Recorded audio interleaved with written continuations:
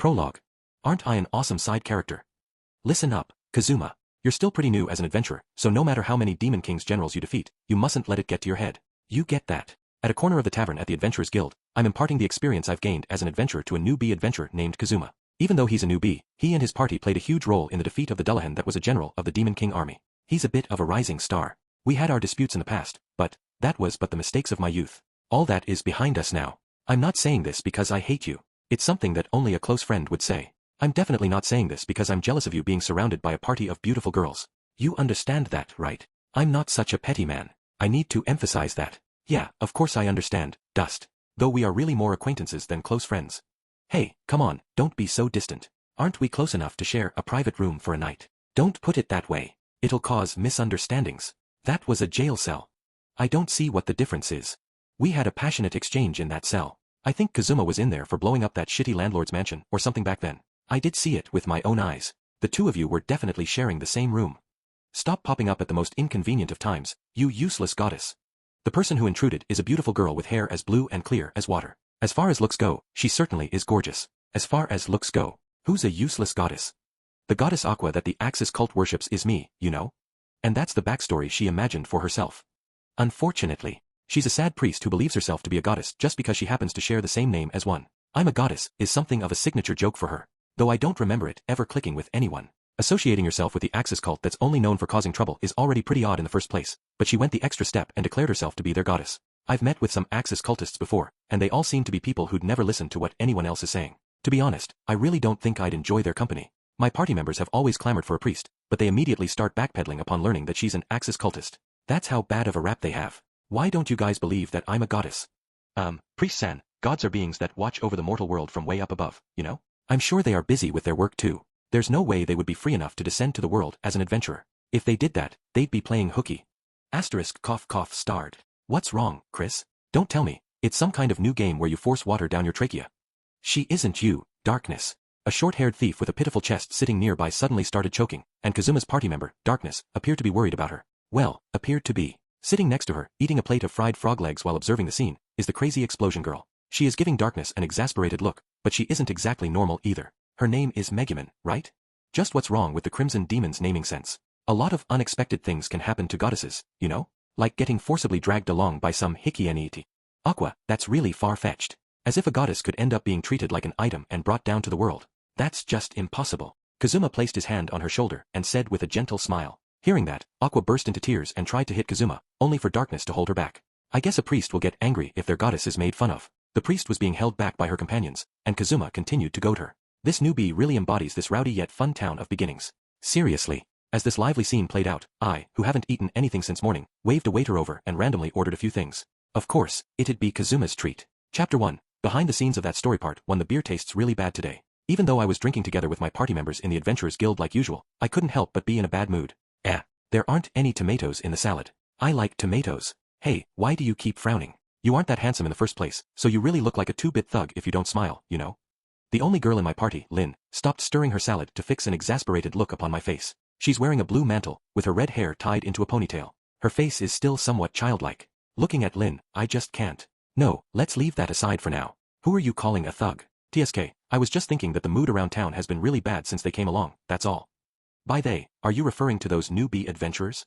Taylor, who's still clad in full armor despite being in the tavern, jabbed his thumb behind him. Behind him is a weak-looking, black-haired adventurer and 3 women. They really rub me the wrong way. The archer of the party, and also the person I'm on the best terms with, Keith, seems to be fairly interested as well, and turned to follow Taylor's finger while munching on a cucumber. Those were the guys who distinguished themselves in the fight against that Demon King's general, Beldia, right?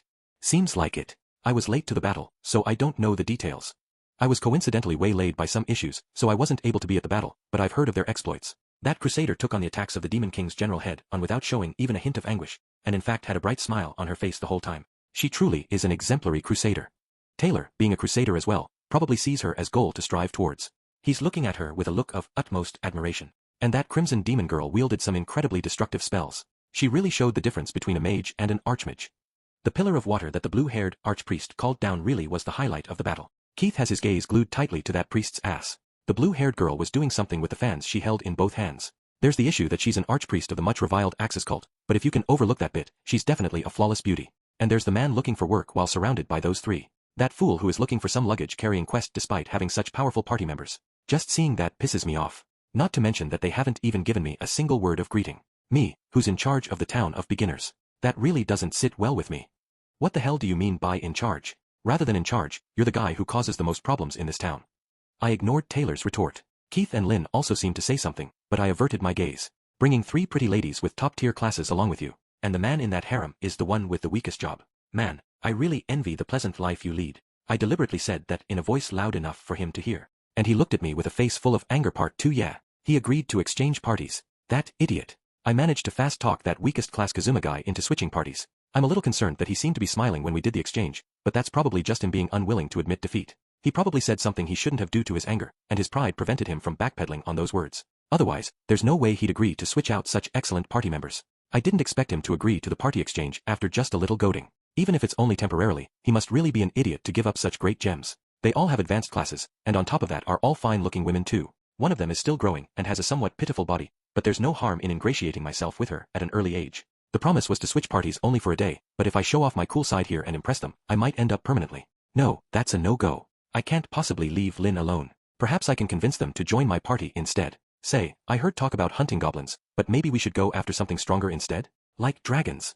It'd be a piece of cake with us along. What's this girl saying? She said something similar in the guild too. Does she really have a screw loose? Well, she seems confident in her own abilities, at least. If I recall, this confident blue-haired archpriest is Aqua, right? That sounds great. I always wanted to try taking a dragon's fire breath head-on. To have such hot flames smother and char my entire body. Ah. Is this crusader insane? Advanced class or no, if you take a dragon's breath head-on, forget getting charred, you'll die. Right on the spot. And you want to take it head-on? This girl. Say, I asked this back in the guild, but why aren't you armed or wearing any armor? Like I said earlier, there's no point in me bringing weapons. And my armor was destroyed in that battle with the Demon King's general. I don't really want to let it slide, but leaving aside the issue of weapons, isn't it really bad for a frontliner to be unarmored? Don't worry. Weak attacks won't work on me at all, and if we are going up against goblins, it'd be far more convenient for me to be unarmored. More convenient? In what way? Why did she suddenly tear up and start breathing heavily? It's just her getting excited before heading into battle, right? Right? She did survive a battle with that Demon King's general. Even without armor, she'll still probably do fine against a few goblins. Let's just leave it at that for now. Dragon hunting, huh? Very well. I'll shatter their tough scales with my explosion magic. The little girl who dramatically flared her cloak and brought up her staff is an archmage of the Crimson Demons. The Crimson Demons are a clan famous for having large amounts of mana and a strange naming sense. Her name is Megumin, was it? With such a hilarious name, there's no doubt that she's a Crimson Demon. And no. I've said it before, you guys might be powerful enough to deal with them, but I don't think I'm strong enough to keep up. I'm sorry, but please be satisfied with hunting goblins today. Plus, I really don't want to fight with dragons. If possible, I would rather avoid meeting one for the rest of my life. Fine, I guess it can't be helped. I wanted to bag something big to show off to Kazuma, but I'll lower myself to match your capabilities for today. Be grateful. Yeah, I wanted to change the way he regarded us. Oh, very well. I'll leave becoming a dragon slayer for another day. They aren't even considering the possibility of failure. Yeah, if they are this confident, they must be really powerful. No matter how you slice it, it's really a waste that they are paired up with someone with the weakest class. Say, why do you team up with someone who has the weakest class? With advanced classes like yours, you guys should have no shortage of parties to choose from. I just can't leave that Hikianiti alone. Why yes, that's it. It's definitely not because I was rejected by all the other adventurers and have no other party to turn to. Why yeah, it's not because the guys I teamed up with started crying and begging me to spare them. Most definitely not. It's just that I heard that a heinous adventurer is in the same party with 2 defenseless girls, so I eagerly requested to. I joined up to keep an eye on him to prevent him from doing anything to them. Ah yeah, I get it. Now I understand why you would willingly team up with that piece of trash. I just couldn't understand why they would willingly team up with a man with the weakest class like Kazuma. So it's out of compassion and to keep an eye on him. I guess that makes sense. Yeah, given how powerful we are, that Hikianiti shouldn't be arrogantly commanding us like that. He should be more respectful and give me more praise. Yeah, he should be treating us better. Kazuma looks down on us too much. Now's the time to show him just how important we are. Looking at them getting this worked up, I feel like I really could bring them over to my party. I'll have to show off for them today. Ah, right, there's something I should know in advance. Oh, may I know of your skills? It's better if we all know what we are capable of. I can use all the party and archpriest skills. My specialty is nature's bounty, I suppose. Party, I see. Being able to use all the archpriest skills is amazing. That means that she has the skill points to spare to learn party skills after learning all the archpriest skills. She might be more talented than I thought. My name is Megumin, the strongest archmage and wielder of explosion magic. Oh, I already know your name, but you can use explosion? That's awesome. In other words, she's just like the archpriest and learned explosion after picking up a bunch of other spells. If that's the case, she must be pretty skilled too. There's no way she would be stupid enough to skip learning other spells just to learn explosion. I heard that she defeated the underlings that the Demon King's general brought out in a flash, so there's no need to doubt her firepower. I suppose I could flatter her a little. I can't believe I'm partying up with someone who could use explosion. You're awesome. I need to brag about this to my friends later. To understand the splendor of explosion magic, you must be a pretty capable person. They probably won't get mad if we are this far away from the city, so now's a good chance. Let me show you my power. What is she saying? If you set off an explosion in such a wide open plain, the noise will bring monsters running right over. She's joking, right? As I let out a wry laugh, a large amount of magic gathered atop the staff in front of me. My vision was filled with dancing sparkles. And this prickling is she insane? Hey, explosion. My voice was washed away by the outpouring of magic, smoke and sound, and the strong shockwave. Get down. I immediately dropped down to the ground in order to protect myself from the shockwave, but the crusader resolutely remained standing. Behind her, the archpriest sat down, hugging her knees as she yawned. This is strange. Am I the only one who's scared? What are these people? I shakily got to my feet after the shockwave passed, and noticed that a large crater has been blasted into the middle of the plain. Seriously? I've never seen such destructive power before. What do you think of the power of my explosion? When I turned towards the archmage who was so proudly boasting of her prowess, she was lying face down on the ground. Hey, why are you sleeping? I used up all of my mana. Right, You used up all your mana in one shot? You're kidding, right? A mage who uses up all of her mana with a single spell? Isn't that completely worthless? Why did you fire it when there aren't any enemies present? I don't get you at all. Explosion magic is something you let loose when you're feeling excited. That's why you're an amateur. Don't get so worked up. It happens all the time. What do you mean by amateur? We just lost our spellcaster, you know. Please at least get a little more worked up. Why are these guys so relaxed? Stop pulling on my clothes. Are you a kid?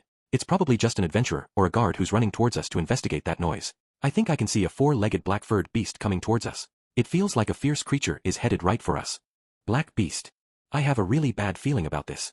I narrowed my eyes and focused on that figure. A large feline creature covered in black fur, with a pair of large fangs protruding from its mouth. Hey, hold on. That's a rookie killer. See, come on, we're running. It was probably drawn by the sound of the explosion. It'd be hard to fight it off with one of our party members down. I piggybacked the mage who's completely useless after using up her mana and tried to run, but, is that a rookie killer? I always wanted to face one. I'm borrowing your sword. Hey, wait, that's my precious dash. The crusader grabbed my sword and charged off toward the rookie killer. What the hell is that idiot thinking? Rookie killers are monsters that herd small weak monsters like goblins or kobolds as bait to lure in adventurers that they then prey on. Normally, a party full of advanced classes like mine should be able to take one on. But seeing their actions so far, I can't help but get a bad feeling about this. Get him, darkness. Sock him in the jaw. Don't cheer her on, you shitty priest. If you are going to do that, then at least cast some support magic or something. Taste my blade. The crusader who fearlessly charged in found her sword slashing through empty air. It's not that the rookie killer dodged the blow, she simply sliced away at empty air. She readied her sword and attacked it again and again, but all she ended up accomplishing was seriously menacing the wind. Hey, what the hell is? I asked the explosion girl who I was carrying on my back, and received a precise answer. Didn't she mention it earlier? Darkness can't land any of her attacks. Her defense is impenetrable, though. So that's why you said there's no point in bringing weapons. A crusader who can't hit her targets. An archmage who unleashes her magic in a place without enemies and becomes immediately useless afterwards. No wait, it's too early to despair. This archpriest is definitely a proper priest. I need to get her to do something with her support magic before that crusader is taken out. Humph, nice blows. She can withstand the attacks of a rookie killer even though she isn't wearing armor? Even though her clothes were torn to shreds, she herself was looking perfectly fine. In fact, she had a smile on her face. For some reason I don't understand. Or rather, I don't want to understand. She even threw away my precious sword and is currently fighting the rookie killer barehanded. So you intend to push me down and satisfy your animalistic lust with my body. Even a beast desires to do all kinds of things to my smooth skin. Cool. Leaving aside how easily she stopped that attack for a moment, what smooth skin? The rookie killer had its fangs buried in the shoulder of the writhing darkness. Is it my imagination, or did it just look afraid for a second? Even if it's just my imagination, why is darkness not even showing a hint of pain after being bitten in the shoulder? Why is she smiling without a care in the world? I get it now. These guys are all abnormal. They all have a few screws loose in their head.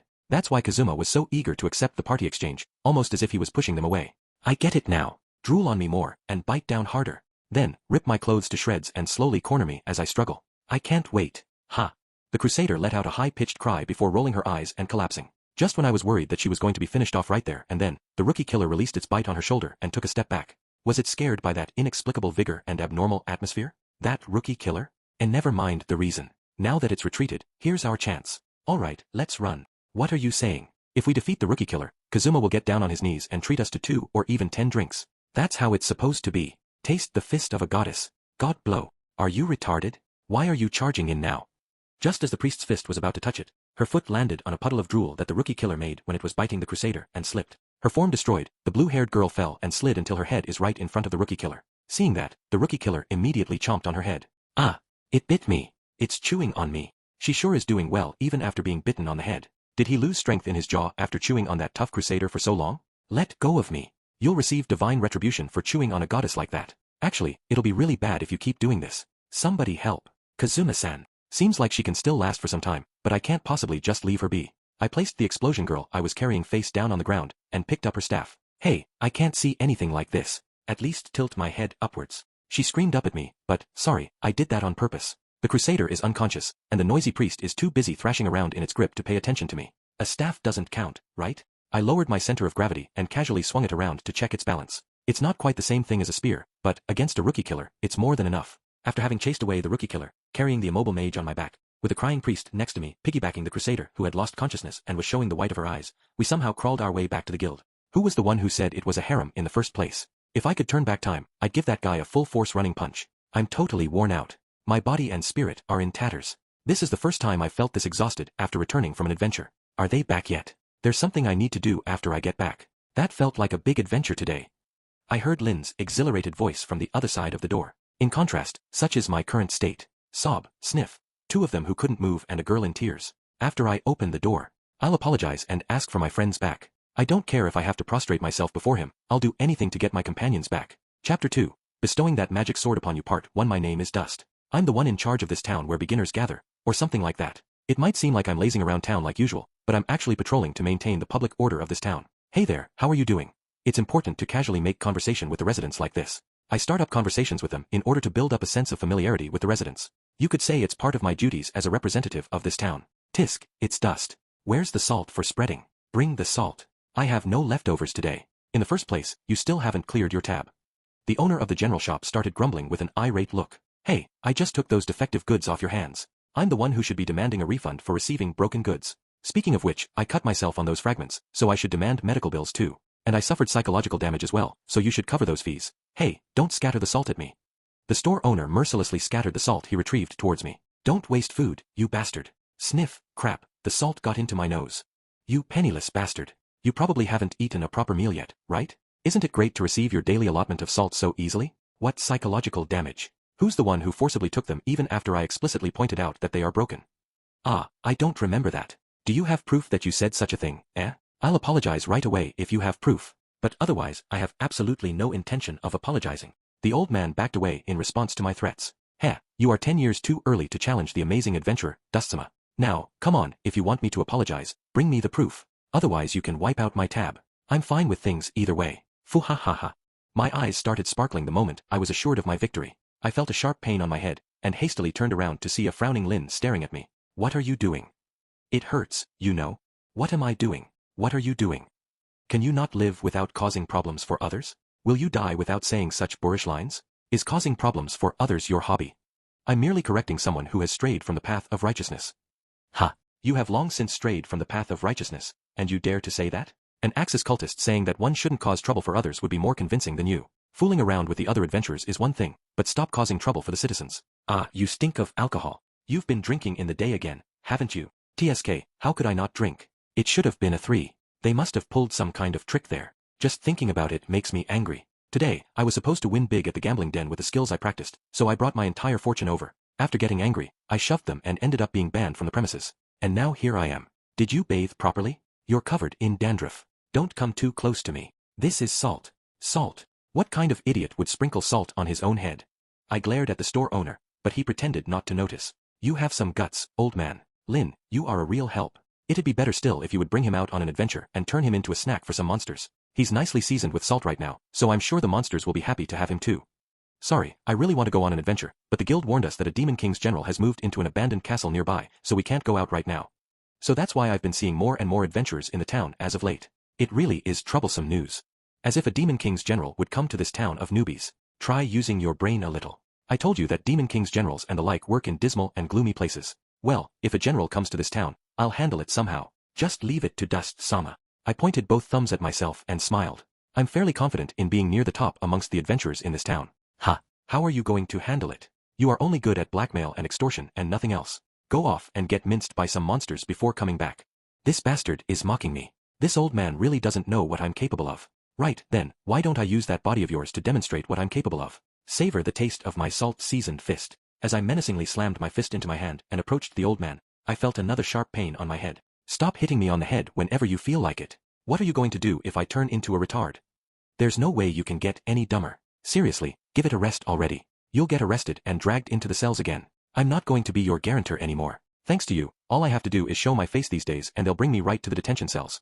Hey, that facility has taken really good care of me. Please handle it next time too. The police, huh? Well, I spent all the rent money I had. They provide meals too, so maybe I'll pay them a visit soon. The cell is dreary, but it provides shelter from the wind and rain and 3 square meals a day. I'll just go to a store somewhere and eat something without paying, then after squabbling with the store owner as usual, I'll get a place to sleep in. I won't lend you any more money. If Dust does anything strange, just call the police. They are used to him, so you don't even need to tell them anything, they'll just arrest him. The police are used to him? You. The store owner's gaze leveled up from a gaze of scorn to a gaze of pity. Or, wait, is that a level down? The cells of the police station is like my holiday home. These guys should experience it at least once. It might be surprisingly to their liking. Stop doing stupid things and find a proper job. Even if you can't go adventuring, there are still some odd jobs available. You're pretty strong, aren't you? I don't feel like being a porter or doing other such odd jobs. Well, if there's a pretty girl in a suggestive outfit cheering me on while I work, I might consider it. I became an adventurer to do what I want, so why would I resort to doing something so bothersome? I'll live freely and do what I want. Yeah, that's what I decided. Sigh. I really wish you'd learn something from Mitsurugi-san. Mitsurugi? Who's that? My body reacted after hearing Lin say a guy's name. She even sounds like she quite respects him. He's one of the hero candidates who became famous recently. He's a handsome swordsman with a really powerful magic sword. He's courteous and strong, and there are a lot of people who look up to him. Don't you remember him? You got beaten up by him back when you got drunk and tried to cop a feel. You know, that guy with the Sword Master Advanced class.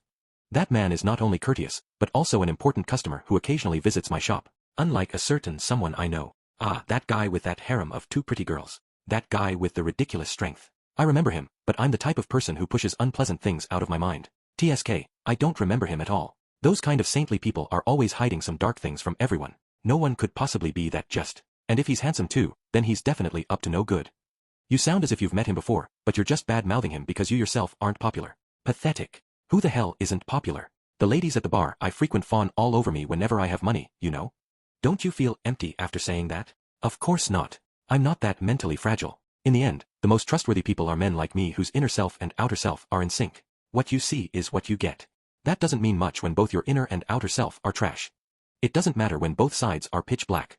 Damn it, they are both completely in sync with their comeback. I want to retort, but it doesn't seem like the wind is blowing in my favor. I guess I'll quietly back down for today. Bah, say whatever you want. Unlike the two of you, I have stuff to do. Leaving those parting words, I beat a swift retreat. Part 2, Tiske, that sobered me all the way up. Things just never go well whenever I'm up against Lin.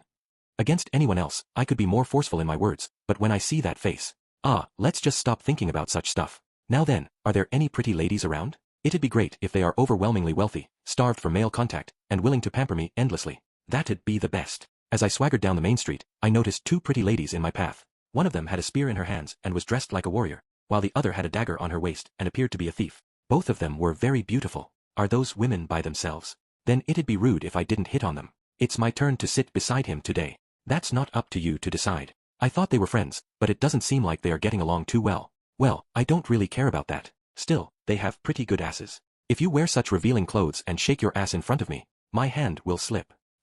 What are you doing? This guy just touched my butt. Looking at their faces as they hurriedly turned around. Yeah, they're pretty good looking alright. I think I've seen them somewhere before. Bah, I can't remember, so never mind. I'm not taking a piece of your flesh or anything, so just leave it be. You scum. The only one who is allowed to touch my butt is Kyuya. Yeah, my butt isn't meant for an unscrupulous drunkard.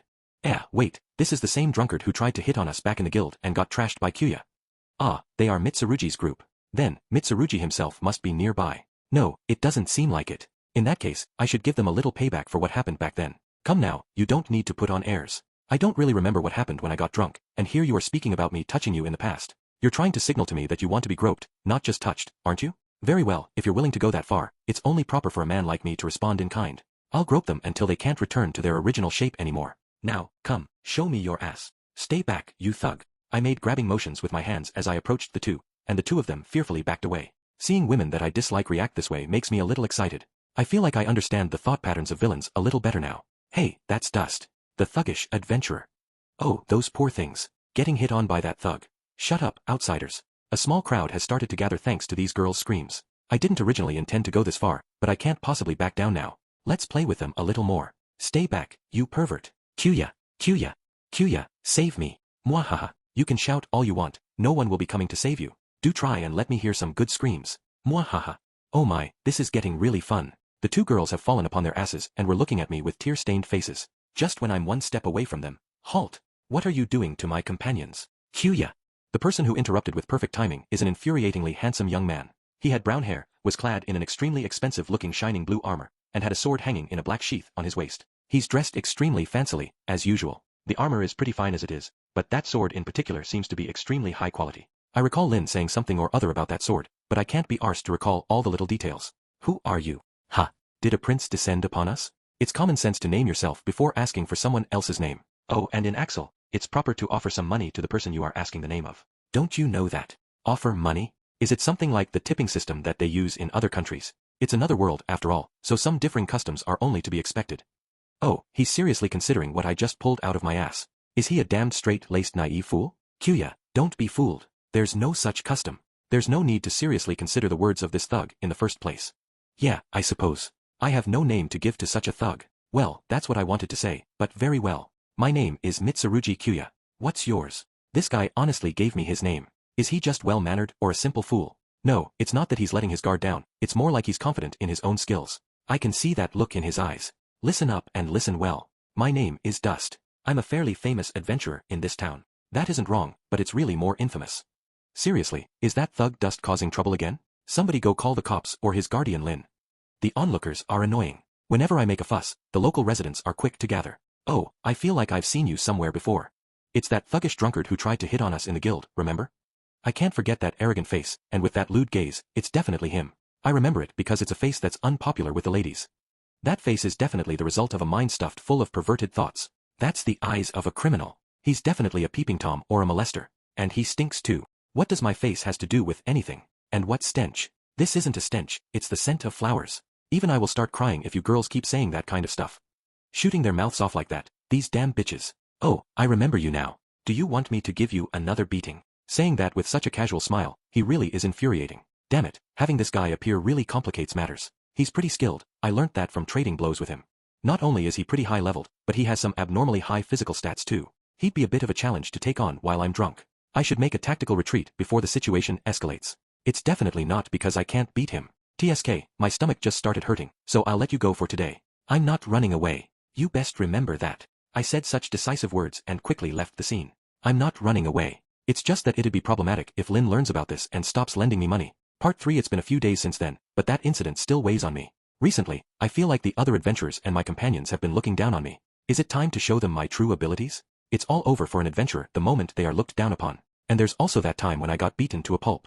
I guess I should start with doing something to that pretty boy. I'm doing this to reveal my true capabilities to the world, not because of any personal dislike of that pretty boy. It's most definitely not because I'm jealous of him for having two beautiful women by his side. At most, it's just me as a senior adventurer educating my juniors, that's all. Still, what exactly should I do? I can't think of any way to make that pretty boy submit to me. It'd be great if something were to happen that will allow me to demonstrate my greatness and end with him tearfully begging me. Hey. As I am now, it'd be pretty difficult to get him to submit to me. Hey. Yeah, I'll have to use my head. Intelligent men are said to be charming, after all. Hey. Don't sit on the chair I have for sale. Don't just start reading the books I'm selling either. Shut up. Why don't you go bring out some tea? I'm a customer, you know? If you don't have tea, some wine would be great too. Loudly breaking my train of thought even though I'm obviously thinking about important matters in front of your shop. This is the worst attitude you can present to your customers. You don't understand what the service industry is all about. Seems like there's a need for me to personally teach you how to treat your customers. First, bring out some wine and snacks and your petty cash.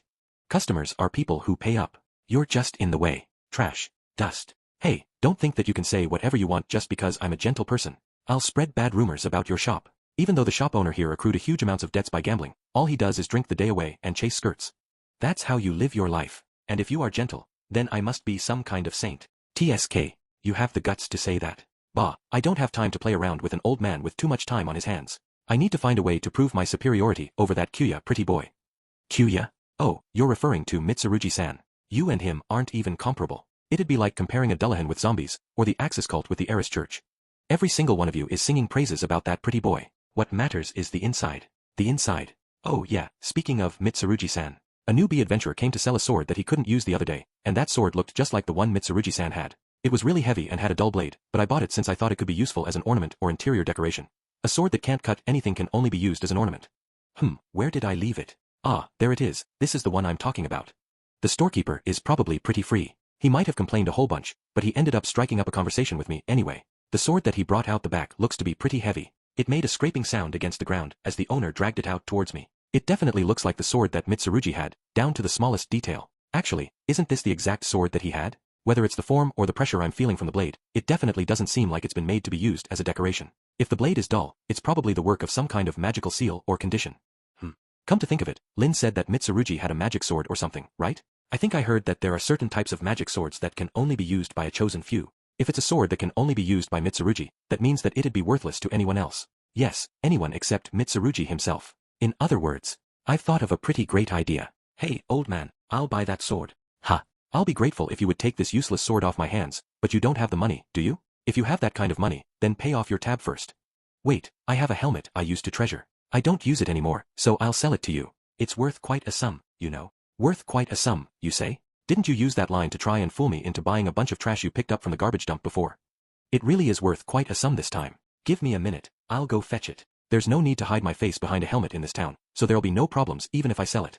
That helmet has poor ventilation so it gets really hot in there. It's not like I've used it recently anyway. Part 4, this helmet, it looks simple at first glance, but you can clearly see the craftsmanship that went into this. It's a pretty good item. Selling this would be enough to cover your tab and the cost of the sword, but you didn't steal this, did you? After carefully examining the helmet I bought, it seems like he finally came to a conclusion. It seems to be worth a fair amount. With this, things will be able to proceed like I planned. I don't steal stuff. Anyway, that concludes our deal. I'll be taking this sword now.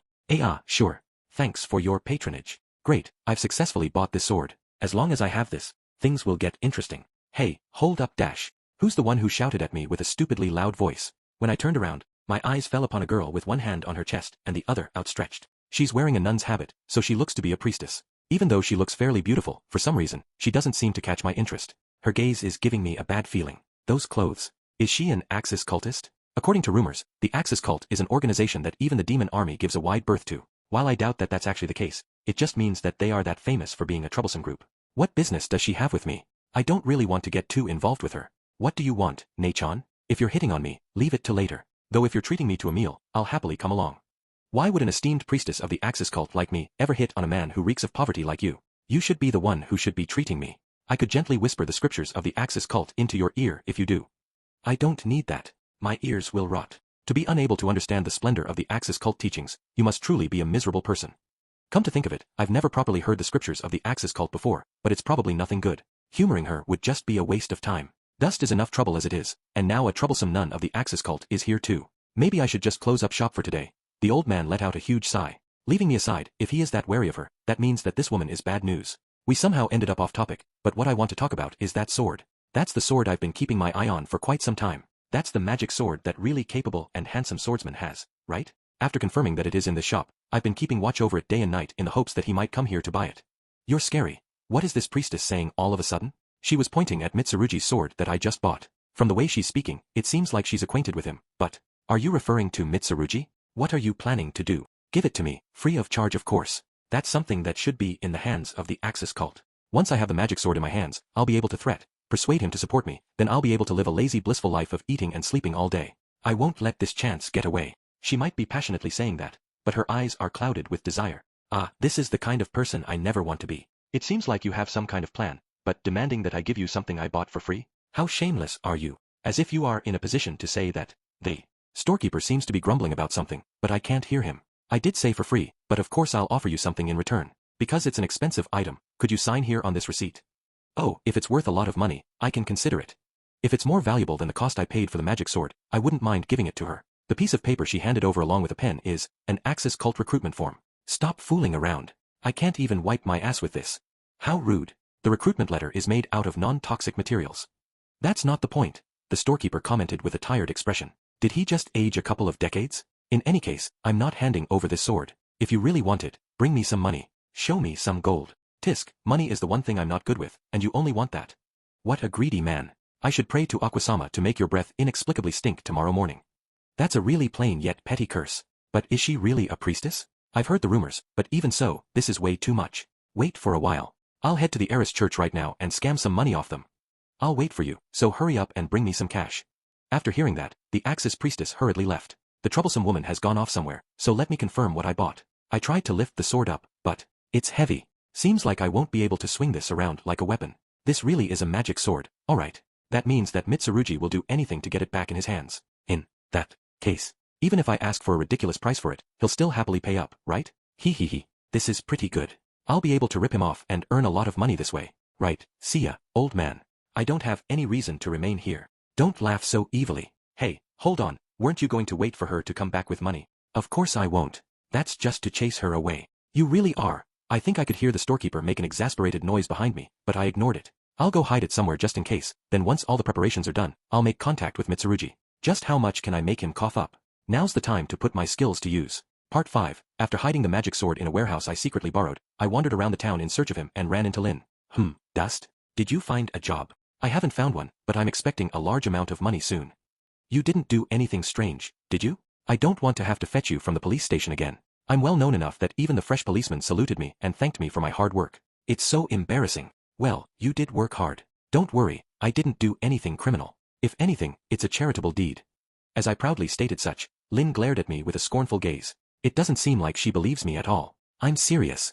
I'm helping someone find something he's looking for. He'll be happy, and I'll be rewarded. We both scratch each other's backs and gain something out of it. It's a wonderful partnership. This smells fishy. This smells really fishy. It's definitely nothing good. I got it, I'll accompany you. You won't mind, right? After all, you are doing nothing wrong, right?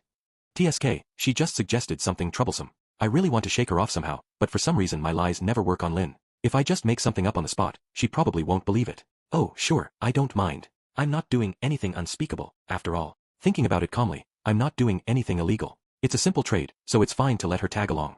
There's nothing Lin can reproach me for. Just as I was about to head out with Lin, I saw a guy frantically running around the place. That's Mitsurugi. Mitsurugi-san? You look really frantic. Did something happen? Perfect timing. He looks really busy, but I should call out to him. Hey, what's gotten you into such a panic? Pant. You're from back then. Pant. What do you want? I'm in a bit of a hurry, covered in sweat after running around.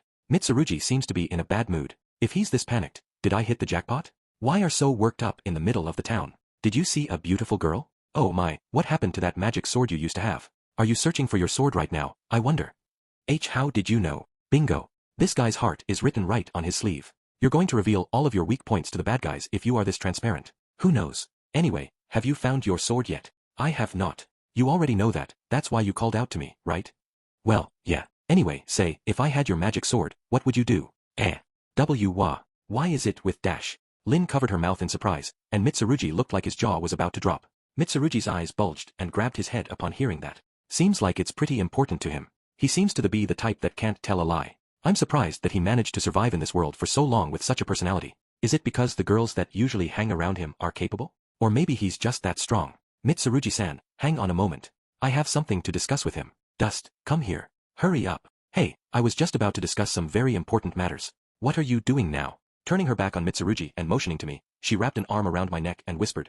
What's going on? Explain. I found the magic sword on sale in a general shop, so, being the kind-hearted soul that I am, I bought it before anyone else could. Aren't I charitable? If that's all you did, then, yeah, it's nothing bad, but I'm sure that's not all you did. Dust, I'll accompany you, so let's go back to the general store. There's still a chance that you might be forgiven. I didn't steal it. I properly bought it. With money. Why does everyone keep assuming that I'm a thief? That's obviously because of the way you behave every day. Lin said that while glaring at me, but I'll let it pass for now. I have very important matters to discuss, after all. Oh, sorry for making you wait. I came across the sword in a general store, and I bought it because I liked the look of it, but it seems like I wasted my money. It's too heavy and gets in the way, so I was thinking of having someone melt it down and reforge it into a new sword. Wait, please. If you want money, I'll pay for it. Yes, he took the bait. Looks like I'll be able to wring quite a large sum from him. Now, then, how much should I ask for? I exchanged it for my helmet, but if I recall, the price tag was about 100,000 eris, was it? In this kind of negotiations, it's natural to first quote an exorbitant price, then slowly lower it to determine what his limit is. In that case, I should open with Well, I did pay a lot of money for it. At the very least, I want at least this much to part with it. I raised up 5 fingers, signaling that I wanted 5 million eris. 5 million. Why isn't that way too high? It's an exorbitant price indeed for a magic sword that easily fell into my hands. Now, I'll slowly lower it, and probably end up selling it for around 1 million eris. Very well, I'll pay that price. Still, I'm not a hartal. What? You'll pay that price. Wait. You shouldn't believe his words that easily. He's a man who spouts nothing but lies and deceit. Hold on, I'll wring the truth out of him right now. Whose side are you on? I shouted at Lin as she raised her staff and prepared to cast magic. Don't get in the way of your friend's business. If I get my hands on this fortune, I'll be able to return the money I owed you too. It's fine. It's not like it's out of my reach. See, he's saying that he's fine with it, so put down your staff. Stop chanting your magic. Even though it'd be great for the world if I properly roasted him, this girl will really start flinging magic at me. She mercilessly started flinging magic around whenever we got into a fight in the past. That's a deal, then. I can accept a little discount, you know? If you want, I can throw in the wallet I always carried around with me. It's empty, though. And no, it's fine. It's a magic sword I received from that person, after all. It's rude to put a price on it, but if it's just that much, it's more than... No, in fact it's a steal. I never expected that negotiations would go off this smoothly. Well, that's fine. Sorry, I didn't expect you to pay up so quickly, so I hid it in a warehouse outside of town. Here's the key to it, and the location is written here. I brought out the key and the map to where it's hidden, and Mitsurugi quickly snatched it out of my hands. Hey, what about my money? My apologies. Would this be enough? He reached into his bag and brought out a pouch filled with money. Has he been walking around with this much money on hand? Checking the contents of that pouch, it seems like there's more than 5 million eris in it.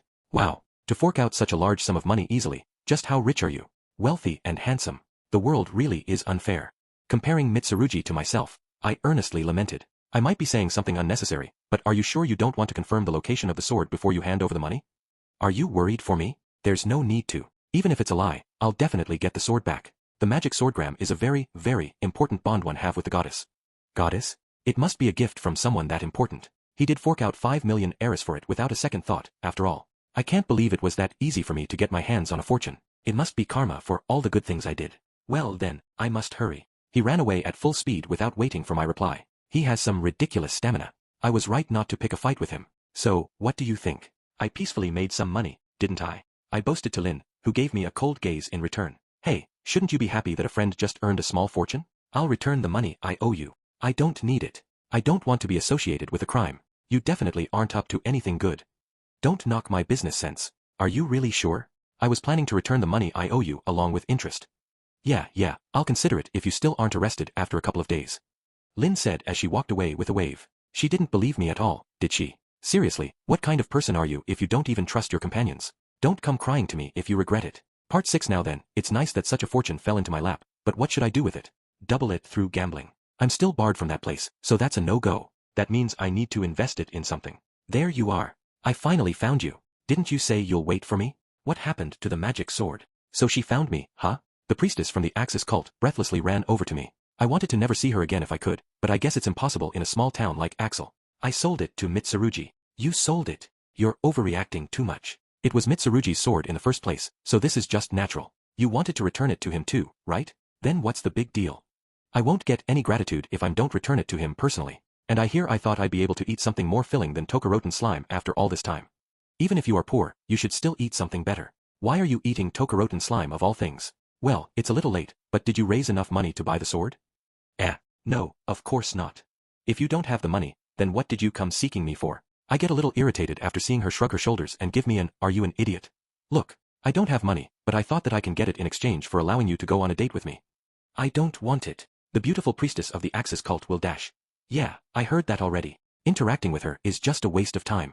Is there a way to shake her somehow? If she's so obsessed with that guy, maybe I can get her to leave by making up something or the other about him. Oh yeah, I think he said something about searching for a priestess after getting his magic sword back. He said something about wanting to meet with a beautiful priestess of the Axis cult before. Why didn't you say that earlier? I don't have time to play around with such a greedy and perverted-looking man, and I need to hurry up and visit the marriage registry. I gave her a gentle wave as she took off at blinding speeds. Fortunately, she's so easily fooled. Even if the lie is exposed, the only one troubled will be her, so there's no problem. Mitsurugi's girls said something similar. Do I really look that perverted? Bah, there's no need to care about what those girls say. Anyway, that's all settled now. I've got the money in hand. Let's leave the money making till later. First things first, I need to get a drink. There should be a store that sells great booze near the gates. Because the town of Axel is surrounded by huge walls, plenty of customer-oriented shops are gathered near the gates. I don't really frequent that place, but I've heard that, apart from eateries, there are also a lot of other stores clustered around there too. Freshly caught cabbages going for cheap. Lettuce are pretty cheap right now too. Are they selling vegetables? These cabbages are the ones caught in that large-scale harvest recently, right? Oh yeah, I've heard that there's some fool who mistook lettuces for cabbages and caught a whole bunch of them. That's why lettuces are so cheap right now. Can you make money with this? If I could buy these cabbages while they are cheap and sell them at a higher price later. No, they won't keep. Plus there was a large harvest after all, so everyone knows the market price. It'd be different if there's a less abundant and more expensive vegetable. As I was thinking that, the price tag of a red vegetable jumping around in the cage caught my eye. Hey, storekeep, why is the price of that so unreasonably high? Welcome. You're referring to the tomatoes? Tomatoes had a bad harvest this year. Only the farmers that were directly contracted with us were fortunate enough to avoid that fate. That really was a stroke of luck. Tomatoes are a popular item, you know? I only have a small portion of them on display. That means you have more? Yeah, I have them stored in that warehouse over there. Tomatoes are frequently used in restaurants, aren't they? I thought I've been seeing fewer of them in the salads recently. So this is why. If there was a bad harvest, that means that there'd be a shortage everywhere. That means that I'll be able to make big money by selling them at the capital. The cost of goods there is higher than in Axel. Can I make big bucks by just selling a cart of them there? I know a person who can teleport to the capital, so if I get them to help me transport them to the capital, I'll be able to save on transport costs. Storekeep, can I buy all the tomatoes you have, including the ones in your storehouse? The cost of preserving them is pretty high, so I'd be thankful if you would buy them, but all of them would cost quite a sum, you know? Even at the lowest estimate, it'd cost about 5 million eris. You can't pay that, can you? Seems like he's pegged me for a pauper. 5 million, huh? I can pay for it. It'll use up all of my money, but I'll be able to make it back many-fold. Indeed, heaven must be watching over me. It must be karma for my daily good deeds. Oh, will this be enough? I pulled out the bag containing 5 million eris that I just received. After the surprised storekeeper confirmed the contents of the bag, he gave me a wide smile and started rubbing his hands together. Well, I don't dislike such a straightforward personality. Thank you for your patronage. As long as you have the money, I won't care where it came from. You don't need to say anything. Money is money, after all. I'll lend you the cart as a service, so return it to me later, okay? The storekeeper seemed to have misunderstood something, but happily gave me the tomatoes. I loaded them onto the cart and pulled it off. Now, all I need to do is speak with the guy who knows teleport. Ah, what about Lin? If she knows teleport, then I'll be able to cut down on costs even more. Emergency! Emergency! All adventurers, please arm yourself and gather at the front gates immediately. An emergency announcement echoed through the town. It's noisy. This is the voice of Luna who works at the Adventurers Guild. She sounds pretty panicky. Did something happen? If we are to arm ourselves, does it mean it's related to monsters? Emergency! Emergency! All adventurers, please arm yourself and gather at the front gates immediately. Especially adventurer Satu Kazuma and his party, please report there at once. Satu Kazuma? Who's that? It doesn't ring any sort of bell. It'll be troublesome if I don't respond to an emergency summon. Still, what should I do about these tomatoes? I don't have time to bring it back to the warehouse, so should I leave it by the gates? No, wait, leaving something worth 5 million eris alone is too risky. It'd be too easy for it to be stolen. Just what should I do? I couldn't think of a good plan, so I had no choice but to drag my cart along with me, pushing my way past the crowd of people trying to escape as I headed to the gate. Because it's an emergency, all the citizens are fleeing away from the gate and heading deeper into the town, so the streets cleared up quickly. Alongside the walls, the adventurers who were pushing against the flow towards the gates looked at me with a questioning gaze. What are you doing? Didn't you hear the emergency announcement? Hey, why are you dragging around a cart of tomatoes? What kind of scheme are you up to now? I encountered Lin just as I neared the gates. Taylor and Keith were there too, but they simply gave me a nod of acknowledgement before running ahead. I'm not scheming anything. I was just in the middle of buying something.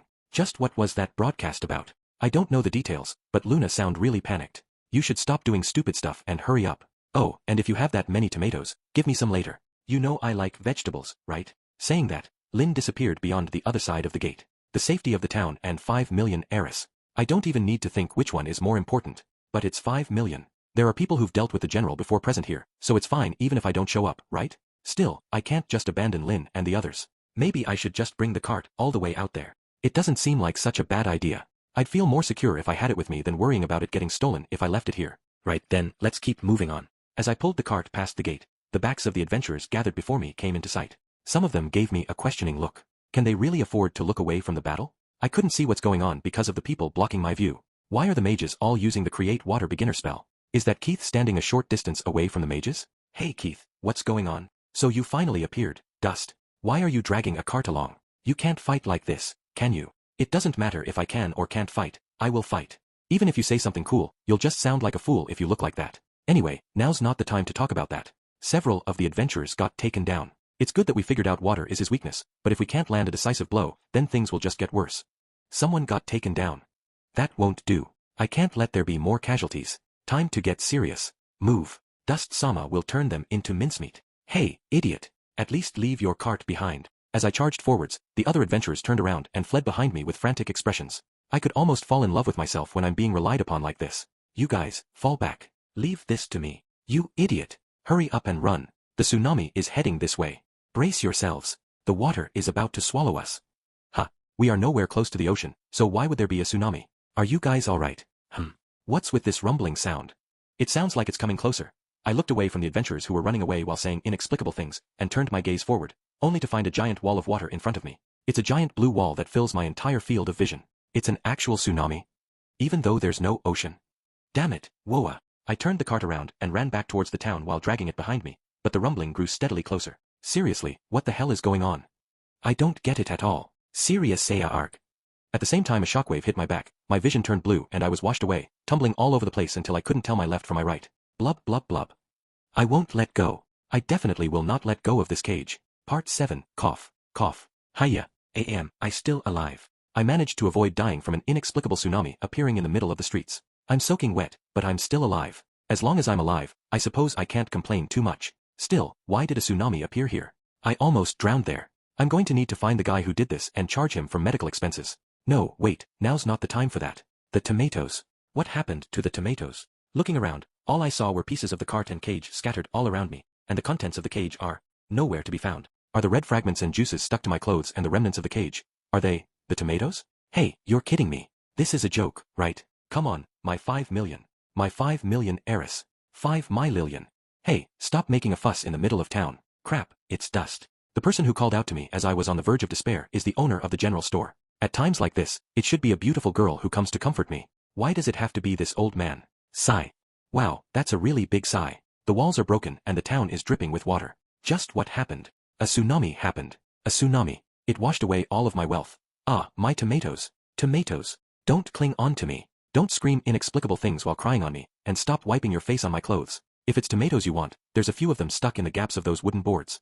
I turned my eyes towards where the old man was pointing, and saw a single undamaged tomato trapped in the gap formed by several wooden debris. Oh, tomato. I quickly shot forward and grabbed it, gently holding it with both hands and raising it to the heavens. There's no need to cry like that. Come to think of it, tomatoes had a bad harvest this year.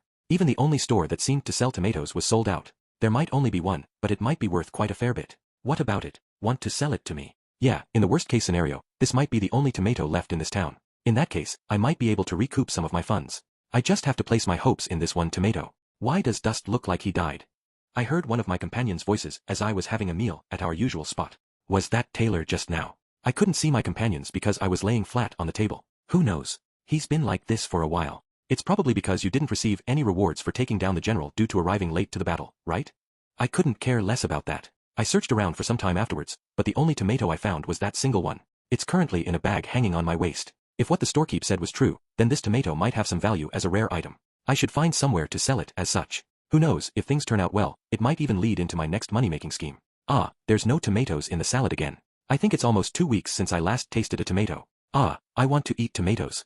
Lynn doesn't know about the huge loss I suffered with the tomatoes. That's probably why she's trying to signal to me to give her one. This tomato is an important piece to recoup even a little bit of my funds. It's not something I can just freely give away. But seeing Lynn looking at me, I let out a huge sigh. Lynn, here's a tomato. Really? Thank you. So you do have a good side after all.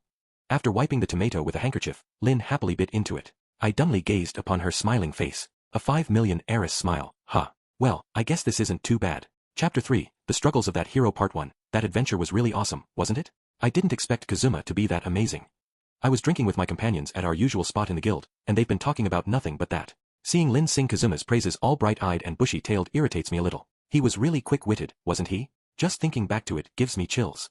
To think that I looked down on him for being an adventurer. He really showed us the breadth of his skills. I can't believe enemy detection, lurk, and basic magic are that useful when put together. Even Keith and Taylor are singing his praises. I admit that Kazuma has his own problems. I've personally experienced just how troublesome those 3 beautiful girls next to him are, after all. The one who manages them is Kazuma. There's definitely no mistaking that. Even so, leaving me aside to talk so animatedly about Kazuma rubs me the wrong way. The way he used basic magic really surprised me. I think I should be like Kazuma and learn basic magic as well. It should come in handy. Unlike some people who end up causing no end of problems despite being pretty strong, it'd be better to have someone like Kazuma in the party. Does Lin admire Kazuma as a mage? What's the point of learning basic magic when you already know intermediate magic? Having Kazuma around would definitely make things easier. Unlike someone who only appears in the fight against the Demon King's general at the very last moment. Keith gave me a meaningful glance while fiddling with his bow. I couldn't help it, it was completely out of my control. I wonder if we can ask for another swap. Even Taylor is treating me like an unwanted child. What are you guys saying? Don't look at me with such scorn. Hey, those weren't jokes, you guys sounded pretty serious there. I can do it if the situation calls for it, you know? It's just that there hasn't been a chance to demonstrate my true skills yet. The chance. Come to think of it, why didn't you show up for the Dullahan fight? And you looked really depressed after it too.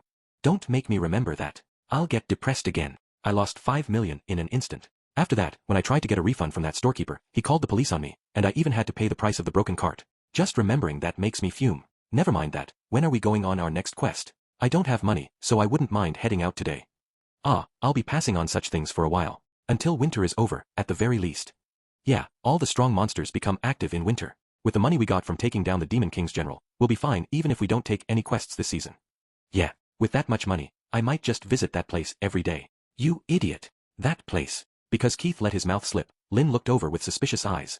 That's a secret place that we recently learned about that can never be made known to women. Taylor is a crusader who's very inflexible in certain areas, so we kept it a secret from him too. I'm obsessed with earning money because I want to visit that place. Never mind that, do any of you guys have any intentions of going on a quest?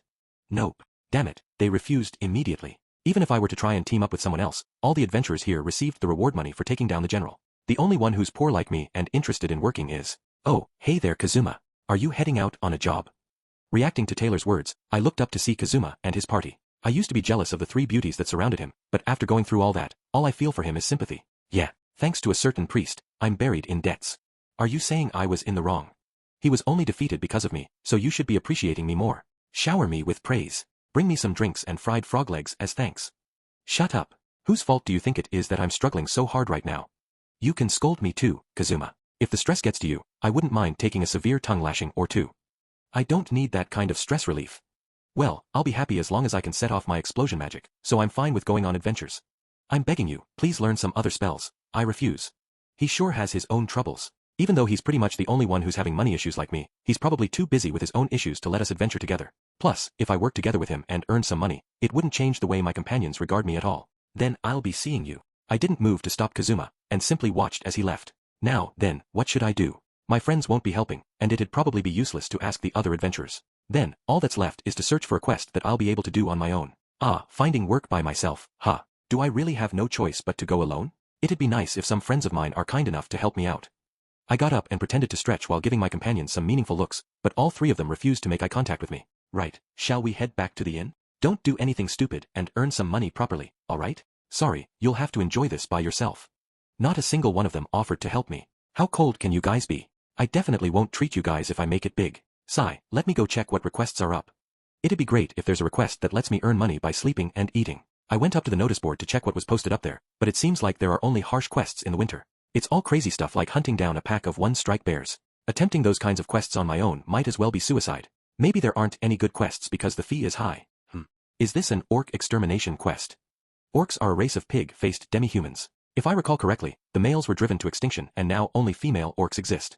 They are a scary race that will forcibly mate with males of other species that they capture until they manage to conceive a child. I would gladly pay money for that kind of service if they were a race of beautiful girls, but they are a race of pig-faced women.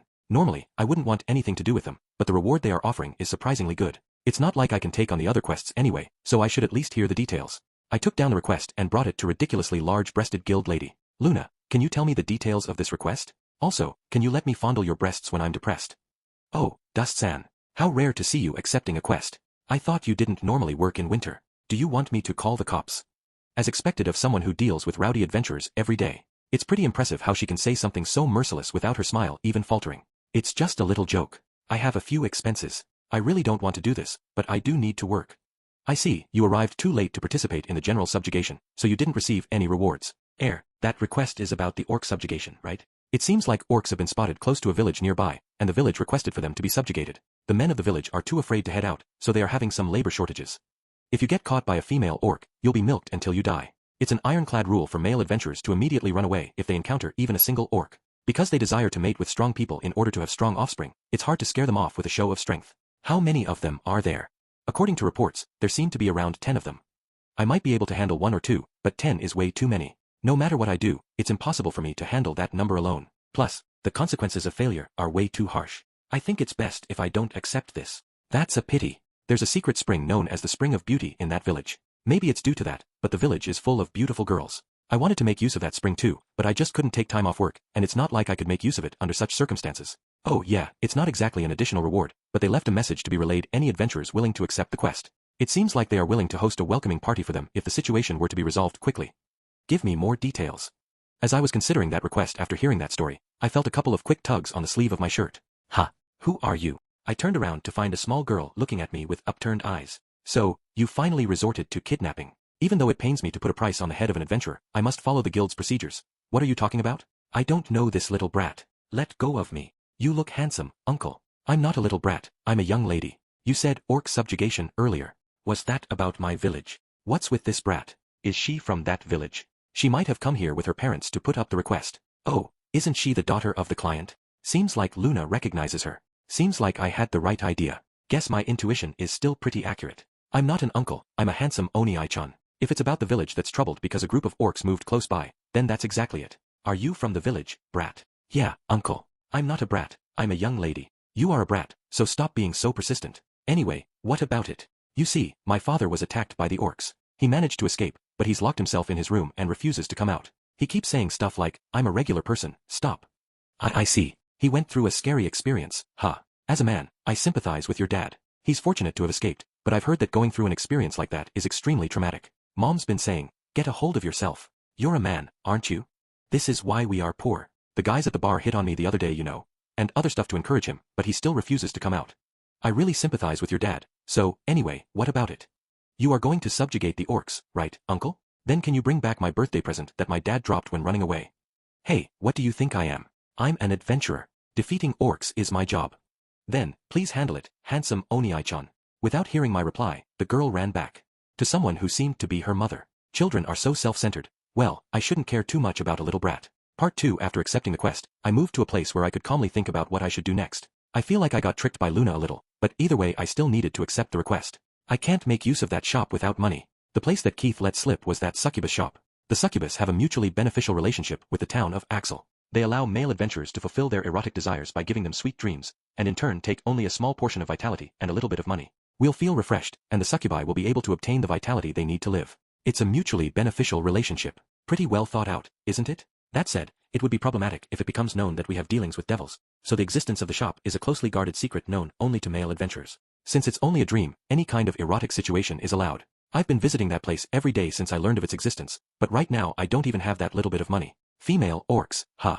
I don't really want to fight them, but I don't have much of a choice. I wonder if there's a way to deal with them easily. Hey. Come on, I'm seriously thinking about something here, so couldn't you be more considerate and bring out some alcohol or something? Stop joking. Why do you have to come sit in my shop every day? This isn't your house, you know? Stop imprinting yourself on the things I'm planning to sell. It's because you are here that I have no business. I'm just resting on a chair in the general store that nobody wants to buy. What a petty fellow he must be to get so worked up over that. If you get angry over such a trifling matter, those few hairs left on your balding head is going to fall off. You don't have any customers in the first place. I've yet to see any customers other than myself. The other customers are afraid to visit because you are here. The reputation of my shop is getting worse and worse. Hey, don't blame your lack of business sense on someone else. If you want me to hurry up and leave, pay me a fee, or give me a good idea to take down orcs.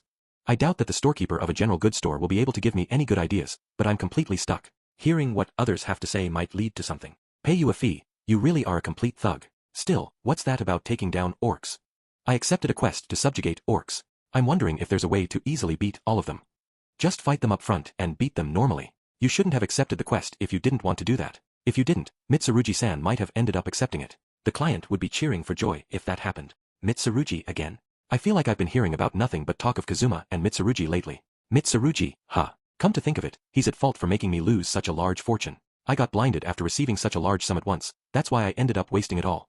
He probably wouldn't have any problems taking down a horde of orcs. The orcs are also looking for strong mates to breed with, so it's the perfect fit. Could I use him to fight the orcs? He seems like the type of person who'd be easily fooled. If he ends up doing well, wouldn't I be able to share a portion of the glory? Hey, what do you mean by fortune? That's my problem. Anyway, I thought of an extremely wonderful idea, so thanks. Hearing you thank me just makes me feel uneasy. Now then, how do I get Mitsurugi to subjugate the orcs for me? According to what I've heard, he has a strong sense of justice and is kind to women, right? If I work on those 2 points, I might be able to get him dancing on the palm of my hand. Sense of justice and women, huh? In that case, maybe I should call her for help. Part 3. And that's the story. Just what exactly do you mean, Dust-san? After visiting the succubus shop that I often frequent and telling the story to the petite lowly succubus that I'm acquainted with, that was her reaction. This shop appears to be a normal cafe at first glance, but it's in fact the best shop in the world that can grant the dreams of men. This is a paradise as usual. Wearing only the barest bit of cloth to cover their important bits, the workers of the store go about their duties while boldly showing off their bodies. Just looking at their tits and asses constantly jiggling as they walk makes me think that it's worth coming out here. Like I said, you pretend to be a village girl and tearfully beg that Mitsurugi bastard for aid. Say, the men in the village have been taken by orcs. Please save them. Or something like that. I'll think of the lines myself, so please help me. I'm not asking about what I should do, but why should I do such a thing? Doesn't seem like she's too interested. But, that's within my expectations. I didn't expect her jump to accept my request right from the start. Collecting information beforehand is only natural for adventurers. I've already done my homework on you. Hey, you feel ashamed over what happened with Kazuma, right? News of your failure has spread, so the number of people requesting your services has lessened, hasn't it? It would benefit you if you were to help me on this job. I wouldn't mind exclusively requesting for you in the future. If you want, I can also introduce you to people who lean towards lawless. Gurk, how did you? Her face started wavering. I knew about that Kazuma incident, but it seems like everything else I haphazardly guessed it was on the mark too. Well, I heard about the incident from Kazuma over a couple of drinks, but the one who ended up drunkenly spreading it to everyone was me. And Mitsurugi is a straight-laced person who isn't troubled by a lack of women, so he wouldn't visit here. There wouldn't be a problem in deceiving someone who isn't a customer. I'm quite well known amongst the adventurers, so I can put in a good word or two about you. It doesn't sound like too bad a deal, doesn't it? Learning how to trick men is a key component in crafting lewd dreams too, so, what do you think? Doesn't it sound like a good chance to hone your talents and gain a step up over the other succubi? That does sound appealing, a little. If you leave it to me, you'll definitely make it to being the #1 succubus in this shop. I'm sure your coworkers and senpai will be singing high praises of you. Try imagining that wonderful future. #1. I don't have to be too ashamed to meet anyone's eyes anymore. The lowly succubus stared off into the distance with a dreamy expression, probably entranced in her imagination. Right then, just a little more. Yeah, I can definitely sense a great potential from you. With me as your producer, I can definitely take you to the top of the succubus stage. Just looking at you would leave them hopelessly entranced by your charm. The ultimate succubus. Can I really? Yes, you can. I can make you shine. Seems like she's been affected by my passionate speech. I've heard that succubi rank themselves based on how well they can charm men. It might be just a rumor, but every kind of community has their own hierarchy. I feel like it would take just a little push to have her jump onto my plan. Go ahead and help him. The one who entered our conversation was the succubus who seemed to be the manager of the store. Unlike the lowly succubus, she has a wonderful body that almost makes me want to bury my face in her bosom. She's as sexy as always. Yeah, succubi need to have that kind of body. You just can't get excited over a petite, flat as a board body like the one lowly succubus has. Can I? Yeah, Dust-sama is one of our important customers. Please give him a hand. I didn't expect her to help. As expected of the manager, she understands how to do business. I'll have to visit this place more often in the future. I understand. I'll lend you my aid, Dust-san. But don't ask me to fight or anything, okay? We might be devils, but succubi don't have any combat ability. You're a great help. Don't worry, I won't let anything lay a finger on you. Now then, shall we discuss the plans? I need to properly hash out the details of the scenario we are using to trick Mitsurugi. He doesn't seem like he'd be too difficult to trick, but it's best to be as prepared as possible. Part 4. While hiding next to the mountain trail, we kept an eye on our surroundings while going over the plan. Have you memorized your lines? Perfectly. Thanks to everyone's help, there wouldn't be any problems with the acting either. She must be quite confident in herself to get all worked up like that. Instead of the revealing costume that she normally wears, she's currently wearing the clothes of a simple villager. No one should be able to tell that she's a succubus like this. But, will Mitsurugi-san really pass by here? Definitely. He seems to be infatuated with the blue-haired priestess that usually hangs around Kazuma, so I asked a few friends of mine to spread some rumors that she ran into some kind of trouble around this mountain. The priest that usually hangs around with Kazuma? Ah no, I'll be purified. The lowly succubus hugged her shoulders tightly and started trembling. Did she suffer some kind of horrible trauma at the hands of that priest back when she failed in handling Kazuma's request? Priests are quite belligerent, so it's certainly possible. Priests of the Axis cult and the Eris Church in particular are known to be strongly opposed to devils. She's not actually here, so calm down. Everything is counting on your acting, so please, don't mess up. Leave it to me. I won't fail again. I definitely won't fail a second time. I'm saying goodbye to the days where I have to be comforted and pitied by everyone. She seems strangely enthusiastic. Could it be that failure is a taboo word for her? Come to think of it, she did have a really strong reaction when I was talking about Kazuma earlier. Why yeah, I'm counting on you. In order to calm her nerves down a little, I gently patted her on the head. The surprised lowly succubus raised her head and looked up at me with slightly damp eyes. Hey, you didn't fall for me just because I demonstrated a little bit of kindness, did you? Dust-san. Thinking that girls enjoy getting patted on the head is just the fantasy of virgins, you know? Oh, shut up. If you are fine, then go prepare. She might look like a child, but she's still a succubus. She's not so simple when it comes to matters of love. Well, I don't really feel anything towards a childlike girl without a shred of sensuality in her body, so it doesn't really matter. It's rude to sigh after staring at a person's body like that, you know? Did you fall for my charms? Not at all. At least, that was what I wanted to say, but managed to swallow those words at the last moment. Sorry. Oh, quiet down, I can hear footsteps. Hiding behind a large tree, I took out a small mirror to confirm the source of the footsteps on the mountain path. Blue armor and a sword with a black sheath. Yeah, it's Mitsurugi all right. He must have ran here. Frantically looking around as he moved along the path, he definitely looks like a suspicious person. Doesn't seem like his girls are with him. That's convenient. Let's make a slight change to the lines. Right here, you say, Dust-san, you really have a bad personality. Are you sure you aren't a devil? Hey, don't say such rude things. I'm just true to my desires. Anyway, it's about time for you to shine. Go. Okay, here I go. After giving me a quick salute, the lowly succubus ran out onto the road. The leaves that are stuck to her hair and body are in good condition. After frantically running through the woods, she chanced upon Mitsurugi. At least, that's the scenario I set up. Right now, everything is proceeding according to plan. As can be expected of a devil who can freely control a human's dreams, she has some amazing acting ability. Way to go. P, please help me. W, what's wrong? Mitsurugi caught the lowly succubus who seemed like she could collapse at any moment. Yes, now look at him with teary, upturned eyes. Oh, she even added the bit where she shakily reached out towards him. She seems like she's really into it. Her skirt is also rolled up just enough to expose her thighs. It's quite impressive if she did that on purpose, but that's just a coincidence, right? Teach the orcs in the village. They took all the men away. Please, save my people. What a convincing act. It seems like succubi also make for good actors. I'd really want to help you, but I'm in the middle of searching for Aquasama. I can't possibly abandon her. Aquasama? Are you referring to a beautiful priest with long blue hair? Yes, exactly. Do you know her? That's a good reaction. Yeah, it was a good idea to ask her to add this line to the script. He'll definitely be hooked like this. Yes, after learning that our village was attacked, she immediately ran off to save them, as expected of her. She's a prudent and beautiful woman, all right. I was worried that she might receive some bad influence by staying by that man's side, but no, she's always been like that. If anything, Kazuma is the one taking care of her. It seems like he respects her a lot, but to call her prudent, were you dreaming or something? Mitsurugi's actions seem to be ripped straight out of some kind of play. It's almost like I'm watching a show at the theater. So, where's Aquasama? Alright, here, the villagers wrote down the location of the orcs here after scouting out their nest. She took out a piece of paper from her pocket and handed it over to Mitsurugi. Of course, that map was made by me. I scouted out where the orcs are in advance. I got it. Please rest assured. I'll rescue both the villagers and Aquasama. He looks really dignified after boldly saying a line like that. That's why handsome guys are. He gently lowered lowly succubus to the ground, flashed her a charming smile, and ran off. After confirming that Mitsurugi has vanished from my sight, I stepped out to meet with lowly succubus. Thank you, you did really well. What do you think? I didn't fail this time. It was perfect. You could fool just about anyone with that performance. Come on, you're just exaggerating. He. Seems like she isn't used to being praised. Her cheeks flushed red and she started shyly fidgeting from just a little compliment. She really is simple. Praising lowly succubus is very effective. I'll need to make a note of this. Right, let's go see how Mitsurugi does. It'd be best if he were to take all of them out, but it'd also be fine if he were to reduce their numbers before getting taken out. I'll attack the orcs from behind when they are all focused on Mitsurugi. I knew it, Dust-sen really is a devil. I'm not. If Mitsurugi really does get captured, I'll save him before anything bad happens to him. I'm not that heartless. Though I wouldn't mind if he ends up with a trauma of women after that incident. Ignoring lowly succubus, who was keeping up with me while looking at me with a suspicious gaze, I continued running towards my destination. Part 5. As we neared the spot where the orcs were, I slowed down my pace and moved to a hill with a good view of the area. We crawled to the summit of the hill and stealthily poked our heads out to observe the scene below.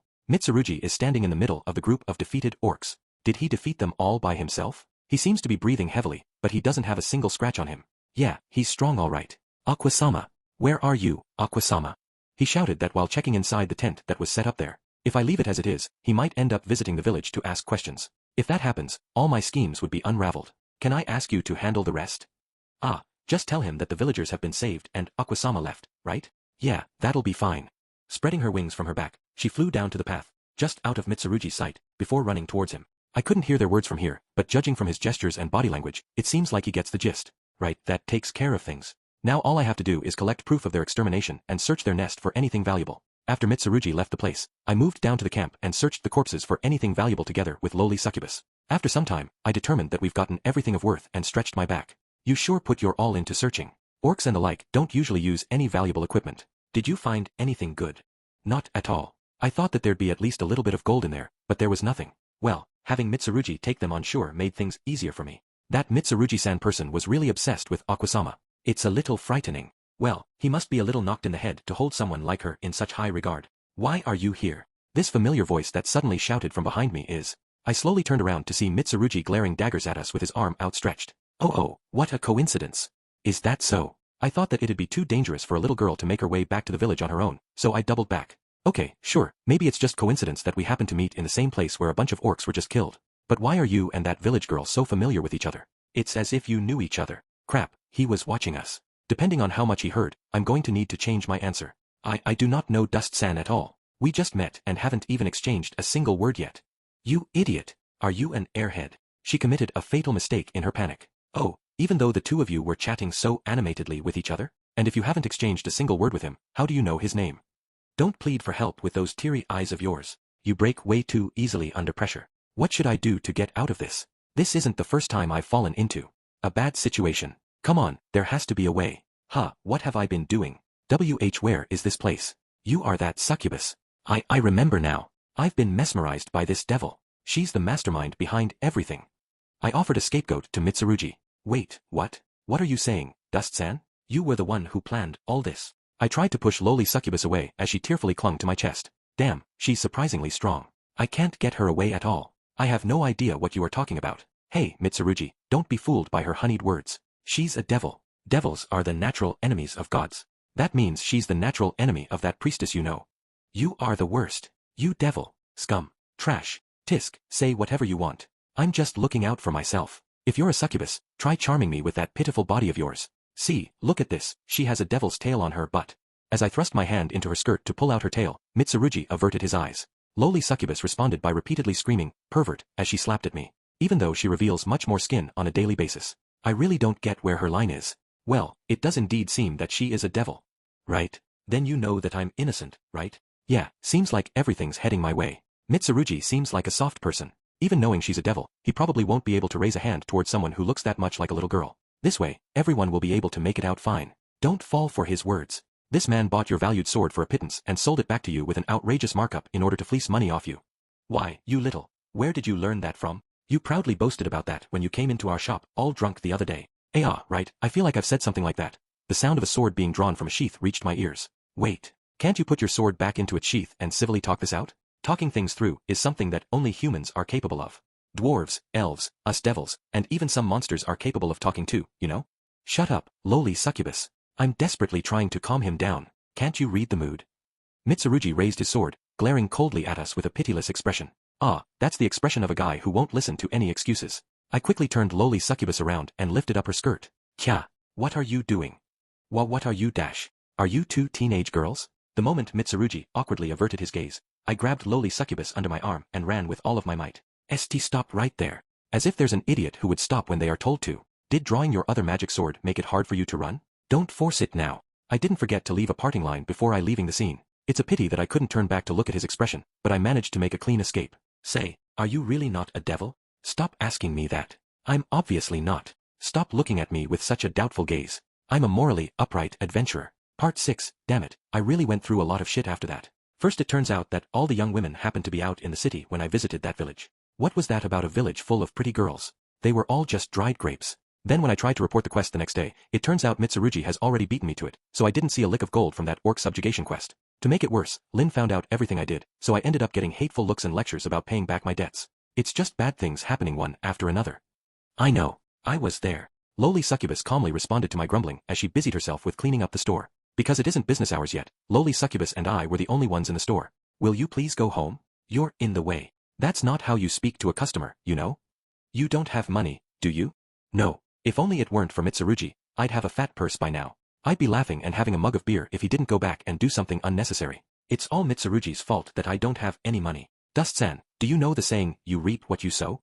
I've long since erased that phrase from my dictionary. You really are a scumbag through and through. Even most devils don't have your kind of talent. I can't tell if she's exasperated or impressed. The lowly succubus let out a complicated expression as she continued sweeping the floor. This lowly succubus. She may be talking to me with a cordial tone, but it seems like her opinion of me has dropped by a whole lot since the first time we met. Well, I don't really have any interest in chopping boards, so I don't really mind. But rather than growing distant from me, it feels more like she's looking down on me. Is she still holding a grudge over how I tried to sell her out the other day? What a petty person. Well, forget it. Anyway, getting looked down on is really damaging to an adventurer, so I would like to request your help in some matter. I refuse. She refused without even listening to what it is. Seems like she's wary of me. Now, at least hear me out. If I hear you out, you intend to drag me down to my doom, don't you? Just what do you think I am? A piece of trash that only comes about once in several generations? Hey, don't think I'll go easy on you just because you're a girl. Sit right there, I'll show you what a piece of trash really looks like. I'll make it such that you'll never talk back against me again. I cracked my knuckles and moved towards lowly succubus, and she tightly grabbed her broom and raised it before me. If you do that, I'll make sure you'll never be able to make use of this store again. TSK, don't think such threats will work on me. Don't look down on me. You've been busy for a while, so let me help you out. I have no choice but to relent in the face of that. Not being able to use this store is a fate worse than death. To convince her to go along without using threats. Yeah, there's still that method. Sorry, I just thought that you'd be able to overcome any problem with that amazing acting ability that you demonstrated the other day. I got too excited. Acting like I'm genuinely regretful, I lowered my head. Now then, how would you react after seeing this? GG's, I can't get angry at you after saying that, can I? She blushed and averted her gaze. Girls who aren't used to being complimented sure are easy. Now then, let's continue along this line. Your acting was like that of a star actress. The dreams you craft must be a sight to see. Ah, if only I wasn't broke. I'll definitely request for you when I earn some money. Come on, I'm not that great. You're exaggerating. Hee hee. Perhaps to hide the fact that her face has blushed bright red, she hastened her speed in sweeping the floors. She's so easy to trick that even I'm worried for her. Though it's really convenient for me in this case. Sorry. I thought that you'd be able to pull it off with your skills, but I should have considered your opinion and not tried to force it upon you. I'll go ask one of the other succubi. Sigh. I let out a huge sigh. Then, when I peeked at lowly succubus's face from the corner of my eye, she was looking at me with a smiling face that has, "Where would you be without me?" written all over it. Okay, fine. Just this once, okay? I'll help you just this once. Is it really okay for a succubus to be this easily tricked? Are you sure you're a proper devil? Something's really wrong when a devil has humans worrying about her. Wait, what am I thinking about? Let me change gears. Oh, really? Thanks. Right, here's what I have in mind.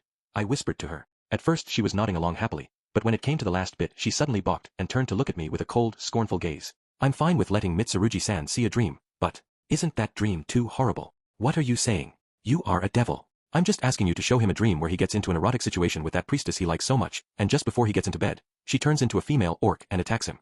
This dream will definitely give him some kind of trauma. Though, will it really be alright to sneak into his room to give him a dream? Wouldn't he detect my presence? He seems really strong. You don't have to worry about that. Seems like the women who are with him are always making a din in the next room over at the inn he's staying, so a little bit of noise wouldn't wake him up. I heard this from a very reliable source. Well, I overheard it from those two when they were talking in the guild. Plus, I'll prepare a retreat route in advance in case things go bad. I'll keep a lookout for you. If that's the case, I'll run away the moment I sense any kind of threat, okay? Oh, sure. Now all the preparations for my revenge is complete. I'll take my revenge for both the money and the women tonight.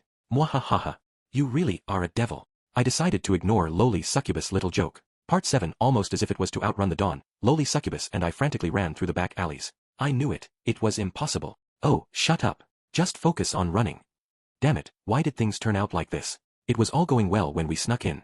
Who could have expected that the two women would have barged into the room just as lowly succubus moved next to Mitsurugi and was preparing to give him a dream? You bastards! How could a woman raid a man's room at night? I wouldn't have been able to give him a dream anyway. He was dead drunk. That's the worst. I don't know who exactly it was that had him drink so much, but at the very least we managed to escape from those two women who barged in at the absolute worst time. Stop right there, you slut. I'll remember your face. You better not have touched Kuya. Those two sure are persistent. Lowly succubus snuck in wearing her succubus outfit, but I gave her a coat in order to avoid revealing her identity as a succubus. Thankfully, they didn't notice her wings or her tail in that dark room. I want to fly away, but I can't fly like this. If we become criminals, we are doing it together.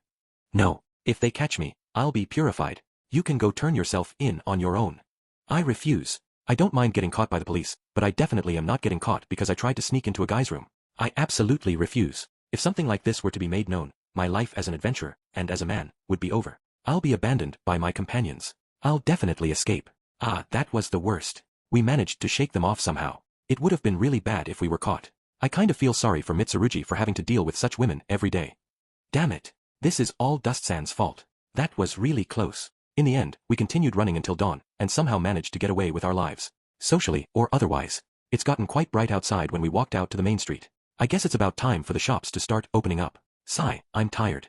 I'm going back to sleep. Dust-san, did you end up becoming a kidnapper during your escape? Dragging around such a cute girl. What are you saying, lowly succubus, staring at me like that? No, she's staring just slightly to the side of me. Following her gaze, I noticed a brat standing there. It's that village girl who was pestering me back in the guild when I was discussing the details of the orc subjugation quest. Where did she come from? Uncle, are you done with your work? You sure are up early, little brat. Didn't I tell you not to call me uncle? I'm not a brat, I'm a young lady. Uncle, what about the orcs? Our promise. The present. I don't remember making any promises with this little brat, but that conversation seemed to count as a promise in her mind. Ah, you sure are noisy. This will do, right? I tossed a beautifully wrapped box to the brat. After catching it, the brat's face broke into a brilliant smile. You found it for me. Thank you, handsome Oni-chan. I made shooing motions to the little girl, who kept waving at me no matter how many times I looked back. My eyes met with lowly succubus, who was silently observing my conversation with the girl. Standing next to me, she let out a mysterious grin. So that's the real reason you were carefully searching the orcs back then. That's not it at all. I just happened to pick it up while searching for any valuables. Oh, is that so? Don't grin at me like that. Chapter 4, Falling in Love with That Woman Part 1, No Money, No Women. I stood up and shouted while I was having a drink with my companions at our usual spot in the guild, but everyone else ignored me and continued eating. Those fried frog legs look tasty. Just give me a bit. Just the kneecaps are fine. Or even just the leftover bones, just let me suck on them. No. Didn't you say you wouldn't need money or women for a while? Lynn let out a soft sigh and looked at me coldly as she helped herself to the fried frog legs with her fork. I've been good for the past 2 days, haven't I? It's just 2 days. You brought your money issues upon yourself. You were the one who borrowed money and splurged it all on food and wine in anticipation of the reward of taking down the destroyer, until you ended up spending more money than the reward covers. There's no reason for me to sympathize with you. Yeah, you should learn a little self-restraint. Even Taylor joined Lynn in lecturing me. What boring people. Men shouldn't be saving up money like a miser. It's manly to spend large amounts of money only to make it all back in a snap. Ah, this is why I can't stand poor people. Pa, this beer really tastes great. Hey, Keith, how do you still have money? Didn't you borrow money and spent a whole lot as well? He went on a spending spree like I did, so how the hell is he enjoying his food without a care in the world? Isn't that odd? Unlike you, I made it big while gambling. Ah, beer tastes really great when you drink it in front of poor people. Don't fan yourself with those notes. Damn you, lording over me just because you made it big. If I was the one who made it big back then, I would be. If you have that much money, lend me some. I don't want to. This money is mine. I have not a single heiress to offer to dust. Though, if you were to lick my boots and say, I will never go against Keith-sama again, I'm your eternally loyal slave, then I wouldn't mind treating you. Fuck you, who would beg from a person who wouldn't even help a friend in need? So, Taylor, please. No. Come talk to me after you've returned what you owe me. It wouldn't help you to spoil you any more than this. He's as hard-headed as ever, as expected of a crusader. Normally, you would happily treat your friends to a meal if they are in trouble. What kind of people are they? As their friend, I'm embarrassed. Tisk, fine, forget asking you guys. If you want to apologize, now's your only chance. Right now I'll accept it for just the cost of a meal, some beer, and 100,000 heiress. It'd be useless to apologize when I've struck it rich. Now, cry and apologize. No, I won't. X3, you're all a bunch of stingy little bastards. When I strike it rich I'll definitely slap all of you with a wad of cash. I say that, but right now I don't even have the capital required to make more money. My motto is to live leisurely and become rich, but you can't spend money you don't have. Ah, isn't there a noblewoman bountiful in both wealth and body who doesn't know what to do with either of them? Nah, there's no way such a convenient woman could exist. Even I know that much. Isn't that dust? What are you doing out here?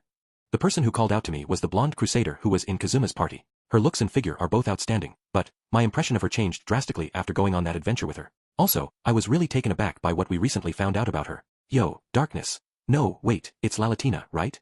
Don't call me by that name. To think that Darkness was a fake name and she actually had such a cutesy name like Lalatina. I never suspected that she was actually a lady of House Dustiness, the so-called right hand of this country. She wasn't just an extremely tough crusader who couldn't land any of her attacks. I know from personal experience that most nobles are nothing but trouble, but I can't feel that kind of dislike for Darkness. It's probably because she doesn't look down upon the commoners and treats them like equals. I've always suspected that the good reputation of the Dustiness house is a carefully crafted facade, but it seems like it might not actually be a lie after all. She's working as a crusader, but I can distinctly get the impression that she's a well-brought-up young lady if I squint a little. I really wanted to ask why a noble woman like her would become an adventurer, but that's too direct of a question. You're alone? How unusual. What happened to Kazuma? It's not like we are always together. Kazuma's just a companion. You didn't have to deny it that strongly. People who are in the same adventuring party and whatnot will usually end up having similar schedules. Did she have some kind of strange misunderstanding? Well, not that I really care. Kazuma's shut-in tendencies have worsened since getting his hands on the mansion. He should still be sleeping in his room. If I had the money, I too would want to lead a life where I sleep until noon and do nothing except eat and sleep. So, what are you doing alone? Megumin took Aqua out on her daily explosion trip and I ended up with some free time, so I thought I would go on an adventure with Chris. It's been some time, after all. Chris is the girl who cried after she got her panties stolen by Kazuma, right? That silver-haired thief with the pitiful chest. Hey, don't say that in front of her. It seems like she's quite concerned about that. If you are concerned about that, then don't wear such revealing clothes. Though, I suppose that dressing lightly is expected for a thief. Now then, I should hurry on. Oh, yeah, please stop doing those stupid things with Kazuma. What? I don't recall doing anything stupid with Kazuma. All we did was spend all night getting rowdy at the tavern and using steel on someone we didn't like the look of and sending them home without underwear. You did that kind of thing. To think that kind of teasing play is possible. I'll have to lecture him later. Watching Darkness back as she angrily left, I suddenly thought of something. Darkness is the lady of the dustiness house, right? That means she must have a lot of money. Ho ho. I don't have a lot of good memories concerning nobles, but I'm used to dealing with them. Her strange behavior when we fought together before does concern me a little, but I have no complaints as far as appearances go. In fact, she fits my type perfectly. If I successfully trick her into supporting me, wouldn't I become a winner in life? Getting married is a bit of a pain, but there's no problem with becoming lovers, right? I get the feeling that she'll easily fall for me if I drop a few kind words here and there. I think Kazuma mentioned that she is pretty easy as a woman before. Right, first step is to gather information. You need to properly investigate your prey before you go on a hunt. Let's tail her for a bit. Part 2. Darkness headed outside of town after meeting up with Chris at the Adventurers Guild, and I stealthily followed after her. Are they really going on an adventure with just 2 people? A party of a thief and a crusader isn't terribly well balanced, but I suppose it's not like they couldn't fight. Though, I hope they aren't planning on being reckless out there. I snuck out after them, careful to maintain a certain amount of distance between us. Her fight where she got bit by the rookie killer left quite an impression on me, but now is a good chance to see what she's really capable of. She wasn't armed or armored back then, after all. Why did you bring me along? The loner who I happened to run into and dragged along asked me uneasily. It's not like you're doing anything, right? You're all alone like usual. It's just a coincidence. You just happened to run into me when I was alone. She's a crimson demon like the explosion girl who usually hangs around Kazuma. Even though she's an exceptional mage, she's always alone. Whenever she isn't hanging out with Kazuma's gang, she's always at some corner of the guild playing a game by herself. Her name is Yun Yun. Yeah, that's definitely a crimson demon's naming sense. Then isn't it fine? You would have just been playing cards or chess on your own again if you weren't here, right? And not at all. I read books and also play other board games by myself. I am also good at observing other people. Oh yeah, I also memorized the entire menu recently. Did you memorize the menu of the tavern in the first floor of the guild? Oh yeah, she's pretty much always sitting at the window seat, isn't she? It's pretty satisfying when you finally manage to order every item on the menu in sequence, you know? I don't recall how many times I've ran through the menu by now. Oh, how about you have a meal with Kazuma and his group sometime? See, can I do that? But, wouldn't it be bad if I were to mess up the mood within their party? It's because you keep worrying about these kinds of useless things that you end up as a loner. You can stand to be a bit more thick-skinned. You really don't get it at all. Eating and drinking on someone else's dime is the best thing in the world, you know? I'm not a loner, and I always pay for my friends' meals. Back in the Crimson Demon Village, my friends Dodonko-san and Funifura-san would always go, "We are friends, right?" and get me to treat them to lunch. If I make some money from this, I'll treat you to a meal. I can't believe even I'm moved. Just hearing her tales pricks at my heart. She's a 14-year-old brat, but she's pretty well developed and could be said to be fairly beautiful. Normally the boys would be all over her, but for some reason people just refuse to get close to her. It's not like she's hated or anything. She has a pretty good reputation amongst adventurers. You're going to treat me? But, if it's your treat, it must be because you want me to help you do something criminal, right? Hey, that's pretty harsh of you. Is it really that strange for me to offer to treat someone? Yes. Don't answer instantly. Anyway, back to the original topic. We're tailing Darkness. Come with me. Tailing. So Dust-san is the type who can't bear to greet an acquaintance and ends up shadowing them around all day too. Please, at least call out to them. How could I do that? I wouldn't want to interrupt their day by suddenly calling out to them. Plus, it'd be pretty heartbreaking if it turns out that they don't actually remember me and end up ignoring me. Even if they don't know you too well, nobody will get upset over a greeting. You should be a bit bolder. No, wait, why do we keep getting off topic whenever we talk? Anyway, there's a good reason for tailing Darkness. It's, well, you know. I can't really think of a good excuse, but I need some kind of reason to convince Yun Yun to go along with it. Well, Kazuma and I are good friends, but I'm not terribly close to the others in his party. I want to become friends with a friend of my friend. You understand, don't you? I do. I understand very well. If you become friends with your friend's friend, you'll end up widening your circle of friends, right? She's surprisingly weak to the keyword, friend. I should keep an eye on her to make sure that she doesn't end up falling for some bad guy's tricks. Though right now, I'll gladly take advantage of that personality of hers. Right? In order to make friends with someone, you need to first gather information about them. If you know what they like and what they do every day, it'd be easy to find things to talk about, right? Yeah, that's right. Megumin's always stealing food and getting into trouble, so I'm too busy trying to stop her to worry about conversation. That explosion girl steals food? This girl is pretty strange as it is, but it seems like the other girl is a piece of work herself. Plus, if you become friends with Darkness, wouldn't it be easier for you to become closer to that explosion girl? Is that so? I don't really care about Megumin, but if you put it that way, I suppose I'll tail her too.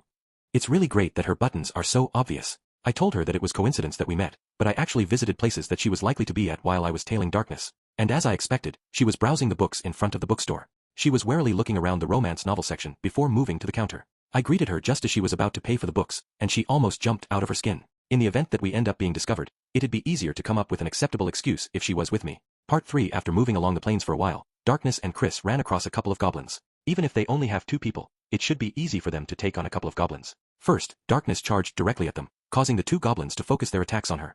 Darkness attacks didn't even leave a scratch on either of them, but she seemed utterly unaffected by the club blows that the 2 goblins rained down on her. Actually, doesn't it look like she's deliberately jumping into the path of the clubs? Chris seems to be trying to find an opportunity to attack, but is unable to find a clear shot with Darkness jumping about all over the place. Bind. Oh, that's the thief skill that can restrict the target's movements. With this, the goblins will be bound. No, wait, the one who is bound is Darkness. Now that Darkness is wrapped in ropes, the 2 goblins took this chance to wail on her. What the hell are you guys doing? Chris snuck behind the goblins as they were focused on Darkness and stabbed one of them from behind. The other goblin met a similar fate not long after. Isn't that a strange way to use bind?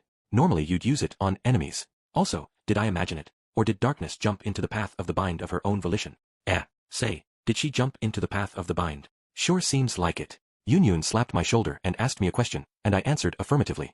Though, they are quite some distance away. It could very well be the result of some kind of miscommunication between the 2. I should continue observing before forming a conclusion. The 2 of them continued on, and ran across a new group of goblins. This time there are 5 of them. It might be a tough battle for just those 2. Well, I guess it wouldn't be a bad idea for me to jump in if things look too bad. It'd increase my chances of success if I were to leave a good impression here. They are too focused on the enemy to notice us, so we should move up to hide behind that boulder. I'll be able to pick the perfect timing to appear from that vantage point too. We narrowed the distance between us by quite a bit, but neither them nor the goblins noticed us. Now that we are this close, I can just barely make out their voices. Darkness, there are 5 of them, so don't do anything strange. I know. I won't easily submit to such vulgar goblins. No, I'm not talking about submitting. Even if they forcibly push me down and run those long obscene tongues of theirs all over me, I won't submit. If you wish to do that to me, then bring it. Actually, do it. Wait. Darkness. Darkness waved her sword around and charged straight in. I've been getting this vague feeling for some time, but isn't she a little strange? She's saying that she won't submit to the goblins, but at the same time she has a very excited expression on her face. Because the straps are too loose, my armor is dropping off on its own. Hey, why is that crusader tossing away pieces of her own armor as she goes? My weapon is slippery from my sweat, so it slipped out of my grasp. Damn it, I've lost all methods of resistance. There's nothing I can do to stop these goblins from doing as they wish. Hey, she just tossed away her own weapon. Her breathing was ragged, and she had an ecstatic smile on her face. Could she be excited? I know that battle maniacs could get extremely worked up in battle, but that doesn't seem like what Darkness is going through. It's more like, it's the same expression you see on the customers in the succubus shop. Come on, stop messing around. Bind. Chris just aimed that skill at Darkness. Once again bound in ropes, Darkness collapsed to the ground. Damn it. To be bound in such a situation. Wait, hold on, you didn't even try to dodge that skill. What are you planning to do to me now that I can't move? Don't tell me, you intend to cut away my clothes with those sharp claws of yours, leaving just a bit of cloth on my chest and my important bits. Then you'll use that obscene-looking club dash. I won't let you say anything more. Even though they shouldn't be able to understand words, the goblins were just awkwardly standing around, and Chris quickly attacked them. The goblins tore their gazes away from Darkness towards the new threat. Wait, Chris, just a little while more. Just 5 more minutes will do. Just a little more. Don't sound so disappointed. The goblins' attention were briefly drawn by Darkness as she shouted those inexplicable words. In that instant, Chris thrust her knife at their vitals. Their teamwork isn't too bad, but how do I put this? The goblins were all taken out in the end, but after seeing Darkness's reckless actions, I was reconsidering getting involved with her. There's no way things can end well if I get involved with her. Even though she looks gorgeous, in fact she's perfectly my type. But those statements, those are, Darkness's actions are really strange, aren't they? I might be imagining it, but it feels like she's enjoying getting hit. You think so too, huh? But it might just be how you fight in a party. I've rarely ever fought alongside someone else, so don't suddenly bring up something so pitiful. No, that isn't it. This is definitely abnormal. Darkness is probably a masochist. She's definitely a pervert who derives pleasure from receiving physical and psychological pain. She has such a great body, but she's a pervert, and it feels like her case is quite serious. Why does she seem like she enjoys getting hit? It's best if a brat like you doesn't know about that. If you really must know, you can go ask that explosion girl later. Making such a happy face when getting hit by clubs. That's definitely a high-level masochist. It's best not to get involved with such a troublesome woman. Time to give up. The only one who can handle her is probably Kazuma.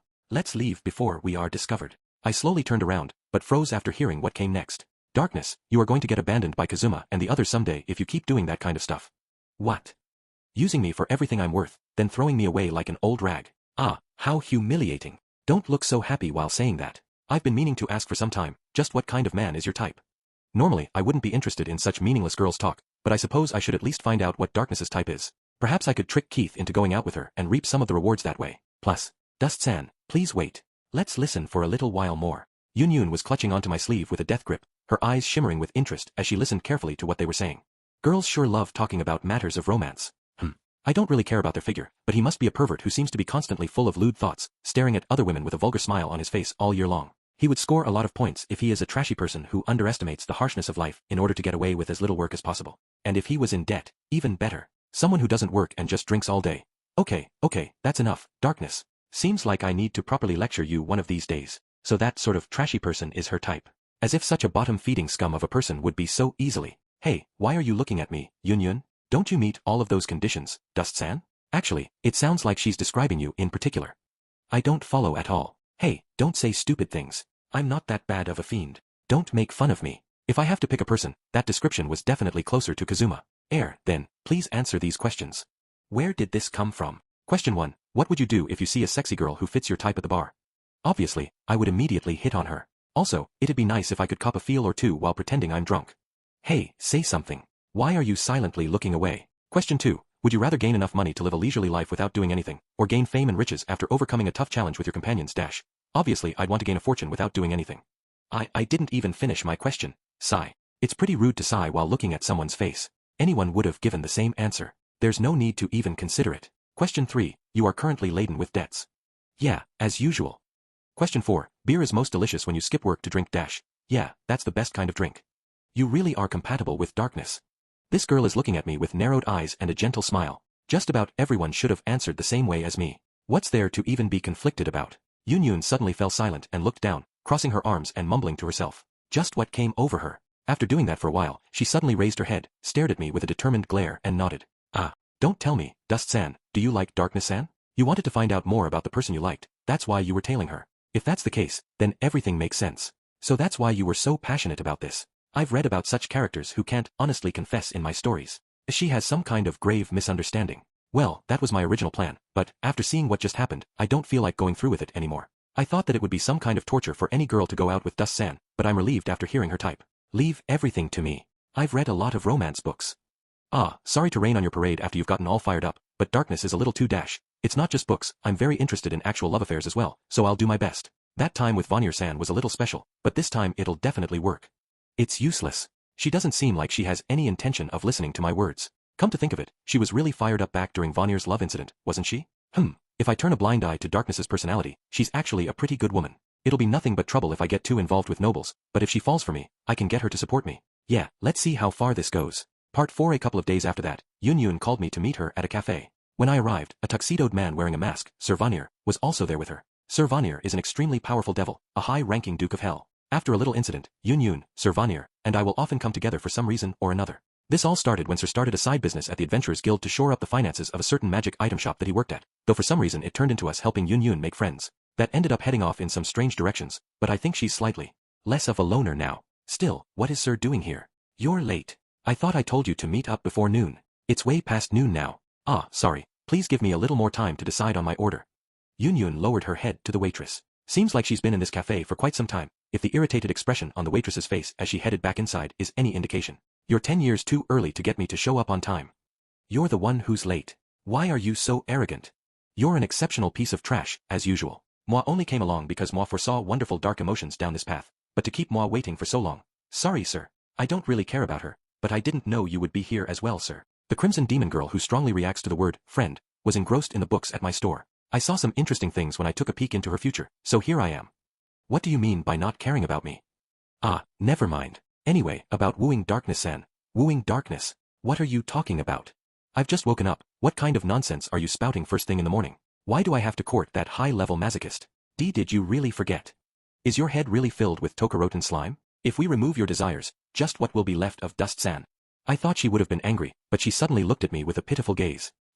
Humans are creatures that live for their desires. There are a few oddballs that pop up every now and then who live to work, but those guys have a few screws loose. You live to fulfill your own desires. You work to earn enough money to live a leisurely life. That's what being a human is all about. Yeah, nothing good will come from living a clean and upright life. You need to enjoy life to its fullest. It's your own life, you know? I can't believe you can proudly declare that. I'm sure you know that's the thought process of a wastrel, deep down. As a devil, these are the types of people I prefer. What a wonderfully decadent idea. You're just merely saying to live and have fun, but to dress it up as justice and the natural way of things is truly amazing. I'm honored by your praise, sir. Wait, is it okay to be happy when I'm being praised by a devil? I get the feeling that I've made some kind of mistake as a human, but I'll ignore it for now. Ah, who cares about that? How could you forget about it after you asked me to help you? Ah, I did say that, didn't I? I got Kazuma to treat me to some beer after flattering him a bunch yesterday, so I completely forgot about that. Doesn't Kazuma-san have debts rivaling that of some nations? You got someone like that to treat you. Of course, Kazuma and I are true friends, after all. That isn't true friends at all. It's just being a bad friend. Yunyun grabbed her head and sighed. She doesn't get it at all. Bad friends and true friends are practically synonyms. Why do you look so tired? Did you exert yourself too much at night? What are you saying? How could you ask that of a girl? Hey, aren't you misunderstanding something? I was just worried that you might be tired after reading books all night. Say, why don't you tell me what you thought I was asking about with that cute mouth of yours? That's sexual harassment. That's just something like a casual greeting. You didn't need to make such a fuss and scream about sexual harassment.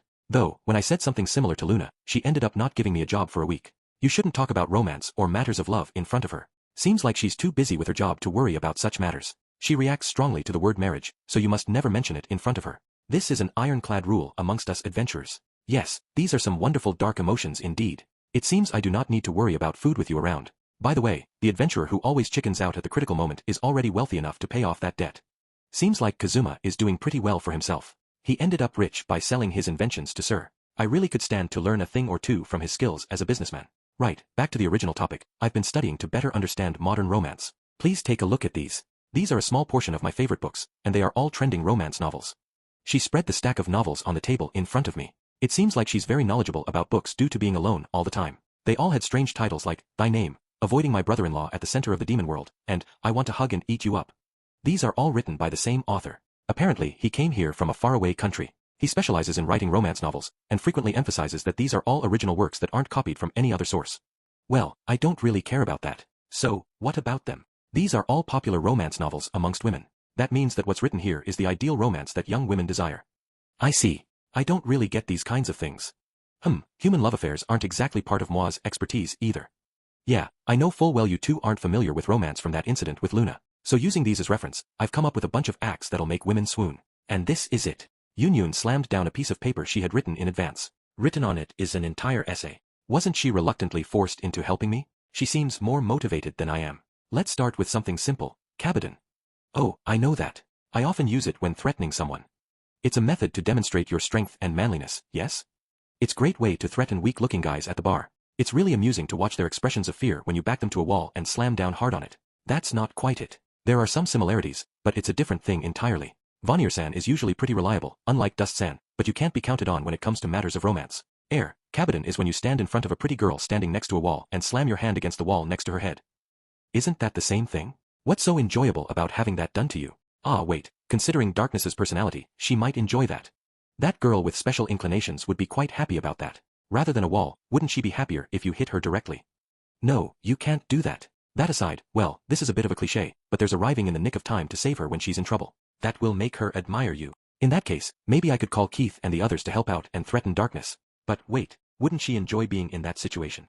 Yes, I'm certain she will feel joy rather than any sort of dark emotions. I'm fairly certain of that, after observing her. Sir also has the same opinion, so I can't be wrong on this. Is that so? Then let's put it aside for now. How about giving her a present or something? There shouldn't be anyone who would be upset upon receiving a present. A present, huh? I enjoy receiving presents, but it's a bit of a pain to be the one giving it. But yes, it would be effective. A present that Darkness would like. Say, what kind of presents would make you happy? Me. Well, a pretty flower or A agreeing to become friends with me.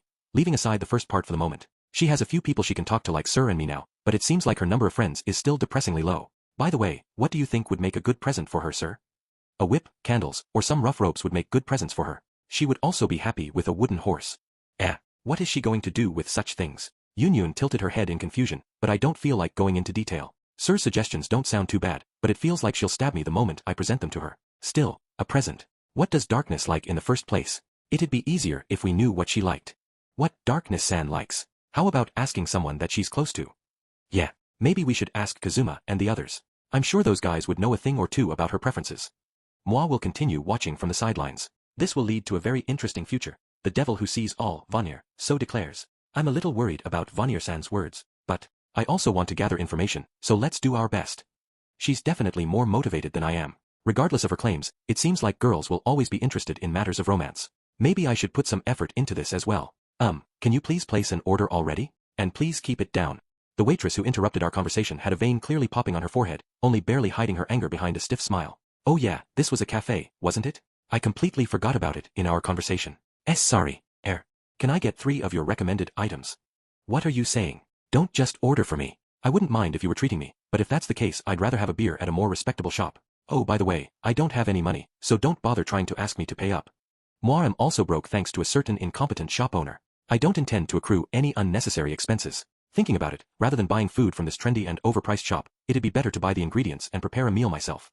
Listening to me and Sir's honest words, the vein on the waitress's forehead popped. She took a deep breath, glared at us and shouted, "Please leave." Part 5. A few days later, we met up to hold a strategy meeting. Since Yunyun said that we couldn't use the cafe we used before, we had to use a different place as our gathering point. That's the general store I'm so familiar with. Sir Vanir is busy running his store, so he will meet up with us later. I'm still in the middle of my investigation, but it doesn't seem like she wants for anything. I heard it from Megumin, so it's definitely accurate. She said that the only thing that she would want would be some armor or something. But she has already received armor as a reward for defeating that Demon King's general, so I don't think it'll be very effective. Oh, is that so? Yunyun is really serious about this. Even though it doesn't concern her, she seems to have really went out of her way to investigate. Perhaps it's because she hardly had the chance to be relied upon. Yunyun was in high spirits as she announced the results of her investigation. Also, it seems like she dislikes being called Lalatina, so make sure not to refer to her by her real name. Ho, nom nom. Hey, Dust, don't steal my side dishes. Stop being petty, old man. It's fine, isn't it? I haven't eaten anything since yesterday, you know. Seriously, getting angry just because you lost a portion of your side dishes is unbecoming of you. I really wish you would become a respectable old man who would willingly offer food to a starving young man in front of him. It doesn't seem that material goods would be very effective on her, so I think we should go with gifting her flowers. There isn't a girl who wouldn't be happy to receive flowers. I'll take that. No you won't. Damn it, he's protecting his side dishes with some surprisingly nimble movements. To think that he could dodge this well inside a cramped and narrow store. Time to demonstrate the techniques I honed during my adventures. Let me show you the difference between our levels. I launched several consecutive attacks on the side dishes in his lunchbox. But, almost as if he could read my movements, the old man dodged my attacks and stepped backwards, increasing the distance between us. I fight with shoplifters and troublesome customers every day, so don't underestimate me. You're pretty good, old man. Looks like I have no choice but to get serious about this. I shuffled forwards, closing the distance between me and the old man who seemed to be intent on protecting his lunch to the death. I can't find any openings in his movements. Could this old man be a former adventurer? What are you doing? Are you even listening to me? Can't you tell by looking? I'm a little busy right now, so leave that till later. Don't treat my store as a gathering spot. You do this every day. I don't have a single grain of rice to offer to you. After the old man said that, he threw the remnants of his lunchbox to the ground. You bastard. My precious energy source. Stop spouting nonsense, everything here is mine. And, Oju-chan, you'll just end up wasting your life if you become friends with this thug, so you should hurry up and distance yourself from Dust. The old man let out a gentle smile that sent chills down my spine and placed a hand on Yunyun's shoulder. That's sexual harassment. Thank you for your concern. But, technically, at least in name, we are friends, so, Dust. I always knew you were trash, but what kinds of horrible things did you do? He pointed at me with a shaking finger and looked at me with a gaze colder than anything I've seen before. He completely misunderstood the situation. Hey, don't get the wrong idea. I'm just being her friend because she's always alone and seems so lonely. Oju-chan, this man is like the perfect example of human trash. Just by hanging out with him, you'll eventually be infected by his dust germs and end up getting your personality warped, so be careful. Right, old man, let's take this outside. I'll fix that rotten personality of yours. If I'm rotten, then it's really strange that you haven't already turned into fertilizer. Just as the old man and I were butting heads, Yunyun forced her way between us. Seems like she's intent on separating the both of us. Oh, please cut it out. You sure are lucky, old man. On account of this girl, I'll let you go today. That's my line. Don't come back here again. I'll gladly welcome you if you come back alone, Oju-chan. The old man made shooing motions with his hand, and I returned with a middle finger. Because Yunyun was dragging me away by my arm, I reluctantly left the general store. As the two of us walked down the main street, I turned back and saw Yunyun's cheeks puffed up like that of a squirrel. Are you hiding food in there or something? Geez, why do you always cause problems wherever you go, Dust-san? I don't cause problems. Problems just happen wherever I go. You don't even realize it. Seems like it's terminal. Germs this and terminal that. You guys really like to shoot your mouth off. If you weren't helping me, I'd be giving you a proper spanking right about now. But this girl is still a kid. She's pretty well developed, but I'm not a lelicon like Kazuma. Were you thinking about something rude? Don't worry about it. Anyway, what were you saying? Like I said, did you learn anything new about Darkness-san? You did look into her, right? That. I was too busy trying to flatter a treat off Kazuma, so I completely forgot about it. You got Kazuma-san to treat you again? He's very vulnerable to flattery. Kazuma's very free with his money now that he has struck it rich. Yeah, such generous people are the ones worth being friends with. I don't even have the energy to comment on that anymore. I know that there's no point in expecting anything from Dust-san. Don't get so depressed. You almost make it sound like I'm a useless person. You should care less about the little things and live a more carefree life. Oh, have I missed the chance to taste some dark emotions? Oh sir, are you done with your work? He's dressed in an eye-catching way, as always. His white gloves go well with his tuxedo, but that mask of his is very suspicious. In addition, he's wearing a pink apron over it. Normally, it would have drawn some strange looks, but the residents of this town are already used to it, so no one seems to mind. I gave her a taste of my Vanir-style death ray, so there won't be any issues. It feels like it'd be a big issue. If that was enough to kill her, Moi wouldn't be having so many problems. Oh yeah, that owner of the magic item shop is beautiful, but I've heard that she's inept. From what I've heard, she has a particular talent for wasting away the money that Sir Vanir earns. Even a great devil like Sir has his own troubles. The three of us continued walking while chatting about various trivial subjects, and before I knew it, we found ourselves walking down a back alley. The local thugs often have fights in such places, and occasionally some good stuff is thrown out around here, so I often frequent this place. Seems like I subconsciously led us here. Ha! What are you planning on doing by taking me to the back alley? Don't tell me you are going to force yourself on me just because we've become friends? I'm not that easy of a woman. Yun had a scared expression and grabbed her body as if to protect herself. What nonsense are you saying? I'm not going to lay a hand on Brat without even a shred of sensuality. Ah, you called me a brat. I'm more grown up than Megumin, you know. Please take that back. What a troublesome brat. Sir, you say something to her too. In response to my words, Sir Vanir tilted his head and placed his hands on his chin, as though he was deep in thought. Then, as though he had some kind of revelation, he slammed his fist into his hand. Young girl who is panicking because your friend has gone on ahead in the arena of romance. Things seem to be progressing pretty well for her lately. Why, you're lying, right? What do you mean by progressing well? How far has she gone? Are you serious, sir? Kazuma, that bastard. Does he intend to cross that line before me? Hearing Yun and my responses, a wide grin appeared on Sir Vanir's face. Wait, these dark emotions are truly delicious. Worry not, that man always chickens out at the critical juncture, so that kind of development wouldn't happen that easily. That's a relief. If she got a kiss or something, she'll definitely brag to me about it. You're worried about a kiss? It's quite commendable if you purposely said that to brush things over, but if you genuinely meant it, then it's really unbelievable. Did I say something strange? Ignoring the kid for a moment, please tell me more about Kazuma's developed what do you guys intend to do? A woman's voice suddenly echoed through the back alley. It was more of a demand than a scream, but it is definitely a young woman's voice. That came from over there. Right. I immediately started running over to the source of the voice. Sir Vanir and Yun chased after me. How unexpected. I didn't think that Dust-san would rush to help without a moment's hesitation. Yes, Moi was even considering not getting involved in such troublesome matters. One of these days, I want to hear how exactly you two see me. Isn't this natural? We are in the back alleys, you know? She's either being attacked by some thugs or a molester. Either way, it's definitely a criminal act. If I help, I'll be able to get a reward from the girl and, if all goes well, even get the chance to hit on her. Plus, I'll also be able to keep anything valuable the thugs have on them. It's killing two birds with one stone. Wow. You truly are the best kind of person a devil could want, the ideal thug. I stopped behind the corner and stealthily peeked around it to look at the source of the voice. A single woman is surrounded by several men who covered their faces with masks. Two of them were wielding short swords, and a third wielded a spear. The woman who was surrounded had no weapons or armor, and had a fearful expression. Fearful? Hey, wait, that's a joyous expression. She's really elated right now. What is darkness doing here? Are we not going to help Dash? Sure, let's watch for a little while longer. It'd be inelegant to barge in now. Moi will simply observe from the sidelines. I covered Yun's mouth as she caught up from behind. There are too many people present. She doesn't seem to be wounded, so there's no need to hastily rush in. Sir Vanir would probably be able to handle them easily, but he doesn't seem to have any intention of fighting. In the first place, Sir Vanir is a devil who only acts on his own whims, so it wouldn't do to rely too much on him. No one seemed to have noticed us, so I decided to remain watching. What's the meaning of this? You are Lalatina-sama, yes? You dare accost me despite knowing who I am? Just what are you planning?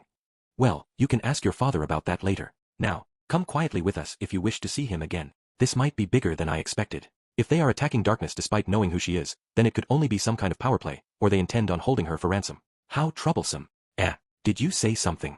Oops, I accidentally voiced my thoughts. From experience, I know that nothing good will come from getting involved in the squabbles of noblemen, but I can't simply ignore this. What do you intend to do if I follow you? That depends on what you do. Don't tell me that in order to use me to coerce my father, you intend to forcibly strip me of my clothes while taking pictures of the entire process? Then, in order to prevent me from escaping, you intend to tie a rope around my neck and make me crawl around the town of Axel in an almost naked staddle, don't you? What a despicable plan. Even though I couldn't see their expressions, I can clearly tell that they are taken aback. Those poor things are all flustered and unsure what to do next. They probably didn't expect that the noble lady they was planning to kidnap would be such a person. Should we really step in? Who knows? Moi can sense feelings of joy coming from that crusader who's been worried about how well-defined her abs are lately. I'm of the same mind as the perplexed Yun Yun. Plus, if what Sir Vanir says is true, then there's really no need to save her. Though, leaving her peculiarities aside for the moment, this is a dangerous situation indeed. It'd cause a commotion if she were to end up kidnapped. And I do owe Kazuma after he treated me all those times. There's no way I can just abandon her. Am I going to have to be taken advantage of by unknown men in a dirty alley? Pant pant. But, as a knight, I cannot yield to you that easily. The second part isn't convincing anyone. Looking at Darkness' sparkling eyes and the drool spilling from her trembling lips, I feel my desire to save her slowly slip away. The masked men also seem at a loss. When the cornered Darkness took a step forward with both arms outstretched, the masked men instinctively stepped back. Is it okay to call this a fierce and precariously balanced battle? I feel like it'd be fine to leave things as it is, but I remembered my original goal of showing off my good side to Darkness. What's wrong? Is that all you're capable of? A frail girl is standing defenseless in front of you. Isn't it only proper to attack? Show me your pride as a villain. Just who exactly are you calling a frail girl? Hey, is she really the lady of a noble house? She looks exactly like the girl in the photo I was given, but it's possible that she's just a look-alike. The masked men became beset with doubt. Still, I underestimated just how deep Darkness' perversions run. Going out with her is the height of madness. Why are you so scared of a single unarmed woman? Don't tell me that you wish for me to prove that I don't intend to resist with my actions. Do you wish for me to strip off my clothes one by one? Should I start with my shirt, or my shoes? Wait, if you are going to do that, I can hold off rescuing you for just a bit longer. No, we aren't really interested in that. You're a little too mature for my tastes. Yeah. What's up with those guys? They are all suddenly calm. Darkness, who was in high tensions earlier, also calmed down upon seeing their reactions and stopped speaking about her delusions. Both parties stared at each other, and a strange atmosphere descended on the scene. Can we go home now? It doesn't seem like any more interesting developments will happen. I sense some subtle dark emotions coming from those men. This is displeasure. A girl is in a pinch, you know? Kidnapping is a really big deal, you know. Yeah, it'd be fine if it's some kind of sexual play, but I can't just turn a blind eye to an attempted kidnapping. Can I take this chance to down 2 of them? I'm going out. If things start going bad, please help me. I'm fine with that, but wouldn't it be faster to take them down with my magic? If you do that, then I won't be able to show off my good side to Darkness. Even if things end up looking bad, wait till the last moment to intervene. What are you going to do, sir? It would be boorish for me to dirty my hands, so I'll continue observing. Yeah, I expected that. Taking advantage of how the masked men were wavering in the face of Darkness' actions, I jumped out and smacked the 2 men who had their backs to me with my sheathed sword, taking them out. When did you get here? Dust. Hey there, I came to save you. Just a little while longer. I gently waved to the 2. I could hear Darkness mumblings, but that's to be expected at this point, so I just ignored it. The masked man ignored Darkness and pointed his spear at me. A long spear, huh? It'd be hard to use such a long weapon in a narrow alley, but since there isn't any space to dodge, if he repeatedly attacks me with it, I won't be able to close the distance. That's probably what he's thinking. Don't interfere, or I'll run you through with this spear. He crouched into a pretty decent battle stance. Seems like he's pretty confident in his skills. I casually walked towards him with my sheathed sword swung over my shoulder. Seems like you have a death wish. Yeah. With a scream, he thrust that spear towards me. I deflected it with my sheath. How unfortunate. If you weren't using a spear, you might have had a slight chance of taking me down. I couldn't see his expression behind the mask, but judging from his raised eyebrows, he must have had a pretty surprised expression on his face. Boss. I reflexively threw my body to the side after hearing the sound of something flying through the air behind me. An arrow grazed past my side and embedded itself into the ground.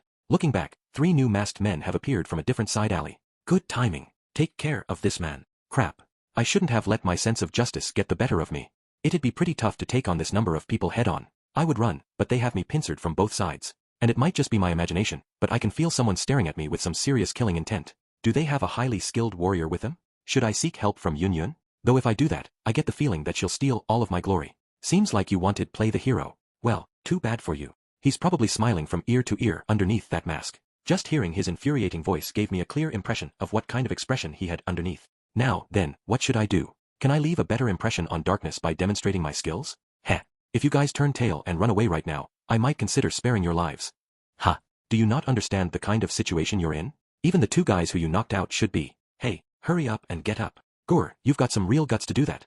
The 2 men who were knocked out got back to their feet. 6 against 1 isn't just tough, it's completely impossible. I glanced at Yun Yun who was peeking around the corner and signaled to her to help me out, but she just casually waved at me as if to cheer me on. She doesn't get it at all. Is this why she can't make friends?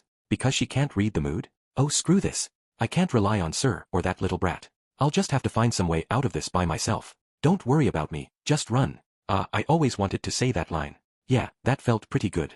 Sorry to ruin your fun, Darkness, but there's no escape route I can take in this situation. Then, there's only one thing that I can do. Who do you think I am? I'm the one who defeated the Demon King's general and took down that destroyer. That's right, I'm Kazuma. I boldly declared. Sorry, Kazuma, let me borrow your name for a bit. Boss, I've heard of him before. There's an adventurer in this town who defeated one of the generals of the Demon King's army, the Dullahan Beldia. The masked men started agitatedly whispering to each other. Yeah, these guys aren't locals. I'm quite well known amongst the local thugs. If these guys don't recognize me at all, they must be from out of town. Then if I make use of Kazuma's deeds to scare them a little. Wait, hold on, didn't Lady Lalatina call him Dust earlier? You're imagining it. No, I definitely heard it. Crap. Yeah, come to think of it, Darkness said my name earlier, didn't she? Shit, I really messed up. In other words, you're lying. Did you really think that'll work? Bah, it doesn't matter. Hurry up and take care of him. This is really bad. Come on, there has to be a way for me to get out of this. Right over here. This way, officer. The ruffians are over there. What? Ruffians? The masked men turned back in response to hearing the voices of a young girl and the policeman. Heaven is really watching over me. That's Yunyun's voice. Rather than taking care of them with magic, calling over the police allows me to stand out more. She does get it after all. Yunyun burst into the alley, followed closely by 3 policemen. Tisk, retreat. Hurry up and run. The masked men immediately turned tail and ran. I think I'll let the police handle them. There's no need to risk my life to go after them. I couldn't feel that dangerous gaze on me anymore, so I suppose it's fine to relax now. I'm exhausted. I really shouldn't do stuff I'm not used to. Dust, it'd have been fine if you waited a while more, but you did save me, so thank you. I always saw you as someone who just get up to all kinds of stupid things with Kazuma, but surprisingly, you have a pretty good side too. Surprisingly is a little unnecessary, but you're welcome. Even though she's a noble, she can properly bow and thank someone. I really wish the other nobles would learn a little from her. Dust-san, are you okay? Yunyun rushed over to me. She cut it really close, but I guess I should thank her. Yeah, thanks to you calling the police over. That really saved me. That was a trick. I didn't call the police. No, wait, aren't there 3 police officers standing over there? The 3 uniformed men were standing in a row. No matter how you look at them, they are definitely cops. That's Vanir-san. Moi has assumed the form of policeman. The voice coming from the officer in the middle is definitely Sir Vanir's, but what about the other 2? They look exactly alike. Just who are they? And these are formed from the shells I shed. Because their limbs are connected to me by a thin rod, I can make them move in unison like so. The officer in the middle raised his hand, and the 2 officers around him followed suit. That's a pretty handy skill. Thanks, sir. If someone like you who is most adept at creating dark emotions were to die, moi would be quite troubled. Hee, don't praise me too much. I'll get embarrassed. Does that really count as praise? I ignored Yunyun, who tilted her head, and looked towards where the masked men have run off to. There's no sign of any of them. The bloodlust glare that I've been feeling has also vanished. I guess you can call this a closed case. It's a bit of a pity that I didn't get anything in return for all that effort, though. Oh, wait, maybe I can get a little reward for saving her? Hey, Darkness, as thanks for saving you dash. Please go out with Dust-san. Darkness' jaw dropped in front of me. I probably had the same expression. Just what the hell is this little brat saying? What do you mean, Yunyun? And you were here too, Vanir. Darkness' eyes widened as Sir Vanir reverted back to his usual form. The truth is, Dust-san has always liked you, Darkness-san. He's been searching for a chance to confess to you today as well, just before we just happened to chance upon this situation. Wait, what? Does this kid still think that I want to go out with Darkness? No, wait, hold on, I really don't want to get involved with her anymore. Is that so? Do you really feel that way about me? Don't fidget and blush like that. Stop stealing glances at me. And you little brat, don't give me a thumbs up and grin at me like you've done something great. I am happy that you feel that way, but, I have someone. No, that's not it. I mean, I'm worried about Kazuma and the others. There's no telling what they'll get up to if I leave them alone, so, I don't really have the time to consider dating and such right now. Why am I getting rejected? I didn't even confess. There'll always be another chance. Let's keep at it. Stop. Don't encourage me, Yunyun. You're making it seem like I'm actually depressed. Darkness, don't give me such an apologetic look. Seriously, cut it out. Oh, and me aside, if you want to be more popular with women in general, you should work on how you usually behave. Why am I being talked down to from a pervert? Why is a pervert giving me advice? Yeah, you should pay more attention to your conduct and your finances. Great, now Yunyun is getting on my case too. She's the one who started this whole mess by shooting her mouth off. Fuhahahaha. I didn't expect such an amusing development to take place. Sir, you're way too happy. Gra, this is just pissing me off. Stop fucking with me. Who would fall in love with a masochistic pervert with such well-defined abs like you? And you don't even have any friends to talk about romance with, so stop acting like you know everything about relationships. You got all your information from reading books. I feel much better after blowing my top. Yeah, stress is something you really shouldn't bottle up. The 2 of them fell silent after hearing my outburst. Are they too frightened to speak? Hey, say that again. Who exactly has well-defined abs? Romance. Friends. Well, wait, sorry, I said too much. Calm down. Really, calm down. Please put down that short sword. And it'll cause a lot of problems if you were to blast away with magic within the city. Come on, we can talk this out, can't we? Let's just peacefully talk this through dash. I'll kill you. I do have friends to talk about romance with. Oh, these dark emotions are delicious indeed. Afterwards, I ended up spending half a day trying to get away from the two who tearfully chased after me, sword and wand in hand. Chapter 5, That Succubus and Those That Oppose Her. Part 1. Listen, don't think that just increasing the amount of skin you show is enough. What's important is shyness. Shyness? But don't men like seeing bare skin? It's true that they like it, but the process is important. Furthermore, having more parts that are covered adds spice, which raises expectations and excitement. Even if you decide to go with revealing clothes, don't forget this point. In particular, rather than removing them yourself, it's worth a lot more to let your partner remove them. I got it. Lowly Succubus took notes as she listened intently to my advice. It's good that she's so willing to learn. She might be underdeveloped in certain key areas, but under my direction she'll definitely become a first-rate succubus. Hey, you two better cut it out. Stop talking about such indecent matters in front of my shop. The old man of the general shop angrily shouted at us with a face that looks like a boiled octopus. He's a petty old man, as usual. We can't help it. We can't enter that store right now. Sorry for causing you trouble. You didn't have to lower your head towards that old man. Lowly Succubus is really polite at the oddest of times. You've conned another child into following you again? Oju-chan, you shouldn't hang out with this piece of trash. You'll get devoured right down to your bone marrow and what's left of you will be used as soup stock. Hey, don't make me sound like a complete villain. I have a mutually beneficial relationship with her. That really hurt me. My delicate heart has been torn to shreds. Yeah, and then a cold iron heart will grow to take its place, right? You two really get along well. As if, the old man and I said at the same time. I know this man is bored stiff manning his store every day, and is secretly happy to have someone to talk to in order to pass the time. Is this guy at Sundra despite being an old man? Seriously, don't say such strange things. I'm going back inside. Hurry up and go elsewhere. Is the old man gone? Right, now that there's no one to interrupt us. Now that the old man is gone. I've been meaning to ask you, but why has the store been closed for the past few days? For some reason, the succubus shop has been closed for the past few days. A large segment of the male adventurers, me included, have been getting dangerously restless with our pent-up desires. Well, about that. I guess it's okay to tell you, Dust-san. Can you help us? We'll be very grateful. Oh, is it something troublesome? Leave it to me. I'm quite well known amongst the local thugs, so if you have a problem with them, I'll help you out. It's not related to the thugs. Rather, it's a more troublesome organization. Lowly Succubus trailed off and stared straight at me. It's a serious look that said, you can't back out after hearing this. Don't look down on me. It's not like the great Dust-sama to tremble in his boots in the face of some random bunch of people. Oh, go ahead and tell me. I'll handle them no matter what kind of people we are up against.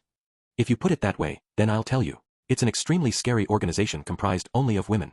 The Association to Protect Women's Chances of Marriage. Ha! I responded flatly after hearing that unexpected name. The Association to Protect Women's Chances of Marriage? That means, what, they protect women who are of marriageable age. The Association to Protect Women's Chances of Marriage? Aren't they completely unrelated to the succubus shop? There's a big relation. Did you know that Axel has a high proportion of unmarried adventurers? Not only that, but the number of couples are low too. Is that so? Yeah, now that you mention it, I really don't know many adventurers who are married or in a relationship around me.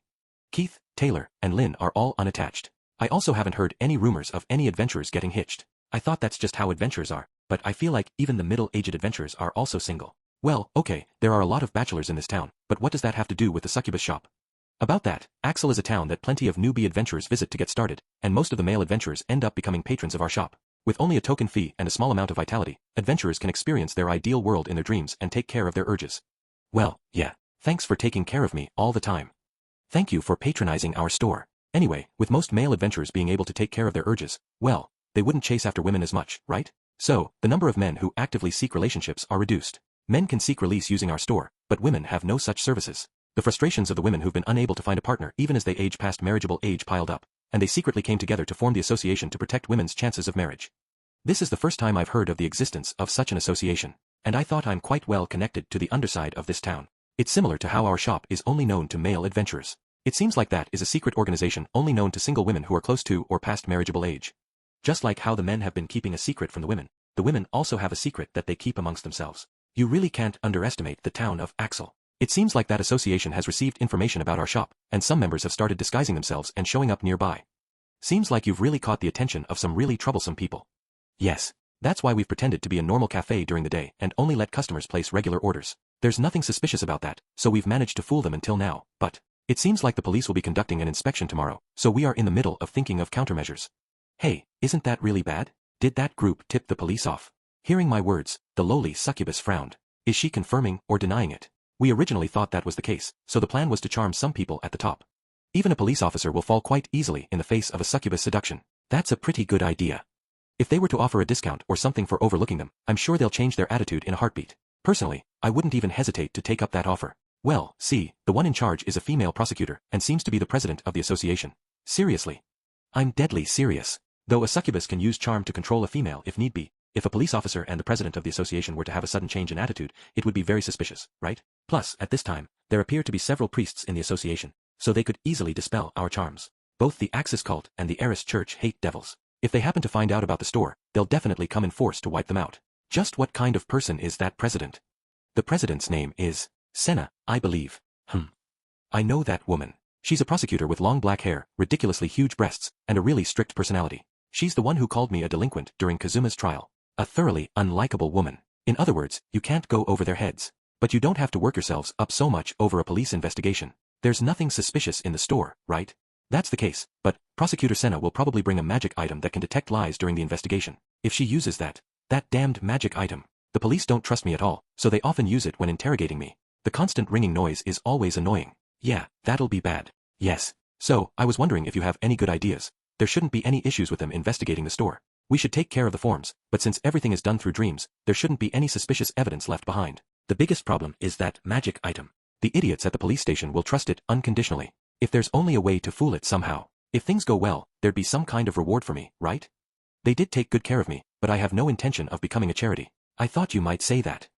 How about allowing you to use the services of the shop for a week without charge?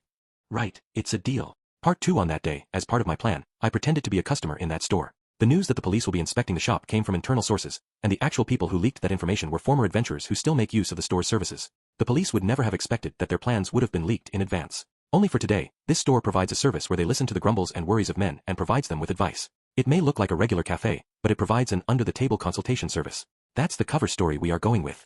The trick is to include a grain of truth into your lies. That'll make it harder to see through. Changing the hidden service of this store from erotic dreams to consultation gives it an added sense of credibility. The succubus are dressed like normal waitresses for today, and are acting like the staff of a normal cafe. Because it would be suspicious for me to be the only customer, Lowly Succubus has arranged for another one of their frequent patrons to act as a customer, and he's sitting quite some distance away from me. That's good and all, but who the hell is this guy? He's wearing some well-tailored clothes, but what concerns me is the full-faced helmet that conceals all of his features. It gives me the creeps. Hey, who the hell is that? I whispered to Lowly Succubus who was sitting in front of me while dressed as a normal waitress. He's one of our long-time customers, and indispensable to the plan that you thought up. I won't go into details, but he can't reveal his face because he's a nobleman. Wouldn't he stand out more if he covers his face like this? And that helmet looks just like the one I sold. Isn't it a common helmet design? It looks just like the helmets they often have on sale in armor shops and the like. Well, it's not like the helmet I sold is the only one of its kind in existence, so I guess I'll put that aside. Still, why would you use a helmet to hide your face? It just makes you stand out more. You said he was indispensable to my plan earlier. Does that helmeted bastard have something to deal with that? Yes. He has an item on him that can interfere with the operation of that lie-detecting magic item. I've heard that it's a rare, high-grade magic item. It's very popular amongst the nobility. They sure are dirty all right. As expected of the nobles. Are they using that to cover up their misdeeds? Yeah, it's definitely possible. That magic item would be a serious thorn in the side of the nobility. It's only natural that they would prepare some kind of countermeasure. Please don't say that. He readily agreed to help us in this operation, you know. Yeah, I suppose. There are a lot of underhanded bastards amongst the nobility, but it's a different story if they are willing to lend us a hand. Since he's willing to help us, there's no need to worry if there's something else behind this. Yes, you really shouldn't worry about that. Don't emphasize that part so much. That'll just make me more suspicious. What? Feeling someone's gaze on me, I turned around to find the helmeted bastard staring at me. It's really unnerving that I can't see his expression. Though, I can't see his eyes, but why does his gaze send chills down my spine? Is he sizing up my value as a partner in this operation? Is everyone ready? The police are here. Hearing the voice of the succubus who suddenly entered the room, everyone moved to their positions. Today's plan has been conveyed to everyone in advance. All that's left is to successfully fool the police. Part 3, Freeze. Police. The person who suddenly barged into the cafe is the stern-gazed prosecutor, Senna. The other officers who accompanied her are all women as well. They all have serious faces and bloodshot eyes. Is there something strange going on with them? Seems like quite a few members of the police force are part of the association as well. I think I get it after hearing Lowly Succubus' whispered explanation. Looks like they are all at the critical age like Senna. The succubi all acted shocked and obediently followed their instructions. That's some wonderful acting. They really do have a talent for it. Amongst them, there's a big-breasted policewoman who's wearing her hat low. I can't see her face, but she bothers me for some reason. She's searching the place far more seriously than her colleagues. I feel like I've seen her somewhere before. Have you still not found any evidence? Oh, Senna's getting flustered. She's probably expecting some kind of illicit brothel, but, too bad. She isn't wrong, but there won't be any evidence for her to find. This is odd. The adventurers definitely do frequent this shop. Damn, don't tell me that the information we received was fake? No, this is definitely the shop that the male adventurers are trying to keep a secret. They often whisper about it in the guild. Everyone's pretty tight-lipped, so we weren't able to get any more details, but the big-breasted policewoman and Senna were hurriedly discussing amongst themselves. Judging from their discussion, that big-breasted policewoman is quite familiar with what goes on within the guild. To think that the association has even infiltrated so far. Right, then, I suppose it's time for me to raise my voice and see how they react. Hey, can we go home now? No, you are all potential suspects. Wait, you are, the person who has been arrested numerous times due to rowdy behavior, the delinquent adventurer Dust. Dust-san. A prosecutor calling me a delinquent. Senna's words ticked me off a little, but I'm more concerned with that other officer who called my name. I think I've heard that voice somewhere before. Thank you for the thorough introduction. Why are you in this store? Oh, that's the response I wanted. Right, here's where the real plan starts. This is a place where men can vent their worries. They'll listen to us with a smile, and as women, their advice can be quite valuable. You have worries? Hey, what are you trying to say? Nothing in particular. But is that really the case? Is it true that this store is a cafe that offers under-the-counter consultation services? She sure is asking a lot of questions. Seems like she's starting to get desperate, if how much she's sweating is anything to go by. Yeah, it is. The Nachon here are all very big-hearted, so it's quite easy to talk to them. I'm surrounded by strong-willed women all day, so I can't calm down unless I'm here. Big-hearted women are the best. Wah. Gurk. Senna and the policewoman next to her gasped at the same time. Anyway, what did you think this store was up to? Well, there are some reports that this seemingly normal cafe was doing some immoral business under the counter. We've heard that male adventurers frequently make use of this store on the sly. Well, you can't really expect rough and tumble adventurers to admit that they complain to women and receive advice from them, can you? Of course they would keep it a secret. I suppose so. We were worried that this store might have been the reason why the male adventurers in this town don't seem very interested in women. But this is what they are actually doing. She folded her arms and mumbled to herself. Seems like they'll go away after just a little more prodding. We prepared a method to deal with that magic item, but it'll work out fine if they'll retreat without having to use it. There's nothing suspicious about this store, right? Then why don't you hurry up and go back? Don't blame me if they sue you for obstruction of business. Yes, it seems to be a misunderstanding on our part. We'll apologize to the manager and be on our dash. Oh, is that a success? Seems like we don't have to rely on that plan after all. Hold on, Senna-san. It's unthinkable for Dust-san to talk about his troubles with women. It'd be a different story if he's searching for weaknesses of others in order to blackmail them, but this is suspicious no matter how I look at it. This girl is speaking as though she intimately knows me. I don't know who she is, but she sure loves to shoot her mouth off. Does she really want me to fondle her boobs? True, judging from his daily activities, he's a person who would act rather than worry over anything. Plus, there's no way a man who's lived a carefree life like him could have any worries. Hey, don't just shoot your mouth off. Humph, it's because you're so suspicious that you aren't popular with men. I said some provoking words towards the two who were belittling me, and I felt like I heard the sound of something snap. Hey. All the policewomen turned to glare at me with a murderous expression. Don't tell me. Are they all members of the association? Crap, I really stepped in it now. Their bloodlust glare caused me to sweat profusely, completely drenching the back of my shirt. This is way too dangerous. If I don't find a way to defuse this atmosphere, I don't think I'll be able to remain alive for much longer. But a proper and beautiful woman like Senna would be pretty popular, right? Sorry, I said something rude. Please forgive me.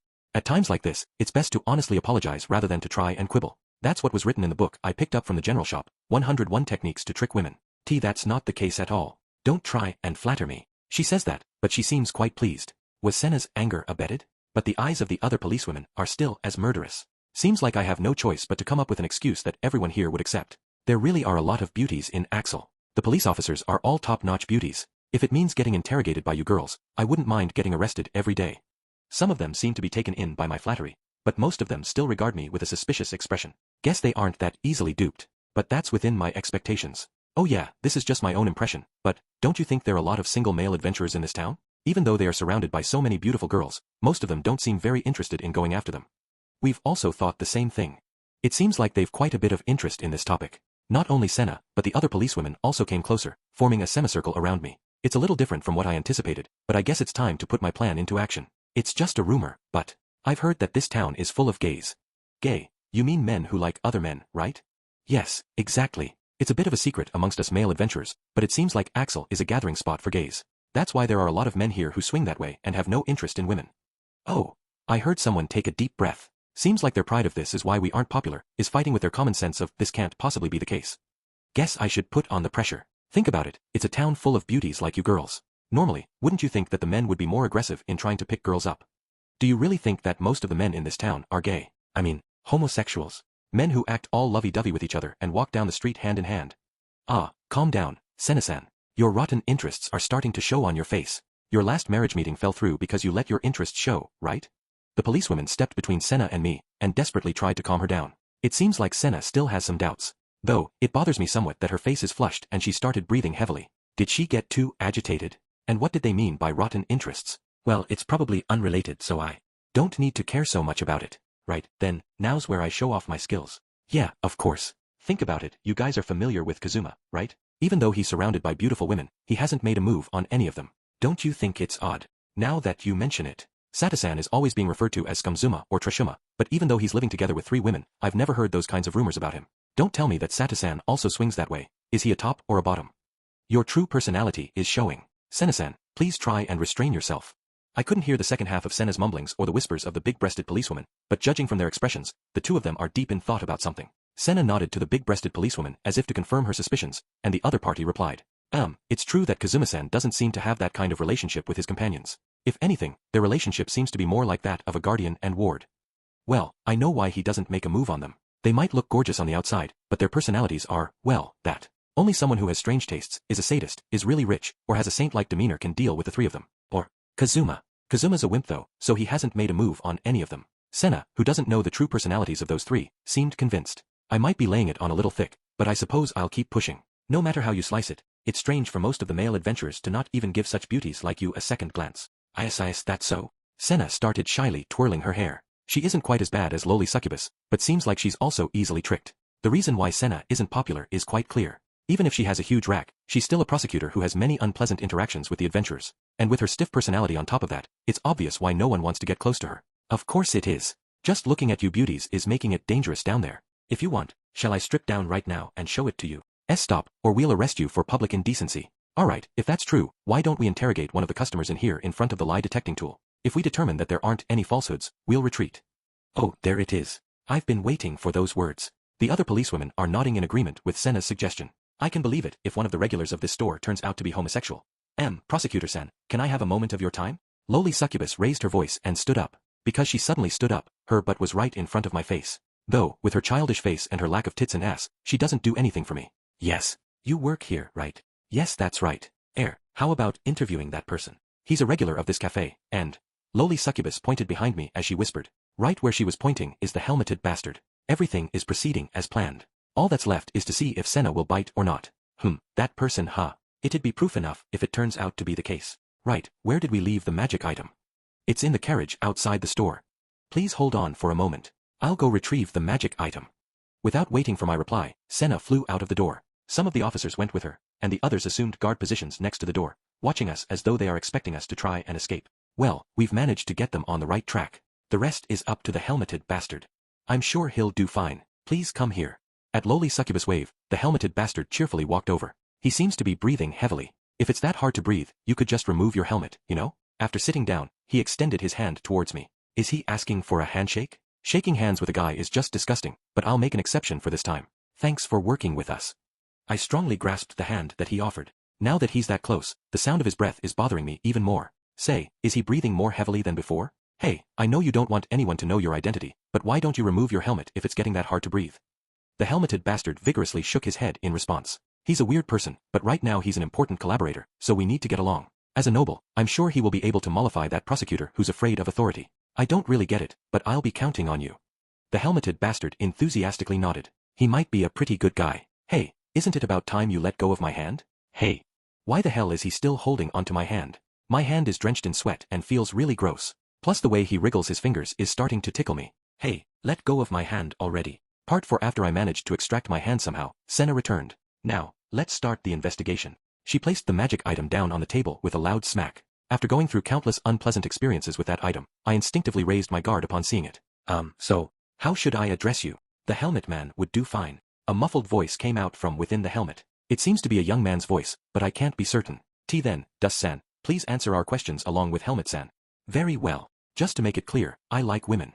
I asked about it before Sena returned, but it seems like the item that the helmeted bastard has is a high-value magic item that's secretly traded amongst the nobles in order to cover up their criminal actions. It's only capable of masking the owner's words. In other words, even if I stand next to him, the lie-detecting magic item will still pick up on my lies. It sure is a convenient magic item. There might be some good folks amongst the nobility, but most of them are scumbags. It isn't unexpected for him to possess such an item. Then, I'll ask a question. Please answer honestly. Do you like women?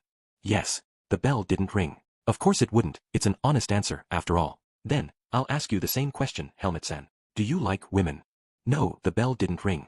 This means that the magic item has determined it to be an honest answer. Seems like the item that he has is the real deal. In that case, he wouldn't be revealed no matter what kind of lies he may spout. Just in case, Dus-san, please answer affirmatively to this question. Do you like men? Yes. The bell rang. The magic item has judged my answer to be a lie. Right now, here's a question for the both of you. Please answer honestly. Do you like men? You're joking, right? Yes. The magic item didn't react to our words. Though, it bothers me a little that the helmeted bastard keeps stealing glances at me whenever he answers a question. Don't worry, it won't see through your lies. It's a little hard for me to understand. Yes, I don't get it at all. What exactly do you like about men? She asked a more specific question. Maybe because she's used to conducting interrogations, she started asking more troublesome questions. I'm a little concerned that she seems to be oddly curious about that subject, but it really is just a hunch. It'll arouse their suspicions if you give a weak answer here. I just have to place my hopes in the helmeted bastard's acting ability. The helmeted bastard stole a glance at me and took a deep breath. Please don't misunderstand me. Just because I like men doesn't mean that any guy would do. Rather than liking men, it's more like the person I fell in love with is a guy. It just so happens that that man excites me sexually. It's possible that he might never know my feelings for him, but, after falling in love with him, there's nothing that can get in the way of my love. Watching him work up a sweat in such a life-threatening line of work as an adventurer just gets me excited. I just want to smell his sweat-soaked clothes. But I don't have the courage for that, so I can only look upon his back from a distance and silently curse my lack of courage. Sometimes, I'll go to sleep while hugging the red underwear I bought for him if that day ever comes that he willingly comes to me. I've heard that the Axis cult acknowledges homosexual marriages, and I've been offering prayers ever since I joined. I see. That's definitely a pure love that transcends genders. Sorry for doubting you. Hearing the helmeted bastard's passionate speech, Senna sincerely apologized. To be honest, what surprised me most was how readily Senna accepted that. Still, his acting was so good that even I doubted if he was being serious or not. He's probably a young master who is aspiring to become an actor. It's not unusual for the third sons and further of noble families to freely choose their own paths. There are a few former nobles who became adventurers too. Senna asked a few questions after that to determine if he really liked men, but the helmeted bastard was never busted. It seems to be the truth. But, there have been occasions where this magic item has reacted strangely. It isn't ideal to rely solely on this. So, could you give me proof that you really like men? This is necessary to the investigation. It's definitely not because I personally want to see it. Why are you making excuses for yourself? Ha! What are you saying? Haven't we already determined that he likes men and I like women? Would it be enough if we rubbed shoulders with each other? I placed my shoulder next to the helmeted bastard, but Senna looked at us with half-lidded eyes. That's the gaze of suspicion. Why does she look so disappointed? Also the heavy breathing of the helmeted bastard is annoying me. Seems like we have to kick it up a notch. Damn it, I don't really want to touch another man, but this is an emergency. Let us compromise for now. Sorry, it probably feels disgusting, but bear with it. I'll treat you to a drink later, so touch me like you are actually into me. I whispered toward the helmet to prevent Senna from overhearing us. If he does this after putting on such an act earlier, anyone would be convinced. I feel sorry for the helmeted bastard, but this is all to prevent the succubus store from getting shut down. I'll be happy to. Did this guy just say something weird? I probably misheard him because his voice was muffled by the helmet. Yeah, that's it. The helmeted bastard moved his hands towards my chest and started wriggling his fingers on top of it. Grah. It gives me goosebumps, but I have to endure this. This helmeted bastard is really good at acting. If I didn't know better, I would actually believe him. I just have to endure it. Hey, stop. Where are you putting your hands? Cut it out. Asterisk pant, asterisk. It's fine, isn't it? It's just a bit more. Just a bit lower. I just want to pat your head a little. Which head are you talking about? This bastard is really going for it. It's fine as far as acting goes, but that part is really bad. What would you do if you awaken something strange in me? Hey, Senna, don't just stare at me, hurry up and stop him. No, wait, really, officer. Right. This isn't a performance, so please continue this in a more private location. We won't get in your way. Senna finally pulled the helmeted bastard away. Oh okay, are you satisfied now? Tisk. The helmeted bastard seemed to be quite disappointed as he let go of me. Even if he's a noble, it still bugs me. He's not actually doing this for real, is he? Nah, that can't be. It'd be very difficult to get by as a noble or a king without knowing how to put on an act. This guy is just very talented at acting. Yeah, that must be it. Now then, last question. There are a lot of homosexuals in this town. Is that true? Senna calmly asked such a ridiculous question. Yeah, I suppose just the two of us wouldn't be conclusive proof. I can't answer this question, but it'll work out if the helmeted bastard were to answer it. He has that item that allows him to fool the lie-detecting magic item, so there are no issues. Well, you heard her, so please give her your answer. Hey, don't just stay silent. Did you already demonstrate the effectiveness of your item? Could it be that he didn't hear your question because it was muffled by the helmet? Lowly succubus suddenly appeared between us and interrupted. It was probably meant to help us, but everything would have been fine if this bastard would just answer properly. Could it be that he really didn't hear the question? Regarding that question, isn't that obvious? I'm sure Dust-san feels deep down that it wouldn't be so bad to be in that kind of relationship. The reason why the magic item didn't respond is because he hasn't realized it yet. Yes, I'm sure of it. Hey, don't get me involved in this. I really want to deny it, but I'll have to bear with it for now. The bell didn't react to the bastard's words at all. It really is an effective magic item. He's so passionate about it that it almost seems like he's speaking the truth. Nah, it can't be. The magic item isn't responding. Seems like there are a lot of men in this town who swing that way. If only I knew about this earlier, I would have been able to enjoy pairing them up. Did you say something strange just now? You're imagining it. Still, to think that you swung that way too, Dust-san. To swing both ways, you really are nasty, aren't you? Grr. I really want to refute it, but if I open my mouth here, all our hard work will be wasted. Just endure it, Dust. An entire week of free erotic dreams is riding on this. My anger was just about to boil over, but I managed to restrain myself somehow. In order to calm myself down, I took a deep breath. Right, calm down. This is just an act. I can't get angry if I want to go along with the helmeted bastard's act. That said, there's no way I'll be able to stomach this without at least responding a little. Now, please take the magic item back. Sorry for troubling you, everyone. After confirming that the magic item has been taken out of the shop by the officers, I breathed a sigh of relief. There's no need to worry about telling lies now. Sigh, raiding a store based on false information and making a fool of the guests, is that really how you should act? If news that this store was raided by the police spreads, I'm sure the number of customers will be reduced. I sincerely apologize. It was completely our fault. She offered a deep bow and seemed to be genuinely sorry, but that's not enough. The police have taken care of me numerous times in the past, so I need to properly return the favor here. If everything could be solved with an apology, there wouldn't be a need for the police to exist. Will there be more such false charges in the future? Ah, how scary. I'm terribly sorry. We'll definitely report to the higher-ups that there is nothing suspicious in this store, so please, I seek your understanding.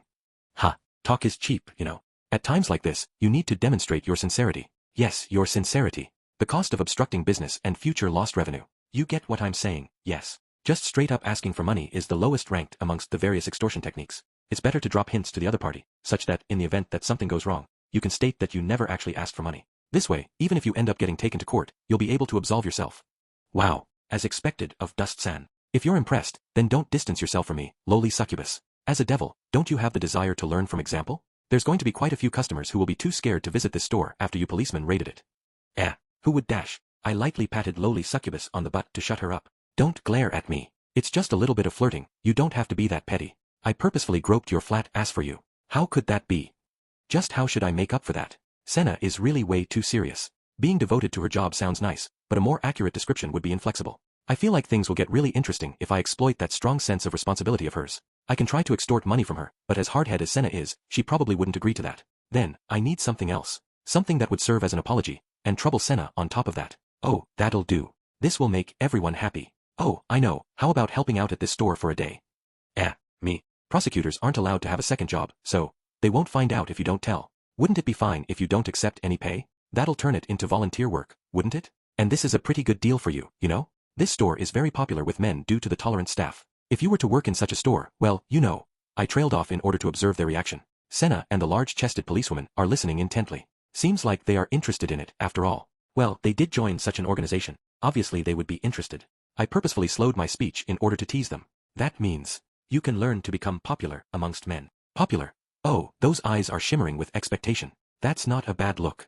Seems like this will become more interesting than I thought. Part 5. The succubi needed to have a meeting for tomorrow's activities. I didn't have anything else to do, so I'm just wandering around town. I've no money or food, so the only option available is to rely on my friends. But there's no way I can ask them for a favor after what happened in the morning. There's Kazuma, but I haven't seen him around today. I'm hungry. Should I sponge off the old man at the general store, or beat up some thugs and earn some money that way? Ooh, that smells nice. Just when I was thinking about what I should do next, the aroma wafting from a nearby bakery caused me to stop in my tracks. The smell of freshly baked bread is really appealing. All the more so when I'm hungry like this. I dreamily followed my nose and came face to face with a large glass window in front of the shop. The delicious-looking bread on display almost seemed to be waiting for the perfect time to jump into my belly. I can probably get some bread crusts for free if I ask, but what I really want to eat is freshly baked bread. I really want to sink my teeth into that baguette. It looks delicious, but I have no money. In other words, is God telling me to dine and dash? If such a God exists, I'll sock him in the face. What are you thinking of doing now? Do you want to spend another night in the care of the cops? Hearing someone behind me, I turned around and saw Lynn looking at me with a solemn expression. Shouldn't she be at the inn? What are you doing? That's my line. You should probably leave before someone reports you for obstruction of business. The owner and customers within the store are looking at me with an unpleasant expression. Yeah, I think it'd be best for me to leave quickly. Don't tell me, you are after the bread crusts too? Those are all mine, okay?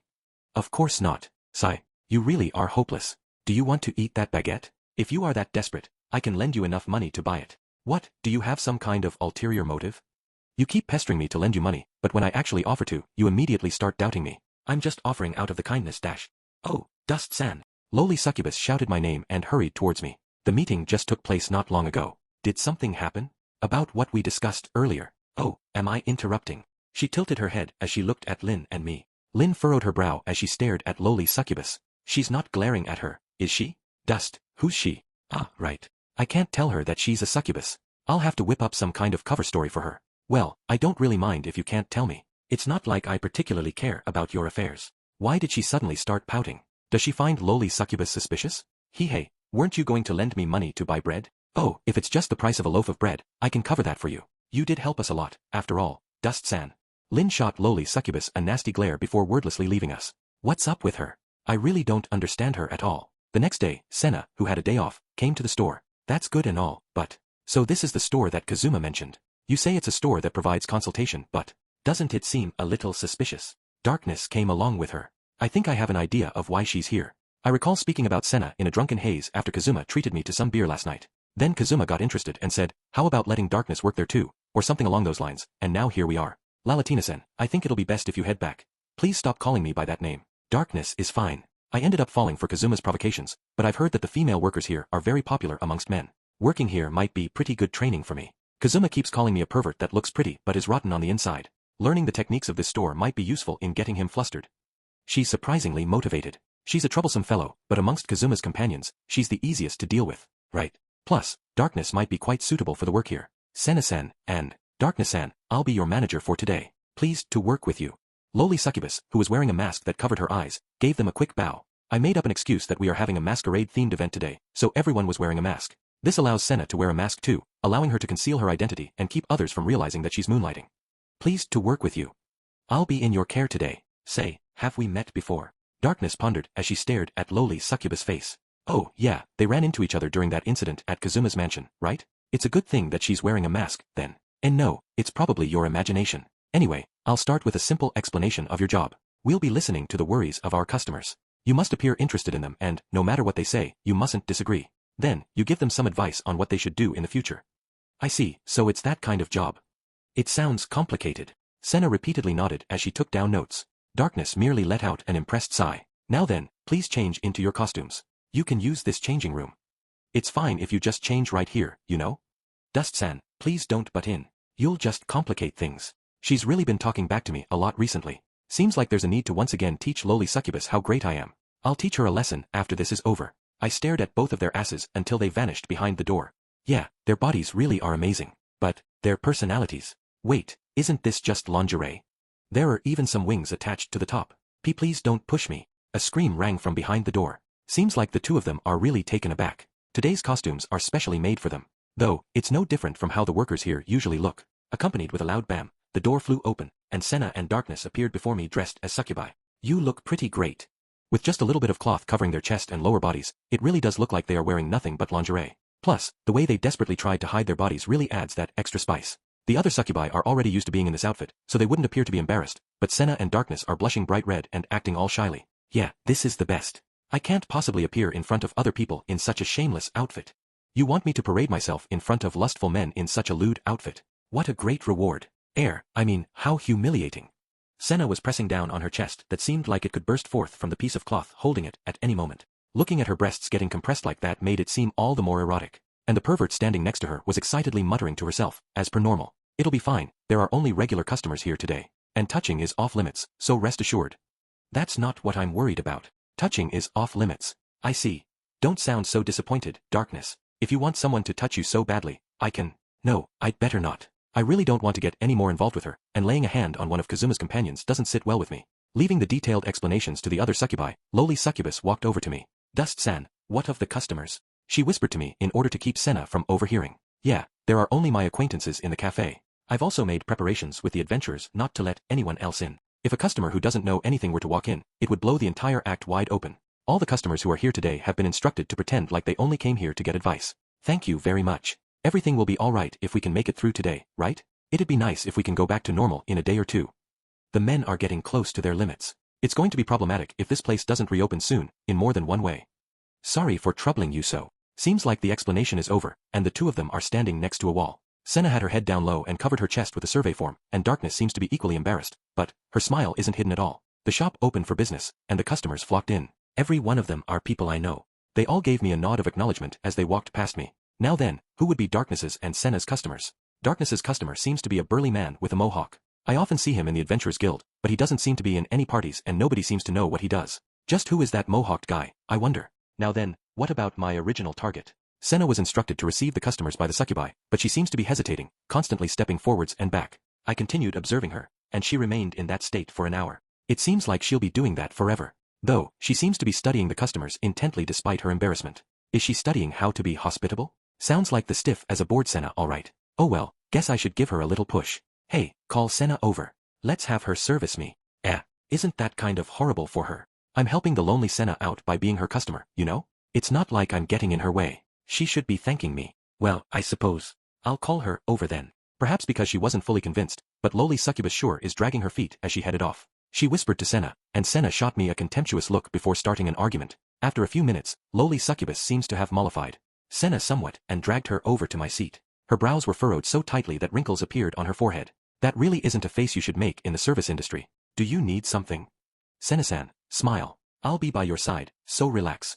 After offering to do this as compensation, it'd be quite embarrassing if you didn't do any work, now wouldn't it? I specifically called you over out of the kindness of my heart. You should be thanking me. Thank you. Sigh. Senna averted her eyes and sighed. What a brazen attitude to take in front of a customer. Ah, well, I'll let it slide. I'm in a very good mood today, after all. Now, then, how should I play with her? Right now, listen to my worries and give me some advice. Very well, I'll give you advice if I understand your worries. She sure is being arrogant for a waitress. Feeling her sharp gaze staring at me from behind the mask. It feels like I'm getting interrogated. Then, tell me a way to easily get away with committing petty crimes. No, I won't. Please live a proper life. I thought it would be the most appropriate question for a prosecutor. TSK, you sure are petty. Then, tell me how did you get such enormous boobs? I can't bear to see the pitiful chests that Lin and that lowly over there have. I think they'll be happy if I tell them a way to grow their boobs. I was planning to ask Luna that question later. That's none of your business. For some reason, lowly succubus puffed her cheeks and got angry again, even though I was asking that out of the kindness of my heart. Committing sexual harassment right in front of a prosecutor, huh?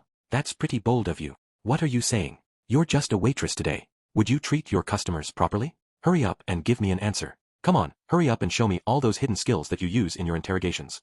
I casually said while placing both feet on the table, and in response, I could see a blood vessel start throbbing on Senna's temple. You better remember this when I catch you again. Yeah, I'm so afraid.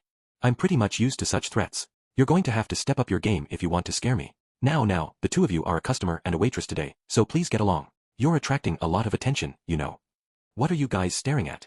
This isn't a performance. You really will bare your fangs at anyone. That's not true at all. If it's someone that I can't defeat no matter what, I'm prepared to get down on my knees and lick his boots. Why are you proudly boasting about something like that? I knew that you're scum, but I didn't know you're this bad. This isn't that surprising. It's just understanding how the world works. Only those who understand that will be able to make it in an unstable and dangerous job like an adventurer. Dust-san, please ask something a little more proper. It's Senna-san's first day, so if you have something easy to understand.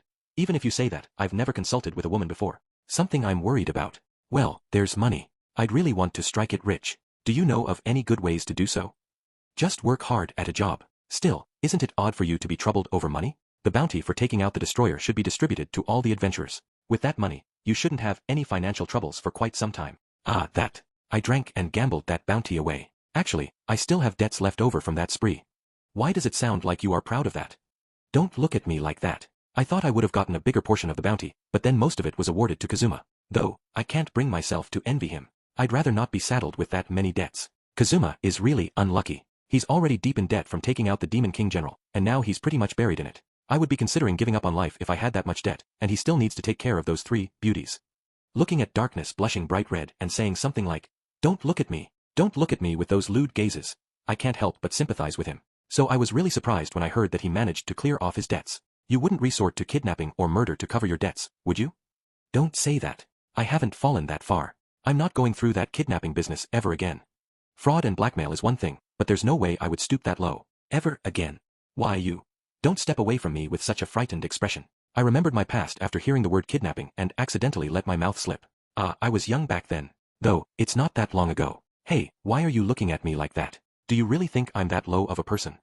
It's not just Senna, even lowly succubus is looking at me with a suspicious gaze. Leaving that aside, sorry, I said too much. I shouldn't have suspected you without proof. You might often commit some petty crimes, but there's no reason to suspect that you'd be capable of doing something that serious. I suppose it's fine to tell you. You seem quite familiar with the local thugs, so have you heard any rumors of a strange criminal organization sneaking into this town recently? Senna suddenly became serious, but I haven't heard anything like that. There's only a couple of recent crimes that I know of. Isn't that just a rumor? Well, if you ask me about recent crimes. Apparently some burglars tried to sneak into the old man's general shop recently, but they ended up running into a trap he prepared to deal with me and got scared away. There's also the time I got into a fight with some debt collectors after they demanded that I return the money I owe right now. I think I heard about that before. Oh, and there's the time Darkness got accosted by kidnappers in a back alley. She was really enjoying herself back then. That's about all I know. Wait, hold on, isn't that a big deal? What happened to the kidnappers? Who knows? You should probably ask Darkness if you want the details. Yeah, I'll ask her for the details later. A criminal organization, huh? Isn't it a little thoughtless for them to come to this town? Sure, it's a town for newbie adventurers, but there are quite a few powerful people living here. Plus, most of the residents of this town aren't the type to be easily disheartened. If I want to commit some kind of major crime, I definitely wouldn't choose this town to be my target. Anyway, changing the topic a little. Is it really true that most of the male adventurers in this town like other men? Hey, you're trying to dig up that topic again? Hasn't that been settled? This is unrelated to my personal interest, it's an honest question. If there are really so many men here who have no interest in women, would they really be lewdly staring at the girls like that? Hearing Senna's question, I suddenly broke out in cold sweat. I discreetly looked at my surroundings, and found that every single one of my friends have their gazes glued to succubi's tits and asses. Shit. How could I have forgotten about this? Everyone here is an unrepentant pervert. What should I do? It doesn't seem like any one of them is in the mood to listen to me right now. Dust, let me ask you again. Are there really a lot of men in this town who have no interest in women? She has a serious gaze behind that mask of hers. Come on, coming up with an explanation to worm my way out of this is what makes me great. Don't give up yet, there must be a way out of this. I can bring out that lie-detecting magic item again, if you want. Just for the two of us. Don't belittle me, Prosecutor Senna. I'm sorry. I jumped off from my seat and immediately prostrated myself before her. Now that it's come to this, I have no choice but to sincerely apologize. Why don't you tell me the details, This is totally an interrogation now. Part 6. After sending the customers and Darkness away, the succubi and I were left sitting on our knees in the middle of the store. Of course, Senna is here too. To think there'd be a shop in this town run by succubi. That's why a few of our superiors wanted to stop the investigation yesterday. So everything about homosexuality was a lie.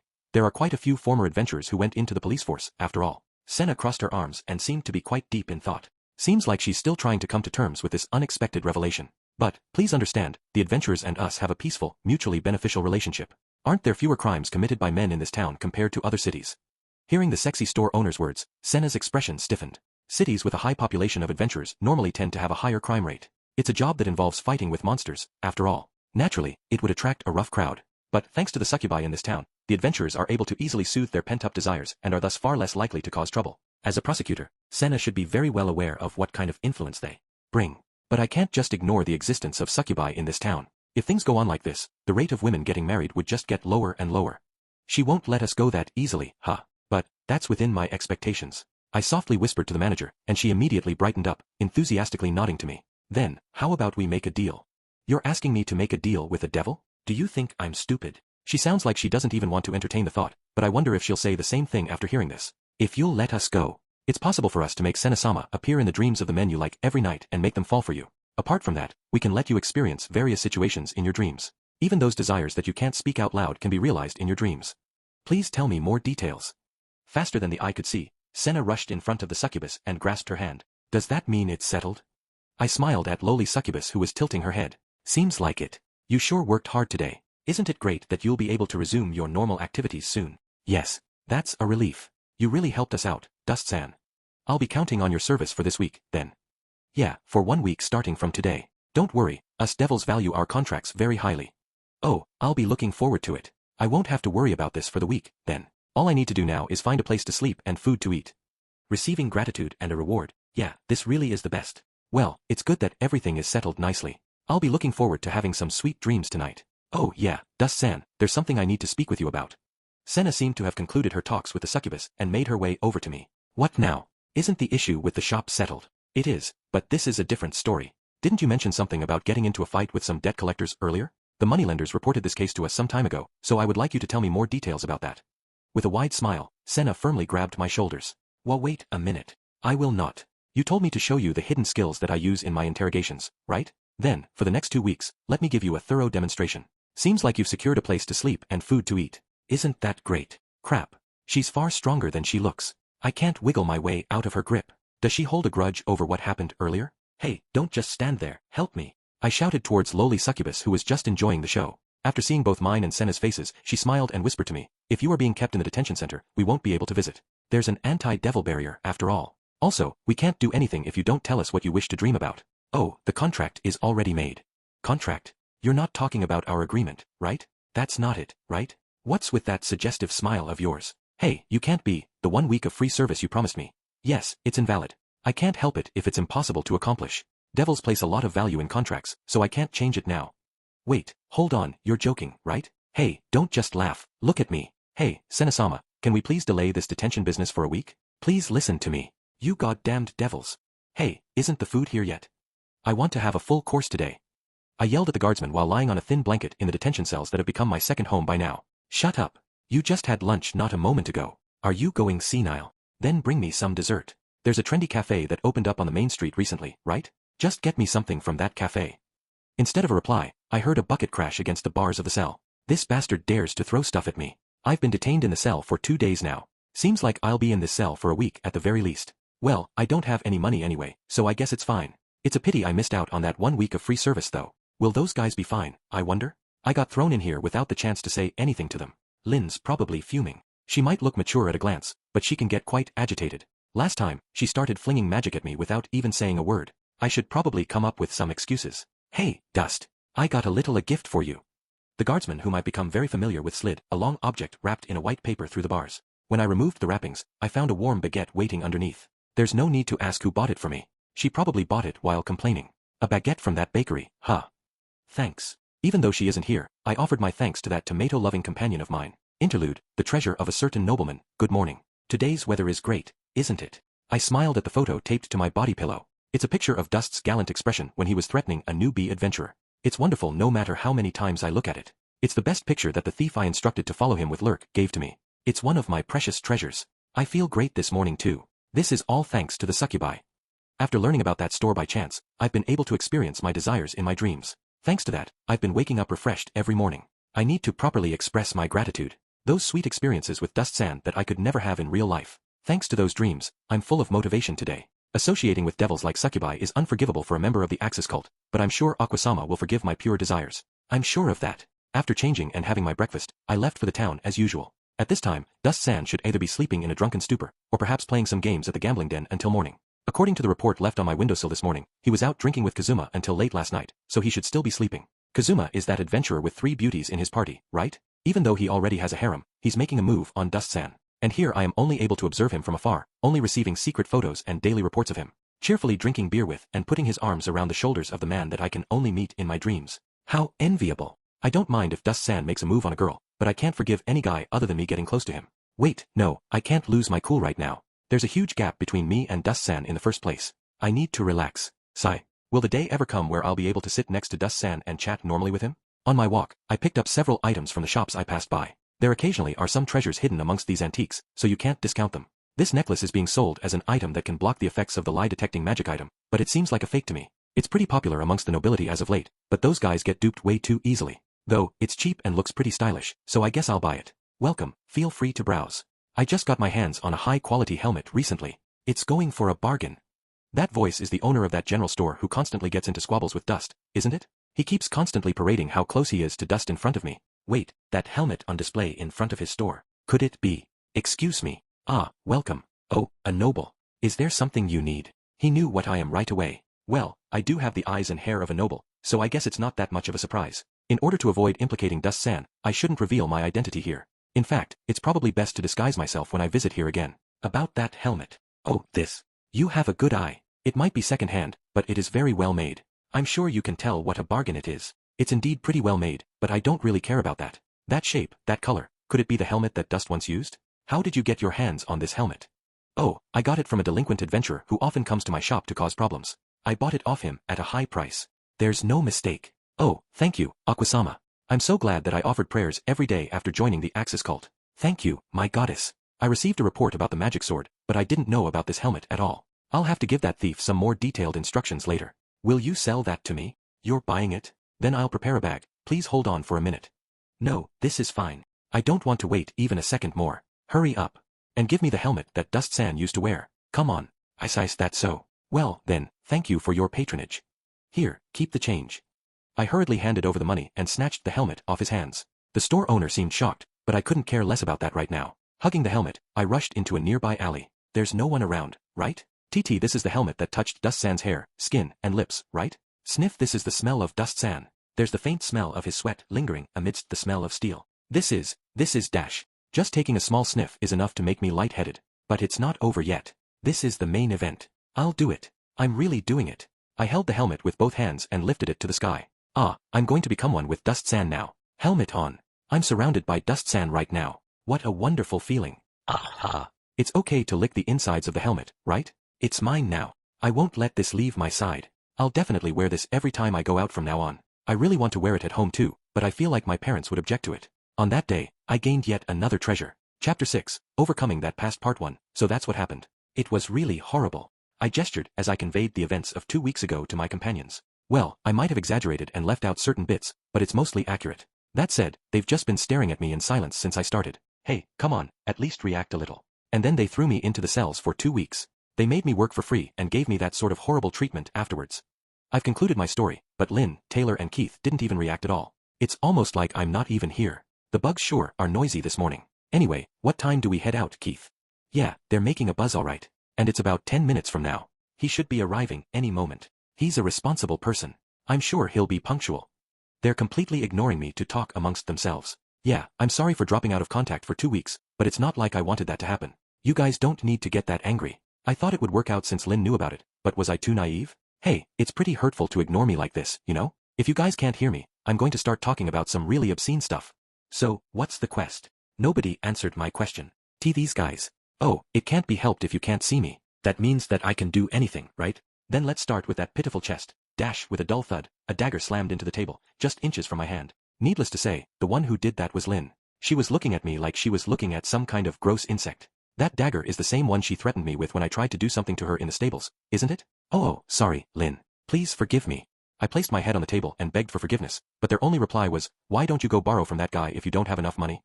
Sorry to keep you waiting, everyone. Oh, who's this? A man appeared at the table with a bright smile on his face. I've never seen this guy before. He's wearing leather armor and has a long sword strapped to his back. He looks like a warrior type. This is just a blood-sucking insect. There's no need to worry about him. We'll be in your care for today. I'm counting on you. Don't worry too much, just follow our instructions and it'll be fine. Yes, I'll be in your care too. Why are they acting so close with that guy? They are treating this man with a naive-looking face as a companion. Wait, don't tell me. Wait, don't tell me this guy is the guy we had filling in for you after you vanished for 2 weeks. Why does it seem like only my bad premonitions end up coming true? Part 2, damn it, they actually locked me up for 2 weeks. Not only did I lose the reward from the succubi, but I actually ended up worse than when I started. Nothing good came out of that. Leaning into the chair next to the window, I sighed. There are people who are happily earning money, and then there are people like me who end up falling deeper into debt no matter how hard they work. This world is so unfair. God damn it. My grumblings echoed throughout the store, but no one responded. Even though both Sir Vanir and Yun Yun are here. Sir seems to be occupied with organizing his store, but Yun Yun was just busy building a house of cards by herself. She's been glancing at me since a while ago as if she was signaling to me to join her in a game of cards, but it seems like she's gotten sulky after I ignored her. Ah, I really have the worst luck. Is there a kind and generous friend who'd be willing to lend some money to such an unfortunate man? Don't think that I'll do anything you say just because you used the word friend. If you aren't buying anything, please leave. Moi still needs to find a way to deal with this new batch of defective goods that the inept shop owner brought in. Sir, shitty brat, come on, at least show me a little kindness. Sir Vanir continued busying himself with his store, and Yun Yun concentrated on the highest level of her house of cards. My companions all left me behind and went on an adventure by themselves. Just who can I spend my time with? There's no need to show any kindness to a man who would call others a shitty brat. In response, I grabbed the table and started shaking it. Please stop. This is about to become my best house of cards yet. You wanted me to play with you, right? Very well, how about we start with collapsing this house of cards? I'll go first. Ah, this is why you're so disliked. Yun Yun screamed as she desperately tried to steady the table. At that moment, Sir Vanier slammed a square box on top of it with a loud smack. Aya, my house of cards. Oh, so you were here, she who has reached the zenith of loners. Hey, delinquent adventurer, I'll give you a magic item free of charge if you'll take this girl and leave. Oh, you're giving it to me for free? Thanks, as long as it isn't an Axis cult recruitment form, I'll gladly accept it. I carefully studied the small box that Sir left on the table, but I had no idea of what it is. Sir, what kind of magic item is this box? It's an item that resolves the toilet issues that adventurers face on their journeys. It's a portable toilet that is shrunken through magic. Simply opening the box will activate it. It also provides running water and ambient music to cover the noise of doing business. It's a wonderful item that even women will be able to use without worries. Oh, this is a pretty good item. I won't return it, even if you ask me to. I don't know what came over Sir, but this will be worth quite a bit of money. Female adventurers like Lin face a lot of issues with attending to business in the wilds, after all. I wouldn't say something that petty, though there may be a small problem with it. The sound that it generates is a little loud enough to attract monsters. Furthermore, it can create water, but the water it conjures cannot be controlled, so the surroundings will be flooded when it's used. So it's just a defective product. Yeah, I don't need it. Moi wanted to foist it on you since it couldn't be returned. Then, what about this? Sir picked up the box and replaced it with a large orb. It's transparent, and little sparkles can be seen dancing within it. Sir, what's this? It's a sphere that holds a powerful lightning spell inside. It's powerful enough to harm even extremely strong magical creatures. True, I do feel a very strong magic from it. Having recovered, Yun regarded the ball with an impressed gaze. I suppose I can trust the word of a crimson demon. Still, something feels off about this. And its downsides? You're surprisingly cautious for once. Well, it can only be activated by holding it in both hands, and the lightning isn't fired in front of it, but drops right to the ground. That's all. So it can only be used in a suicide attack. I think I'll pass on this, sir. After returning the ball to Sir, he heaved a deep sigh. So you don't need it, huh? Moi thought that this'd be a good chance to get rid of a few of the unsellable items that the useless storekeeper bought, but that doesn't seem to be working very well. Bah, no matter, you can come pick it up whenever you want. I'll provide one to you free of charge. To be able to reduce the confident and teasing Sir to such low spirits, the storekeeper must sure be something.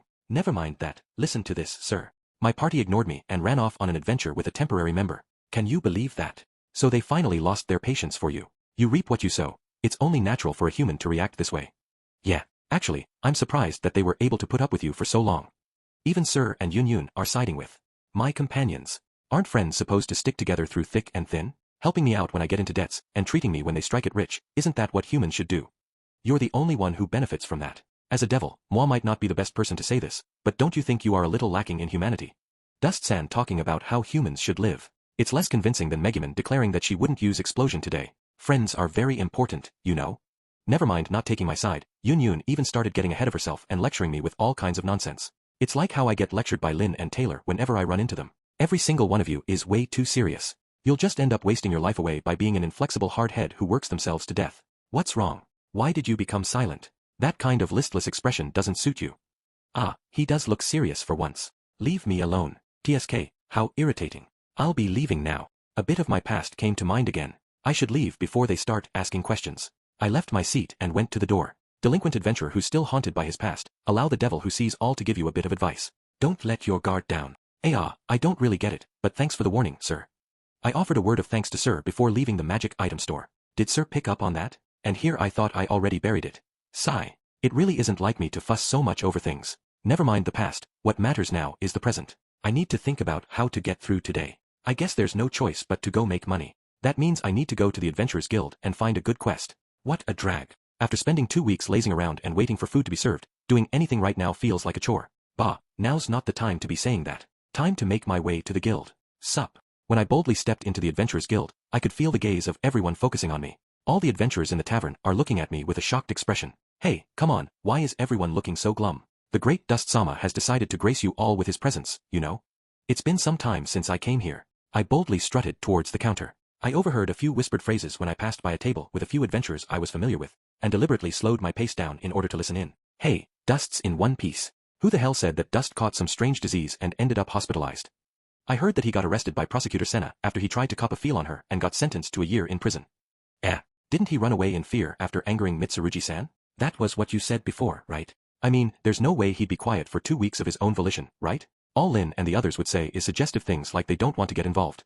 I came to a complete stop. So that's why they were giving me those looks earlier. Hey, assholes, don't just make up strange rumors. I'm perfectly fine. I shouted in a voice loud enough to echo around the guild, and they sunk into silence. TSK, if you're that afraid of pissing me off, then don't spread strange rumors about me behind my back.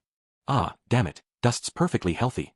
And the guild's been so peaceful these past few days. I had 10,000 heiress riding on dust not showing up for a month. God damn it. The guild suddenly filled with grumblings and shouts. You guys were betting on me? You should have told me in advance. I would have played along for a cut. It really becomes lively whenever you're around, Dust-san. It has been a while. Luna greeted me with a wry smile as she sat behind the counter. Her assets are as marvelous as usual. My eyes were irresistibly drawn towards them. Oh, they sure are wobbling today. Do you want to be banished from the guild? She smoothly replied without her smile fading in the slightest. Yeah, she hasn't lost her touch. After dealing with adventurers day in and day out, a little bit of flirting doesn't faze her at all. The guild will suffer a great loss without me, you know? Is that so? We've been operating perfectly fine for the past 2 weeks without you around. Hey, aren't her retorts harsher than usual? She's smiling, but it feels like they are stinging a lot more today. Though, I don't recall doing anything to make Luna angry. I see. Are there any easy quests today? I think it's best to change the topic. After recent events, I'm very well aware of just how scary women can be when angered. Well, spring just broke, so there are a few quests, but Taylor-san and the others already set out with their temporary member, you know. Don't tilt your head and put your finger on your cheek. You're long past the age where that kind of stuff is cute. That's what I wanted to say, but I choked those words back. If I say anything more, never mind getting banished from the guild, there's a decent chance that even my adventurer's card would get taken away. It'd be pretty difficult to go solo, you know? Though, there is an archmage who's been making some waves by taking on quests alone recently. It's rare to see a mage hack it on their own. Kazuma's explosion maniac definitely won't be able to do that. Yes. Normally they would party up with a vanguard and cast magic from the rear.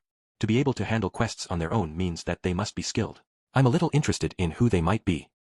A mage that works alone. That kind of reminds me of someone. I'm a little curious, but right now I need money. Now is not the time to be concerned about other people. It's still some time before the cabbage harvest, so that just leaves the giant toads. The giant toads that were hibernating were woken up by the sound of explosions in winter, so there probably aren't any of them left right now. There haven't been any requests for their extermination either.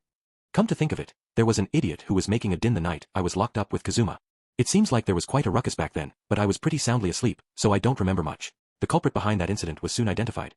Well, I say that, but there really only is one suspect behind that incident. The only 2 people who can use explosion in this town are Kazuma's crazy girl and that eternally broke shopkeeper. And it's pretty obvious which one of them would do that kind of thoughtless thing. So, the only quests left are a few odd jobs in town. But, well, we can't really entrust odd jobs to you, Dust-san. Luna avoided looking at me and started fiddling with her fingers. She's hiding something. Normally, I wouldn't accept such boring work, but I do need to eat. I'll gladly accept any easy quests that you might have right now. You still want an easy quest?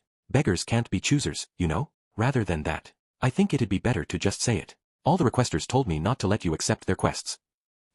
What's up with that? In short, it's just the natural result of your daily behavior. Everyone's wary of you after seeing you cause nothing but problems in town every day. Hey, what the hell does that mean? What have I done? All I did was raise a little ruckus after getting drunk.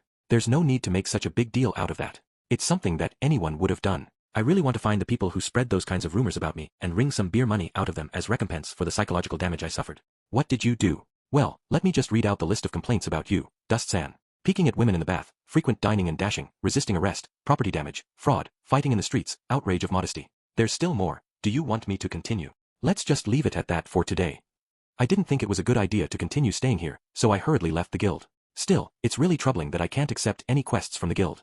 This is all because of Lin and the others leaving me alone to go on an adventure. They better remember this when they get back. I'll take away all the money they get from the quest. I'm hungry. My stomach has been grumbling for some time now. I'll have to find some place to give me free food or loan me money. Otherwise, even if I make it through today, it'll be tough to make it through tomorrow. Money, Speaking of that, don't I have a good friend who has no issues with money?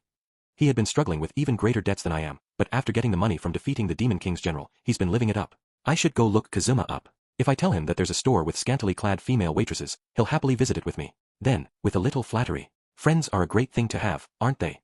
And, even if he refuses, I can still team up with him on an adventure. I can't handle those 3 on my own, but there wouldn't be an issue if Kazuma's around. Kazuma's the only one who can handle those 3 girls. Of course, I don't intend to just take from him. I'll lend him a hand if he gets in trouble, and I'll definitely return the money once I get rich. Though it's up to fate if I get rich or not. Still, Kazuma's really doing well for himself. Before I knew it, he got himself a mansion and is living together with 3 beauties. Normally, I'd be jealous beyond words. But, living with those 3, I wonder how he's holding up. A wine and party-loving archpriest of the Axis cult. An archmage with nothing but explosions on her mind. A masochistic crusader who can't land any of her attacks.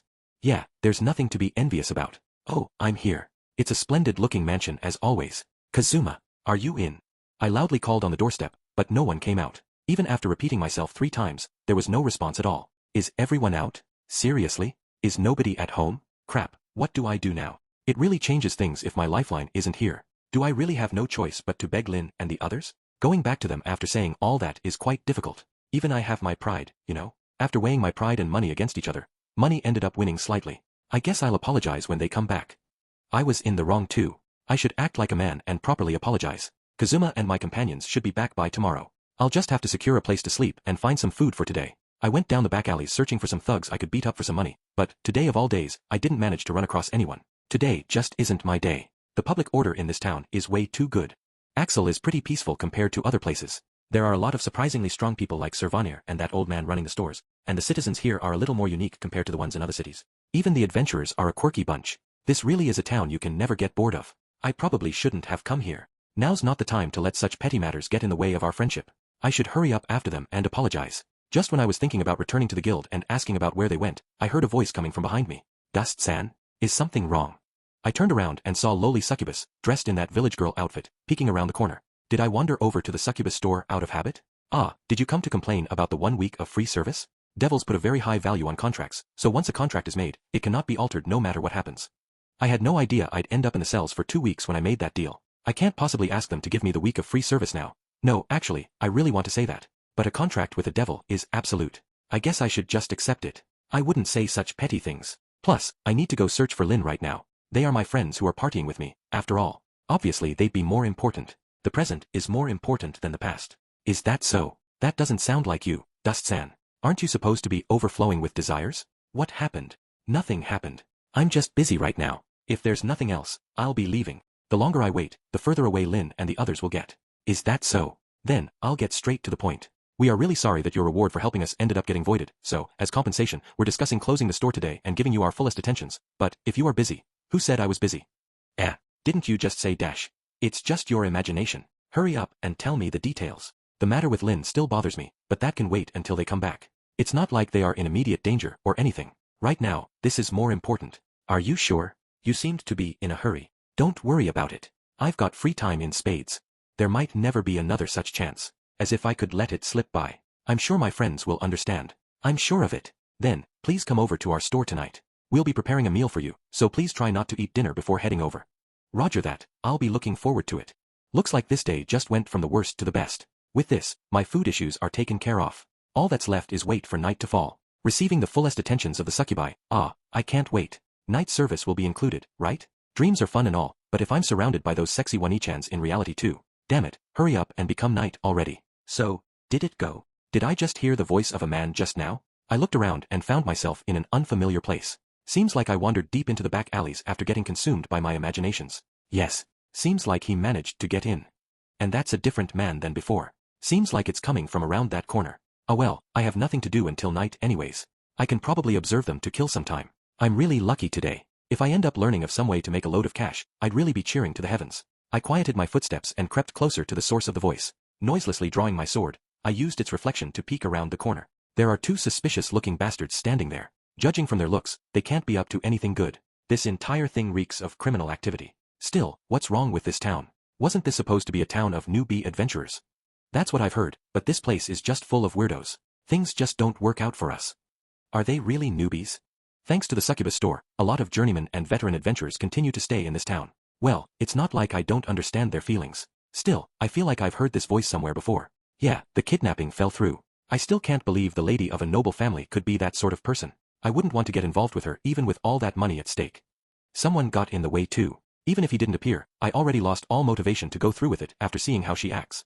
Hey, aren't these guys the idiots who tried to kidnap Darkness? Senna said something about a criminal organization infiltrating this town, didn't she? I think it'd be best not to get involved for now. They know my face, after all. One of these days I'll have to grab my friends and go smash their hideout and grab all their loot, but right now I'm alone. Plus there's absolutely no way I can miss tonight's events. There's no reason for me to stick my neck into this. Though, I suppose I should inform the police about this. Just as I was preparing to creep away from the place. Her name was Lin, right? That lowly-faced girl in that party he infiltrated. What did he just say? Did I mishear it, or did he mention Lin? Yeah, that girl with the pretty face is Lin. It's a party of 2 men and a girl. One of their party members was indisposed, so he was easily accepted into the party.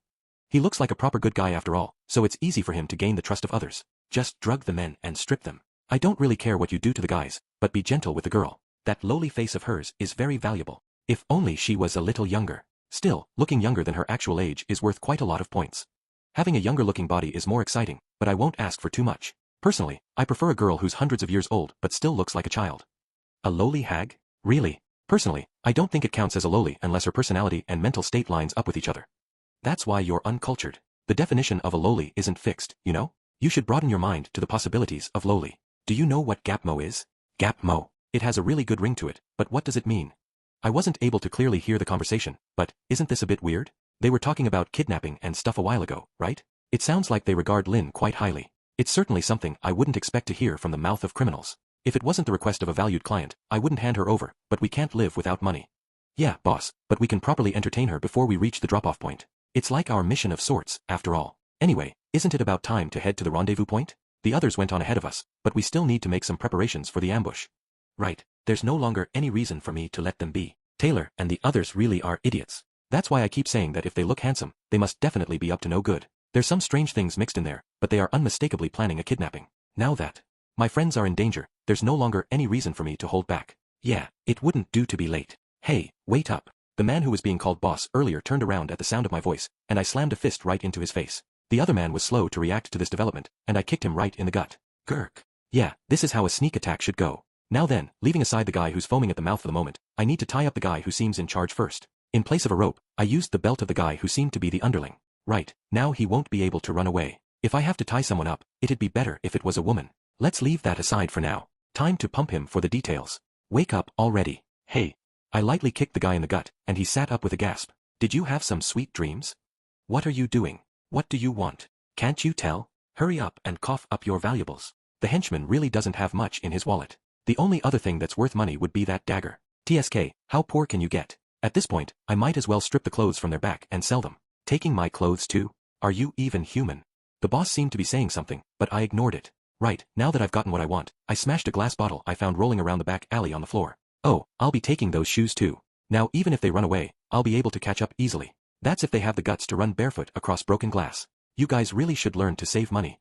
No wait, that's not it. Tell me more about what you were talking about earlier. I don't know what you are talking about. Why would you want to know anyway? It has nothing to do with you. So you're playing dumb, huh? What a drag. There's plenty of ways to make people spill the beans, but time is of the essence, so let's use the most direct method. The people you were planning to ambush sounded like my party members, so unfortunately for you, I can't just let it go. Wait, you're talking about that? Not the lowly discussion. The boss's face paled. He probably just pegged me to be some random adventurer with a strong sense of justice. No one would expect me to be that closely involved. Right, now answer my questions. If you lie to me or try anything funny, Tisk, you're not going to say that you'll beat me up, right? An adventurer wouldn't lay a hand on a defenseless opponent, right? I wouldn't do something so barbaric. Though, we could have some fun times with you and that naked underling of yours. Judging from the way his jaw dropped, it doesn't seem like he was expecting my response. Why don't we start with a passionate kiss between the two of you? Then we'll rub your face into his crotch. Hey, stop. Why, you're joking, right? Whether it's a joke or not is up to you. There's no need to use violence when there's a peaceful way of getting what I want. With a bright smile, I dragged the naked underling over. As I lifted him from behind, I met the gaze of the boss who was desperately shaking his head with tears in his eyes. Part 3, This warmth is, you're pretty stubborn, aren't you? I didn't expect you to hold out this far. After extracting all the details for him, I wrapped him up together with the underling to show my appreciation. I hope it doesn't awaken something strange in you. Still, to think there's an organization that kidnaps people in Axel. This is my territory. There's no need for me to go easy on outsiders. Still, I messed up. The boss doesn't know where the rendezvous point is. The one who knew that is the henchman, and he's completely out of it. No matter what I do, he won't wake up. But, there's a way to learn where they are headed. I remembered that the succubus shop was close by. It's a little out of the way, but I decided to pay it a visit. There's still some time before nightfall, but I opened the door without reservation. Sorry, we're closed for today. What are you doing here, Dust-san? We aren't done preparing yet. The only one in the store is a tired-looking lowly succubus. I guess you'll do. There are a couple of men tied up in the back alley. Go tell the police about them. They were the ones who tried to kidnap Darkness some time ago. I'll be a bit busy from now on, so I'll leave it in your hands. Did you do that? What's the matter? Normally, you'd be boasting about it while proclaiming your dislike for the police. I don't have time for that. Please handle the rest. Wait, just what is dash? Without listening to her reply, I headed over to my next destination. I need to find out where my friends went from the guild. Without taking any breaks, I ran back to the guild at full pelt. Just like that, I ran up to Luna who was sitting behind the counter. You sure are back early. Did you find someone to party up with? Never mind that, tell me about the quest that Lin and the others accepted.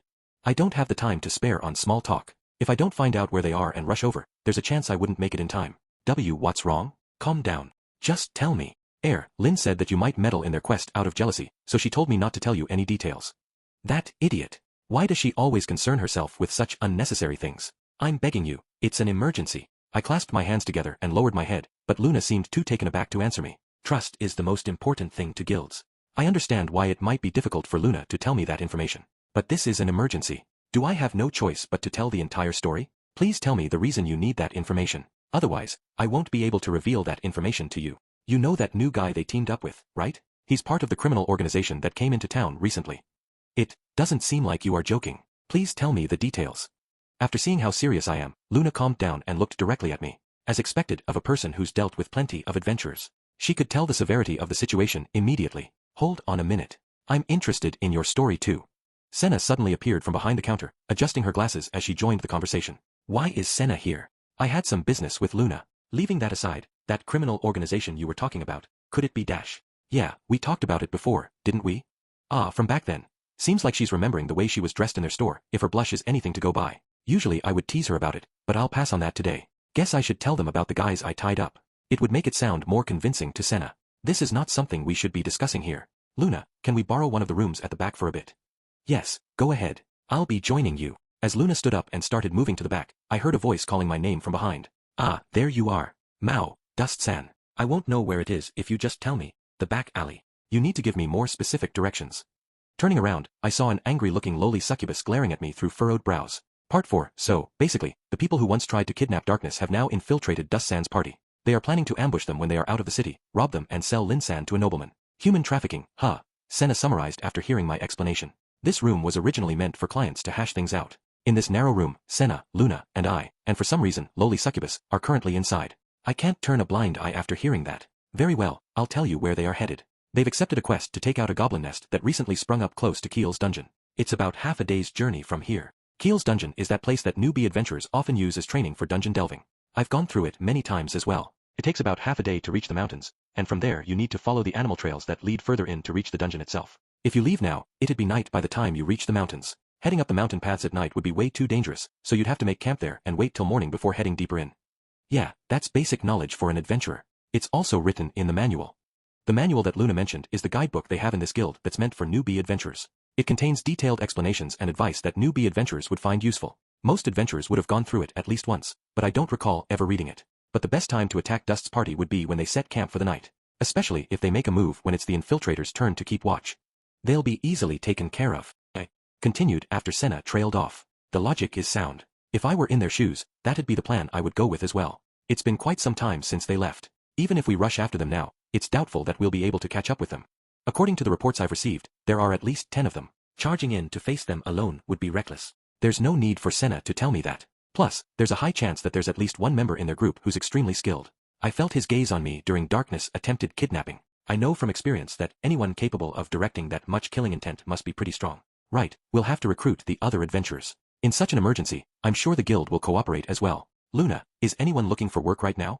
Well, about that, most of the adventurers used up their money over the winter, so they are out of the city right now. Damn it, isn't there anyone left behind? There's got to be a few people lazing around, right? The people who are out on jobs will probably gather around here by evening. We definitely won't make it if we wait till then. I took a look around the guild earlier, but Yun just had to be out at this critical time. Even though her only good point is being an awesome mage. The police can't send people out based off unverified information. I'm sorry. Senna bowed and apologized. What an uptight person. The two people I captured are keeping silent, so they only have my testimony to go off on. After having been in their care for so many times, even if Senna believes me, the other members of the police force won't take me on my word. Oh fine, I'll chase after them on my own. If I can catch up with them before they are attacked, I'll be able to do something. But I'll need some transport. Do you have a horse or a carriage or something? Even if I run flat out, there'd be no way I'll be able to catch up with them on foot. And there isn't a path wide enough for a carriage to run through. In the worst case scenario, I'll have to steal a horse and ride after them. Adding 1 or 2 more crimes to my list isn't really going to bother me too much at this point. Hold on a moment, I think I might have something. Lowly succubus, who had stayed silent ever since setting foot into this room, clapped her hands together and said, if it's an acquaintance of a succubus, could it be possible to get the aid of a high-ranked devil? Could she be referring to Sir Vanir? Sir is a little fickle, so maybe it'd be more effective if a devil would make a request of him. In that case, I'll leave it to her. I'm a little uneasy to be accepting the aid of Sir Vanir, but now's not the time to be worried about that. If it's something that'll aid me, I'll gladly make use of it. Why is it this guy? After agreeing to meet at the gates, I went around collecting the items I would need for the journey from the general store and the magic item shop. But why the hell is this guy waiting for me at the gates? I saw lowly succubus talking with Sir Vanir when I visited the magic item shop, so I thought she was enlisting his aid, but was I mistaken? It's been some time, Dust-san. I'm familiar with this muffled voice. Or, rather, the impression left by that helmet is way too strong. This is the guy who had the item to circumvent that lie-detecting magic item. The helmeted bastard. You know, what I wanted was someone who could help in combat. What would I do with a young master of some noble family? Don't worry, I've been trained in the knightly ways since I was a boy. I'm quite confident in my abilities with a spear. Seeing him wave his spear around, it does seem like he has some skill with it. A noble who's good with a spear, huh? Is something wrong, Dust-san? Hey, don't bring your face that close to me. Even if I'm not attracted to you, I'd still be surprised if you suddenly move so close to me. It's nothing. At this point in time, increasing our combat potential by even one person is a good thing. If worst comes to worst, we can reveal his identity as a nobleman to them and they'll be more inclined to keep him as a hostage than kill him outright. Helmet-san quickly agreed to help after I told him about the pinch you were in. His family even prepared horses for you. Is it those 2 horses over there? Their manes are glossy, their muscles are well developed, and there don't seem to be any problems with their temperament. Seems like they are raised pretty well, as expected of a nobleman. These are 2 of the horses that my family is taking care of. Do you know how to ride a horse, Dust-san? You can ride behind me if you don't. Nah, there won't be any issues with simply riding one. It's been some time since I've ridden a horse, but it's not something you easily forget. Still, I'm surprised you could contact him so quickly. Do you know where he lives? He just happened to be close by, so I coincidentally ran into him by accident. It's a coincidence. If it's a coincidence, why are you 2 averting your gaze? Was he doing something embarrassing? Well, he is a frequent customer of the shop despite being a noble. Maybe he was planning on peeking into the women's baths before lowly succubus ran into him. Don't worry, I won't tell anyone. I patted him on the back in sympathy, and felt a strange gaze from behind that helmet. His breathing is as noisy as ever. Yeah, I'll do my best to make sure no one finds out. Sure. You're getting way too worked up about peeking. Don't get excited and bring your face so close to me. Your panting is annoying. Hey, why are you looking at me like that? Lowly succubus silently mouthed, oh dear, and put her hand on her forehead. Is it because I was encouraging criminal actions? Peeping is a man's romance. Though, when I said that to the police, they just threw me into the cells. Anyway, let's leave the small talk here. There's no problem with leaving right away, yes. We can set off at any time. Seems like he's motivated, at least. I clambered onto my horse, and the helmeted bastard was already up on his horse by the time I got into the saddle. I'll be praying for my regular customers to return safely. Lowly succubus said as she waved to us from near the gate. Purposefully mentioning the phrase regular customers, she has the soul of a salesman, all right. Ha! You're coming along too. I grabbed her waving hand and pulled her up without waiting for an answer. After securing her in front of me, I set off. IWHYYYYYY. Those guys seem to prefer younger women. You'd be perfect as bait. Part 5. The wind feels good. Oh, there's a really cute bird over there. Lowly succubus happily said as she watched the scenery flow past on horseback. She was grumbling about it at first, but now she seems really into it. That horned rabbit is really cute. The way it hops around is cute too. I really wish I could keep one at the shop. That's a one-strike rabbit. It uses those cute movements to lure people like you to let their guard down before stabbing them with its horn. It's a monster, after all. By the way, it's carnivorous. I felt someone staring at me from behind, and turned around to meet the gaze of the helmeted bastard, I think. I can't actually see his eyes behind that helmet, but I've definitely felt his gaze fixed on me for quite some time. Yeah, come to think of it, he really helped me a lot in this case. It's a little late to ask, but why? Lending horses his family owns and agreeing to chase down criminals with me just because we happen to frequent the same store is a little far-fetched, isn't it? This is the same gaze I felt when we first met. Is there a reason for this? Let me think about everything that's happened. Oh, I get it now. He has his eyes set on lowly succubus. How could I have missed this? That's why he's shooting me looks of jealousy. The reason he readily agreed to help me is because his crush, lowly succubus, requested him to. It all makes sense if I think of it that way. Come to think of it, he didn't even pay attention to the other succubi in the store. He only gazed upon lowly succubus who was right besides me. Yeah, I get it now. Well, she's a succubus, after all. Did you say something? She might both look and sound like a kid, but she still is a succubus. Still, is that really okay? Well, it's not like I really want to comment on the tastes of others. I'll get embarrassed if you stare at me like that. What's there to be embarrassed about? She wears much more revealing clothing while working at the store. Compared to that, she might as well be dressed like a nun right now. I really don't get what's her criteria for being embarrassed is. Dust-san, are we on the right path? The helmeted bastard called out after catching up to me. Yeah, I knew it. He's jealous of me spending so much time talking with lowly succubus and came to interrupt. It probably seemed like lowly succubus and I were hitting it off really well. Yeah, he really does like her. Well, he did help me a lot back then and right now too. I suppose I can give him some support. Yeah, this is the right path. Oh, this horse seems to be getting tired. Maybe it's because he's supporting 2 riders? Think you can let her ride on your horse for a while? I'm not that heavy. It's really annoying how sensitive women are about their weight and age. I'm helping you fulfill the desires of a regular customer of yours. Stop arguing and just play along. If possible, I'd rather have you. What was that? I couldn't catch that. I couldn't hear him clearly over the wind, but he doesn't seem that into it. I thought he would have been pretty elated over that. Is he hesitating because he isn't used to matters of romance? I should give him more help in the future. As long as it doesn't require me to cough up money, I'll give him my best help. Who knows, if they end up together, they might remember my efforts and treat me to a drink every now and then. I feel a gaze filled with longing upon me. You're imagining it. It's erotic, but it doesn't feel quite like it's aimed towards me. Don't worry about it. Why does it feel like she suddenly shuddered? And the helmeted bastard has been staring at me all this time. It's starting to scare me. His gaze hasn't wavered for even a second. I don't quite like the atmosphere right now, but at this rate we'll be able to catch up with them within a few hours. It would have been best if we knew exactly where they were hiding, but the underling wasn't in a condition to answer questions. I probably shouldn't have kicked him that hard. Even if anything is broken, a heel would fix it, right? If need be, I'll pay for his recovery fees. Meeting up with your party is the highest priority right now. Though, what will we do if we run into the criminal organization on the way? Hey, don't say anything strange. I'm pretty sure that's a flag. Kazuma mentioned it to me. Saying those kinds of things make it more likely to come true. There's no such thing. Do you really think we'll coincidentally run into that gang here? That's impossible. Ahahaha. Lowly succubus started laughing innocently. Every time she talks, I can feel the gaze from that helmeted bastard intensify. What the hell is up with this situation? Still, if we are both traveling down the same path, there's a chance we could run into each other. The helmeted bastard really is a worrywart. You don't need to worry about. Even if we do run into each other, they'd be too busy setting up the ambush to attack us. Sure, but there's no need to worry about that. They won't attack us on the way. All of their actions so far have been planned beforehand. They aren't stupid enough to spontaneously waylay a couple of travelers like a bunch of common bandits. Dust-san, isn't that a flag? You don't need to point that out. Still, there's no way that would happen. Stop raising weird flags, you two. Someone just jumped out in front of us. Hey, wait, isn't it way too effective?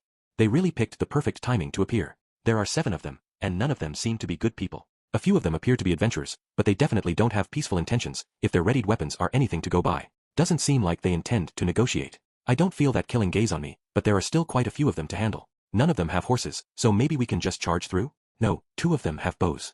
Don't say a word, you two. Just follow my lead. The 2 of them looked surprised after hearing my words, but they nodded.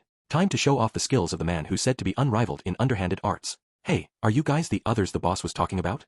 Before they could attack, I casually called out to them and waved as I approached. Don't attack us. Sir asked me to bring this girl to you. You guys are gathering lowly-looking girls, right? I patted lowly succubus on the head. Dressed as she is, she looked nothing more than a young village girl. Lowly succubus started trembling and acting frightened. Seemed like she understood what I was trying to do. You, please let me go home. She's good at acting as always. That terrified expression is amazing too. I really made the right choice in bringing her with us. Wait, you guys wish to join our group? I slowed down my horse and approached the men who've let down their guard. Yeah. I caught the boss's eye after doing some thuggish activities in Axel. Since I knew how to ride a horse, he sent me ahead to tell you guys that he might run a little late. This girl is a little present, of sorts. Oh, aren't you conscientious? We wouldn't be able to stay in that town after attacking adventurers. Well, increasing the number of Lolas we have is nice and all, but, new guy, you don't get it at all. They suddenly became agitated. Did they see through my ruse? My hand is already on the handle of my sword, but it'd still be pretty tough to face this number of people. That little girl is crying, isn't she? You don't need to be scared, Ojuchan. Everything's going to be fine. Hey, someone bring something sweet over. Roger. We let out a surprised gasp in response to this unexpected development. The man continued speaking gently to lowly succubus while the others hurriedly prepared a set of folding table and chairs, before laying out a variety of colorful snacks on top of it. A soft cushion is placed on the chair, and the table is decorated with flowers. Now, come on, please sit over here. Okay.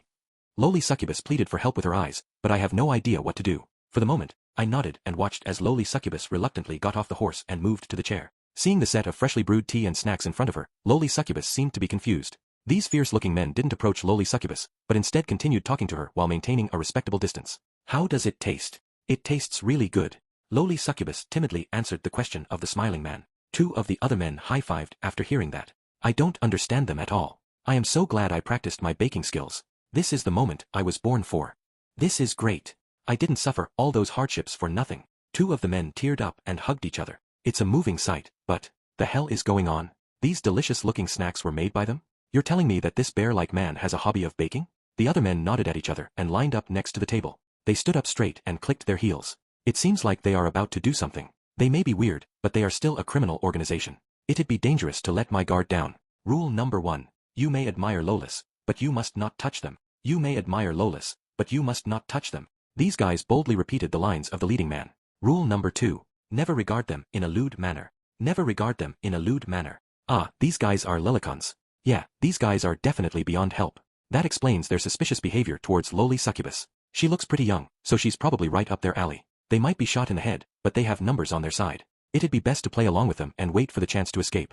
Even though I feel like it'd be possible to launch a surprise attack right now, these men seem to be pretty skilled. I can tell from the way they move their center of gravity when they walk. These guys might say some really stupid things, but they aren't pushovers. Hey, let's talk about the rest while we eat. We still have something important to handle tonight, right? It's a little early, but we should eat up and get ready. Rule number 13. Yeah, you're right. Say, have I seen you before? I'm grateful that they stopped their declarations, but he suddenly said something strange. One of them was staring at my face with a raised eyebrow. What a coincidence. I feel like I've seen him somewhere too.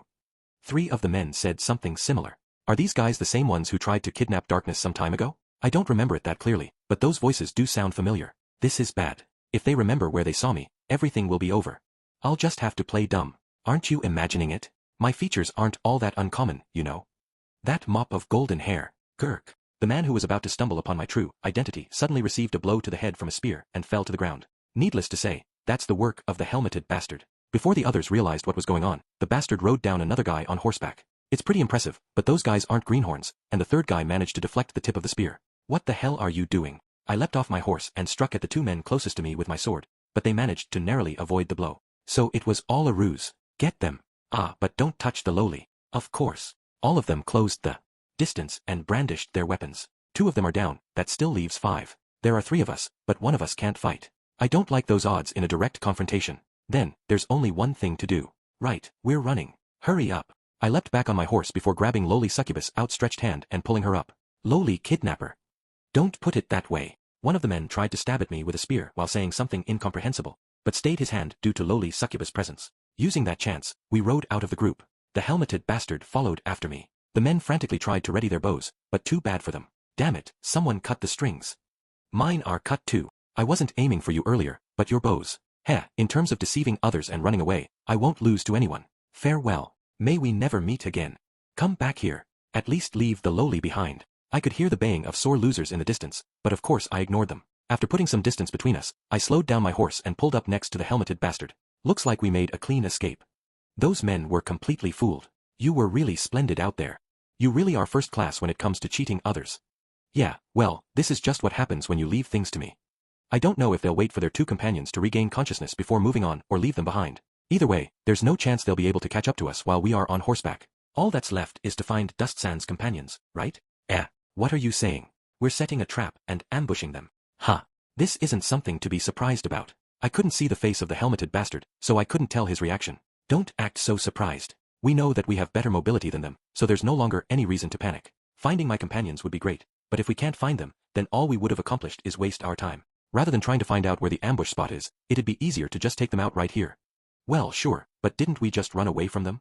That's precisely why we are doing this. They wouldn't expect people who just ran away from them to turn around and ambush them.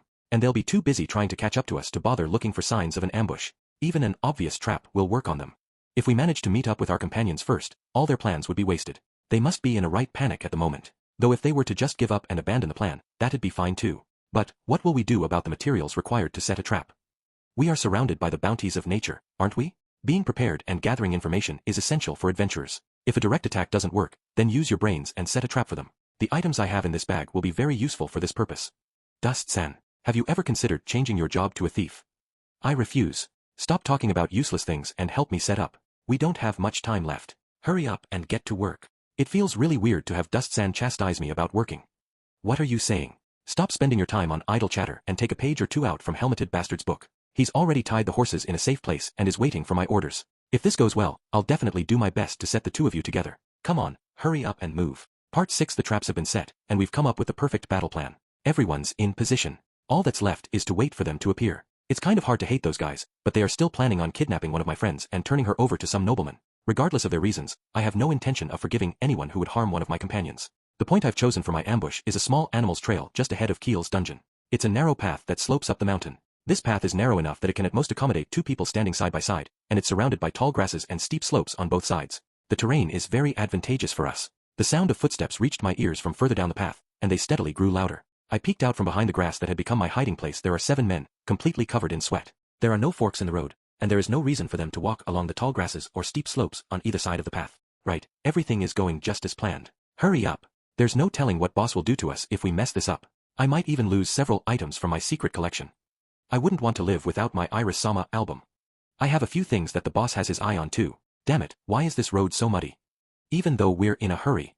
They seemed pretty worked up about it, but the boss they are talking about is probably enjoying the hospitality of the detention cells right about now. Just as they started climbing up the slope, the helmeted bastard appeared on the road in front of them, his body dripping with water.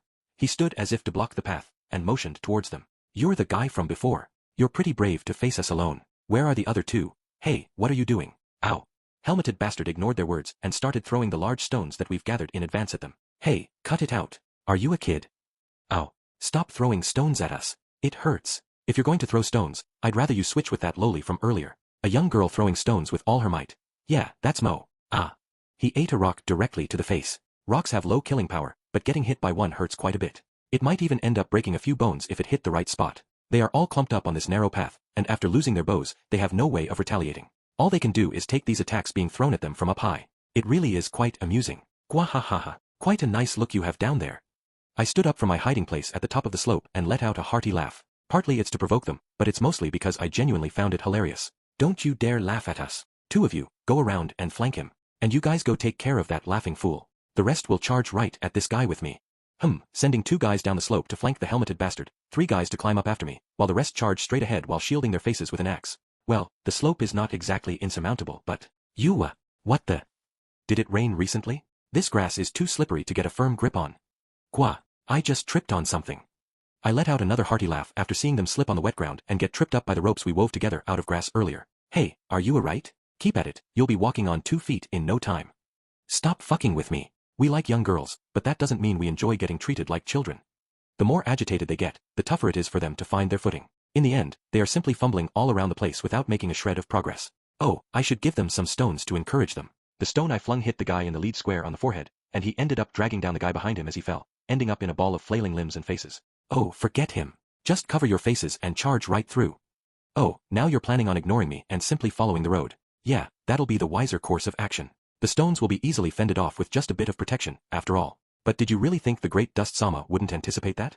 Looks like they are clumped up together. I'll leave the rest to you. Leave it to me. In response to my signal, lowly succubus flew out from her hiding spot in the trees. Instead of the village girl outfit, she's wearing far more revealing clothing, allowing her bat wings to poke out from her back and keep her aloft in mid-air. What? That girl was an angel. Come on, no matter how you slice it, those are the wings of a devil. With the lightning sphere firmly grasped in her hands, lowly succubus flew to just above the crowd that stood still in shock. Now then, lightning strike. The lightning bolt dropped below the sphere onto the crowd, and quickly spread through the wet ground after striking the first person. Every single one of them fell to the ground in a heap. It was more powerful than I expected.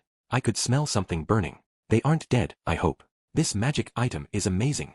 Lowly succubus excitedly exclaimed after landing. Well, she's a devil who can fly under her own power. For humans who are stuck to the ground, that's just a really expensive way to commit suicide. That magic item that flooded the ground is also pretty amazing, isn't it? It's a pity we had to break it to keep it from making that awful noise. I used that portable toilet from the magic item shop to flood the area. It sprayed water all over the place after the helmeted bastard smashed it to prevent it from attracting monsters. Well, at least some good came out of it. So, what should we do with them? Strip them of their clothes and weapons and tie them up by that tree. We can deal with them after we meet up with Lin and the others. The only one left is the guy who infiltrated the party, but don't let your guard down. Alright, then, let's strip them quickly. Sure thing, I'll help too. Well, I guess a succubus wouldn't be squeamish about stripping a man down. The helmeted bastard seems to be pretty adept at this too. He only stumbled a little when removing their armor. I helped, of course. After removing their clothes and weapons, we lined them up against a tree before tying them to it with rope. That took more time than I expected. It's already getting dark. Let's hurry on. Getting back on our horses, we rode down the path that has mostly dried by now. We rode them until we came to a narrow animal trail that the horses couldn't traverse, so we had to part ways. Can you wait here for a while? If we don't come back, you can head back first. I silently watched the helmeted bastard as he whispered to the horses. I don't believe that horses can understand human speech perfectly, but the smarter ones are able to understand simple words and the feelings of their masters. It's been some time, but getting back on a horse again isn't too bad. Dust-san, you had a really gentle expression on your face just now. I'm always gentle. Yes, of course. Lowly succubus averted her gaze and said in a monotone voice, if you have something to say it to my face. Don't just whistle and play dumb. Thanks for waiting. Let's go. After the helmeted bastard rejoined us, we hurried down the animal trail. I don't think it'd be likely for him to get up to anything on his own, but he is a criminal, after all. Who knows how he thinks? They seem to be a reasonable bunch and don't seem to mean Lin any harm, but there's bound to be one or two people in the group who think differently from the majority. If he does anything to harm Lin or my friends, I don't think I'll be able to restrain myself. No, it'll be fine. I'm sure of it. Part 7. Ha, what a bunch of fools. Ha ha ha. Looking at those three sleeping with their mouths wide open, I let out a satisfied laugh. Normally, it would only be natural to have the new guy be in charge of night watch, but these guys got worried for me when I forcibly volunteered myself. They really are a bunch of bleeding hearts. After waking me up, they didn't even suspect anything and went right to bed. I threw a pouch of sleeping powder into the bonfire, and this is the result. It's a pretty powerful sleeping drug, so no matter how noisy the surroundings are, they won't wake up. There's still about 2 hours left till the meeting time. Normally, I would wait a little while longer before using the drug, but I purposefully used it way in advance today. I gazed at the mage named Lin as she slept. I don't know her exact age, but she's probably still in her teens. With that childlike face of hers, the client will definitely be pleased. Men generally prefer women who are bountiful in both chest and buttocks, but there are some who prefer more slender women. Most people wouldn't understand this, but the band I'm part of is comprised entirely of men who are fascinated by the appeal of slender, no, young-looking girls. I knew that she was my type from the moment I laid my eyes on her. There are some who prefer even younger girls, but for me, someone like her is the best. She looks like a kid, but she adopts such a strong exterior every day. That's really great. To think that I'd be able to do anything I want to a girl like her. Oh no, I think I just drooled a little. It's a rule that we shouldn't lay a hand on the girls we fancy, but there won't be a problem as long as nobody finds out. I'm the one who takes care of the most troublesome role, after all. I deserve a few perks. First, I'll remove the cloak. Should I remove the top or the bottom next? I'll leave her shoes and socks on, of course. There's a specific order in which you need to remove the clothes. Rather than stripping them completely nude, having a few pieces of clothing on is much more erotic, at least, that's my personal philosophy. So, I'll remove her top but leave her bra on. Then I'll remove her bottom but keep her panties on. Yeah, that's what I'm talking about. Her underdeveloped breasts and hips being hidden by her bra and panties. And the added sexiness that leaving her shoes on provides. This is the best. Now then, let me truly enjoy that smooth skin of yours. I slid my index finger along her body, her modestly sized chest under the fabric. That smooth and bouncy skin of hers. I can't get enough of this. Now, let me enjoy myself a little more. Her breasts are minuscule, but if I forcefully grab her chest, I'll be able to feel it with my entire palm. I closed my eyes and focused all my attentions on my hand. Isn't it a bit bigger than I expected? Did she always have such large breasts? It's large enough that it's spilling through my palm. Was she hiding such a huge chest underneath her bra? Well, that wouldn't be too bad, but it's not exactly what I was hoping for. To have such a massive difference from its appearance. The bodies of women sure are mysterious. I opened my eyes to confirm the situation, and saw a blushing red pig in front of me. Ha! What is an orc doing here? What I was touching wasn't Lin's chest, but an orc's. What the hell is going on? Era, you are a forceful one. Well, I don't dislike that. The orc breathed heavily and fixed me with an intense gaze. I felt a chill flow down my spine. I was too shocked to speak properly. You want to get married? Aren't you a hasty one? First, let's start with confirming our compatibility first. Eek. I frantically backpedaled away from the orc. I need to escape. Orcs are a female-only race that men need to cautiously take down from afar. They are the worst kind of enemy a man could face. I've heard more than enough tales of the kind of fate that awaits men who've been captured by orcs. No matter how unsightly I look, I need to put as much distance between me and her as I can. Being too afraid to stand, I pedaled backwards with my ass still firmly on the ground, and felt my back hit something. Era, Oni-san, where are you going? Why, you're kidding, right? This voice is... My instincts are screaming at me not to turn back, but I just couldn't stop myself. Yeah, I could have just imagined it. I could have just hit some kind of obstacle and imagined the voice. I slowly turned my head around. What I ran into wasn't a rock or a tree, but the body of a muscle-bound orc. And there were 3 of them. Eek. Let's enjoy ourselves. I won't let you sleep tonight. Pant. I'm in heat today. Let's get rid of those bothersome clothes. No, stop. Don't be so rough. I want at least 50 children, so work hard, Papa. First, we should share a passionate kiss so that we have something to tell our children. There's no need for that. I tried to escape, but the first orc grabbed my shoulder with an iron grip. Her drooling mouth is slowly moving closer to me. Somebody. Save me. A man is tossing and turning in his sleep before me. Sitting next to him, lowly succubus had her hand on his forehead, giving him some sweet dreams. I only gave some direction for the dream, but it seems like it's really working out quite well. It seems like this man who deceived my companions and wanted to lay a hand on Lin has encountered something unthinkable in his dream. He's frantically shaking his head as if he's resisting something. I could enjoy this. Lowly succubus' smile is really scary. This won't awaken something strange in him, will it? I should treat her better from now on. There's no way I can fight back if I were held hostage in my dreams, after all. I didn't expect him to be a member of a criminal organization. This is what they mean by you can't judge a book by its cover. Lin said with a serious expression on her face. We stealthily met up with them while this guy was still sleeping. They were surprised at first, but they accepted it after I explained the situation to them. Well, they didn't believe me, but they certainly believed it when lowly succubus and the helmeted bastard explained it. Some companions they turned out to be. Dust, you saved us. Thanks. You certainly changed my view of you. You really do pull through when it counts.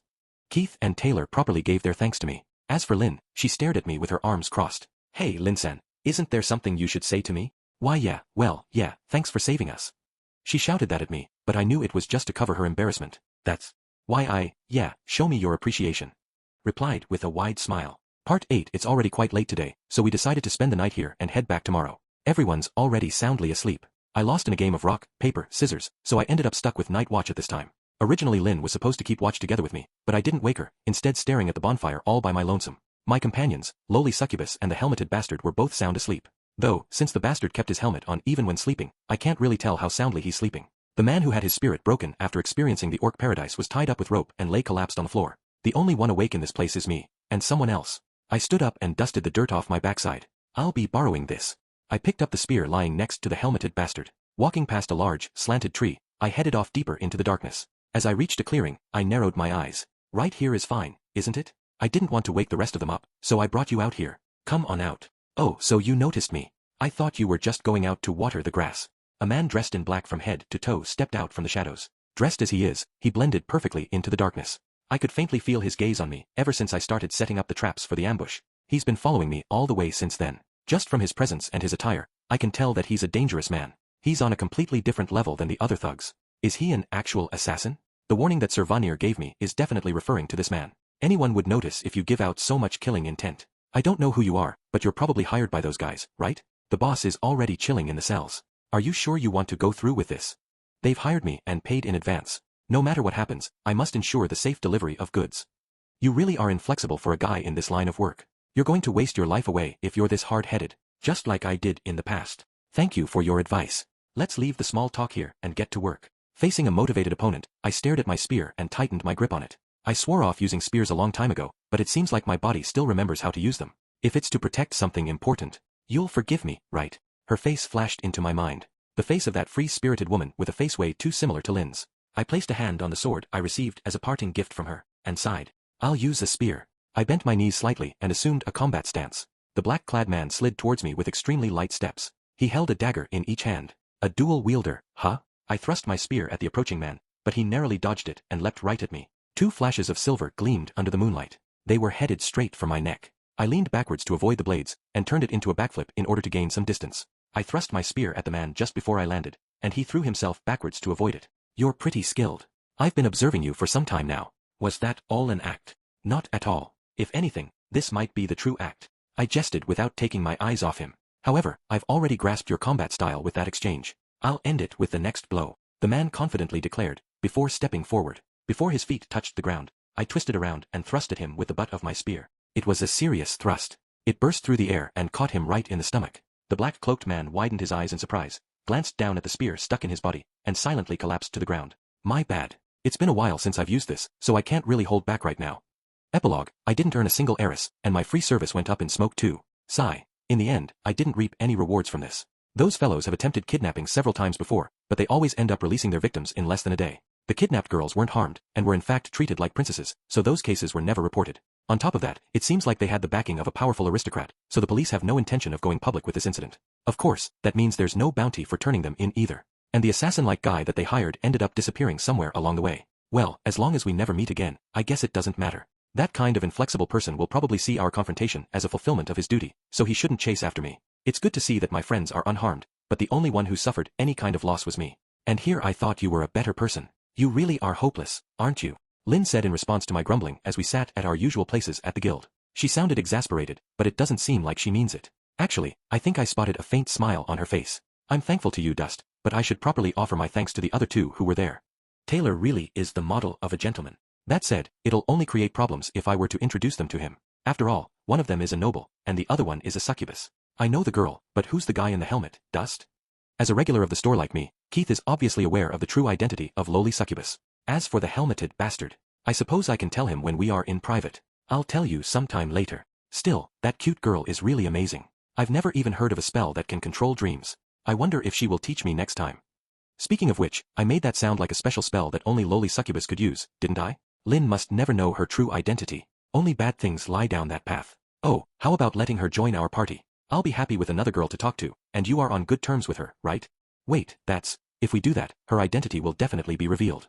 We need to cut this off immediately. That's not a bad idea. Though, how did you get to know such a cute girl in the first place, Dust? You aren't blackmailing her or anything, are you? Of course not. It's just, her workplace had an issue with a few thugs once, so I helped her resolve things, that's all. You're pretty useful when it comes to problems of that nature, huh? They seemed convinced by that, but for some reason, I don't really feel good about it. Still, it's not that big of a deal. Just bear with it. Never mind that, let's go pick up a quest before I actually commit some kind of crime. You're joking, but it's scary how believable it is. Of course it's a joke. Well, mostly. My current net worth is negative. If I don't find a way to deal with it soon. If you have money issues, use this. Taylor slammed a full bag onto the table. Is this full of money? What are you planning? You beg for money every day, but the moment I actually give you money, you become suspicious? This is recompense from the guild. It's an apology for accidentally introducing a criminal into our party.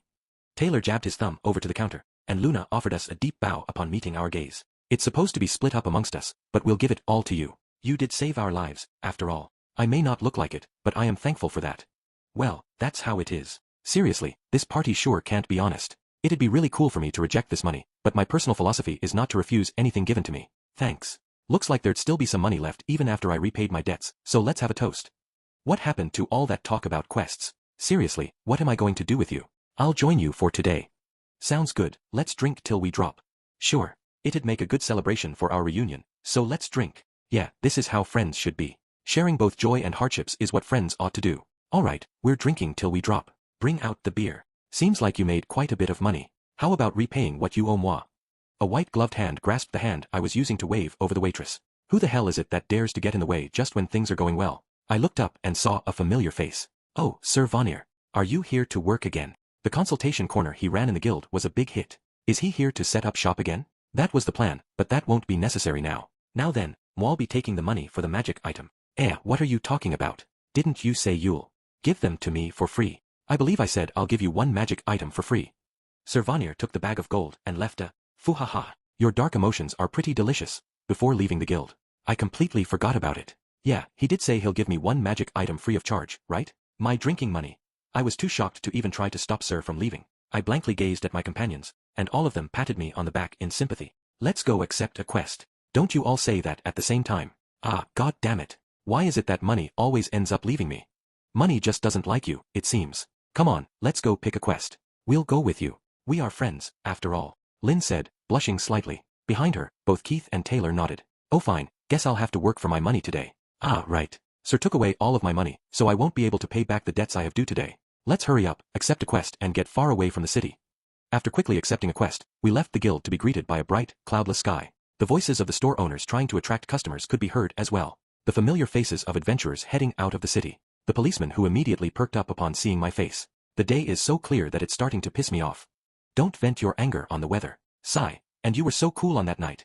I whipped my head around upon hearing Lynn's whispered words. Seeing her give me a wide and impish smile, I felt my heart skip a beat. You were awake back then? Well, who knows? After giving me a vague answer, Lynn happily skipped ahead. Taylor and Keith traded looks, shrugged, and chased after her. Seems like it'll be another rowdy and interesting day today. Hello everyone, I'm the author of Shining a Limelight Upon This Fool Too, Hirokuma. Most of the people who picked up this book will most likely be fans of KonoSuba, so you might be asking yourself, who the hell is Hirokuma? I'm a fledgling author who wrote Reborn as a Vending Machine, I Now Wander the Dungeon. That debuted in Sneaker Bunko about a year ago. At the start of this year, my manager Mr. M asked me, hey, do you want to try your hand at writing a KonoSuba spin-off? As a fan of the KonoSuba series from back when it was a web novel, I instantly went, really? Yes, please. But after the phone call ended and I regained my senses, the pressure of, I just agreed to something really big, finally crept up on me. I'll be in charge of the spin-off of a big name, extremely popular work. Despite being somewhat afraid of that, I ended up writing this book as a fan. This is just my opinion, but one must, at minimum, like the original work in order to write a proper spin-off for it. I can proudly say that I meet that minimum requirement. I'm a big fan after all. If I approach this from the perspective of a fan, not only as an author writing a book for a job, wouldn't that result in an extremely interesting work? Not only using the world and characters of KonoSuba to make my original character shine, but also to take a deeper look at the situations that happen behind the scenes of the original story. That's my hope as a fan. There are a lot of people I need to thank in writing this work. First off, there's Akatsuki Natsume-sensei. Thank you very much for letting me write a spin-off to KonoSuba, a work filled to the brim with wonderful characters. If I were to put to words all my feelings of gratitude and appreciation here, it will probably end up being over 10 pages long, so I'll have to properly express my gratitude at some other time. Just looking at Mishima Kuron-san's character illustrations fills my head with ideas, and it's all thanks to her that I can make Dust and the others run rampant in an entertaining manner. Yuki Hagier, who is in charge of all the beautiful illustrations in this book. Thank you for drawing all these wonderful pictures. Darkness-san is really nice. Everyone involved in the production of the anime. When I was writing, the characters were always bouncing around in my head, and I could never forget the voices of the characters provided by the CU. Everyone in the editorial department, Mr. M, whom I exchanged opinions with on numerous occasions, and everyone involved in the publishing of this book. Lastly, thanks to everyone who picked up this book. Hirokuma.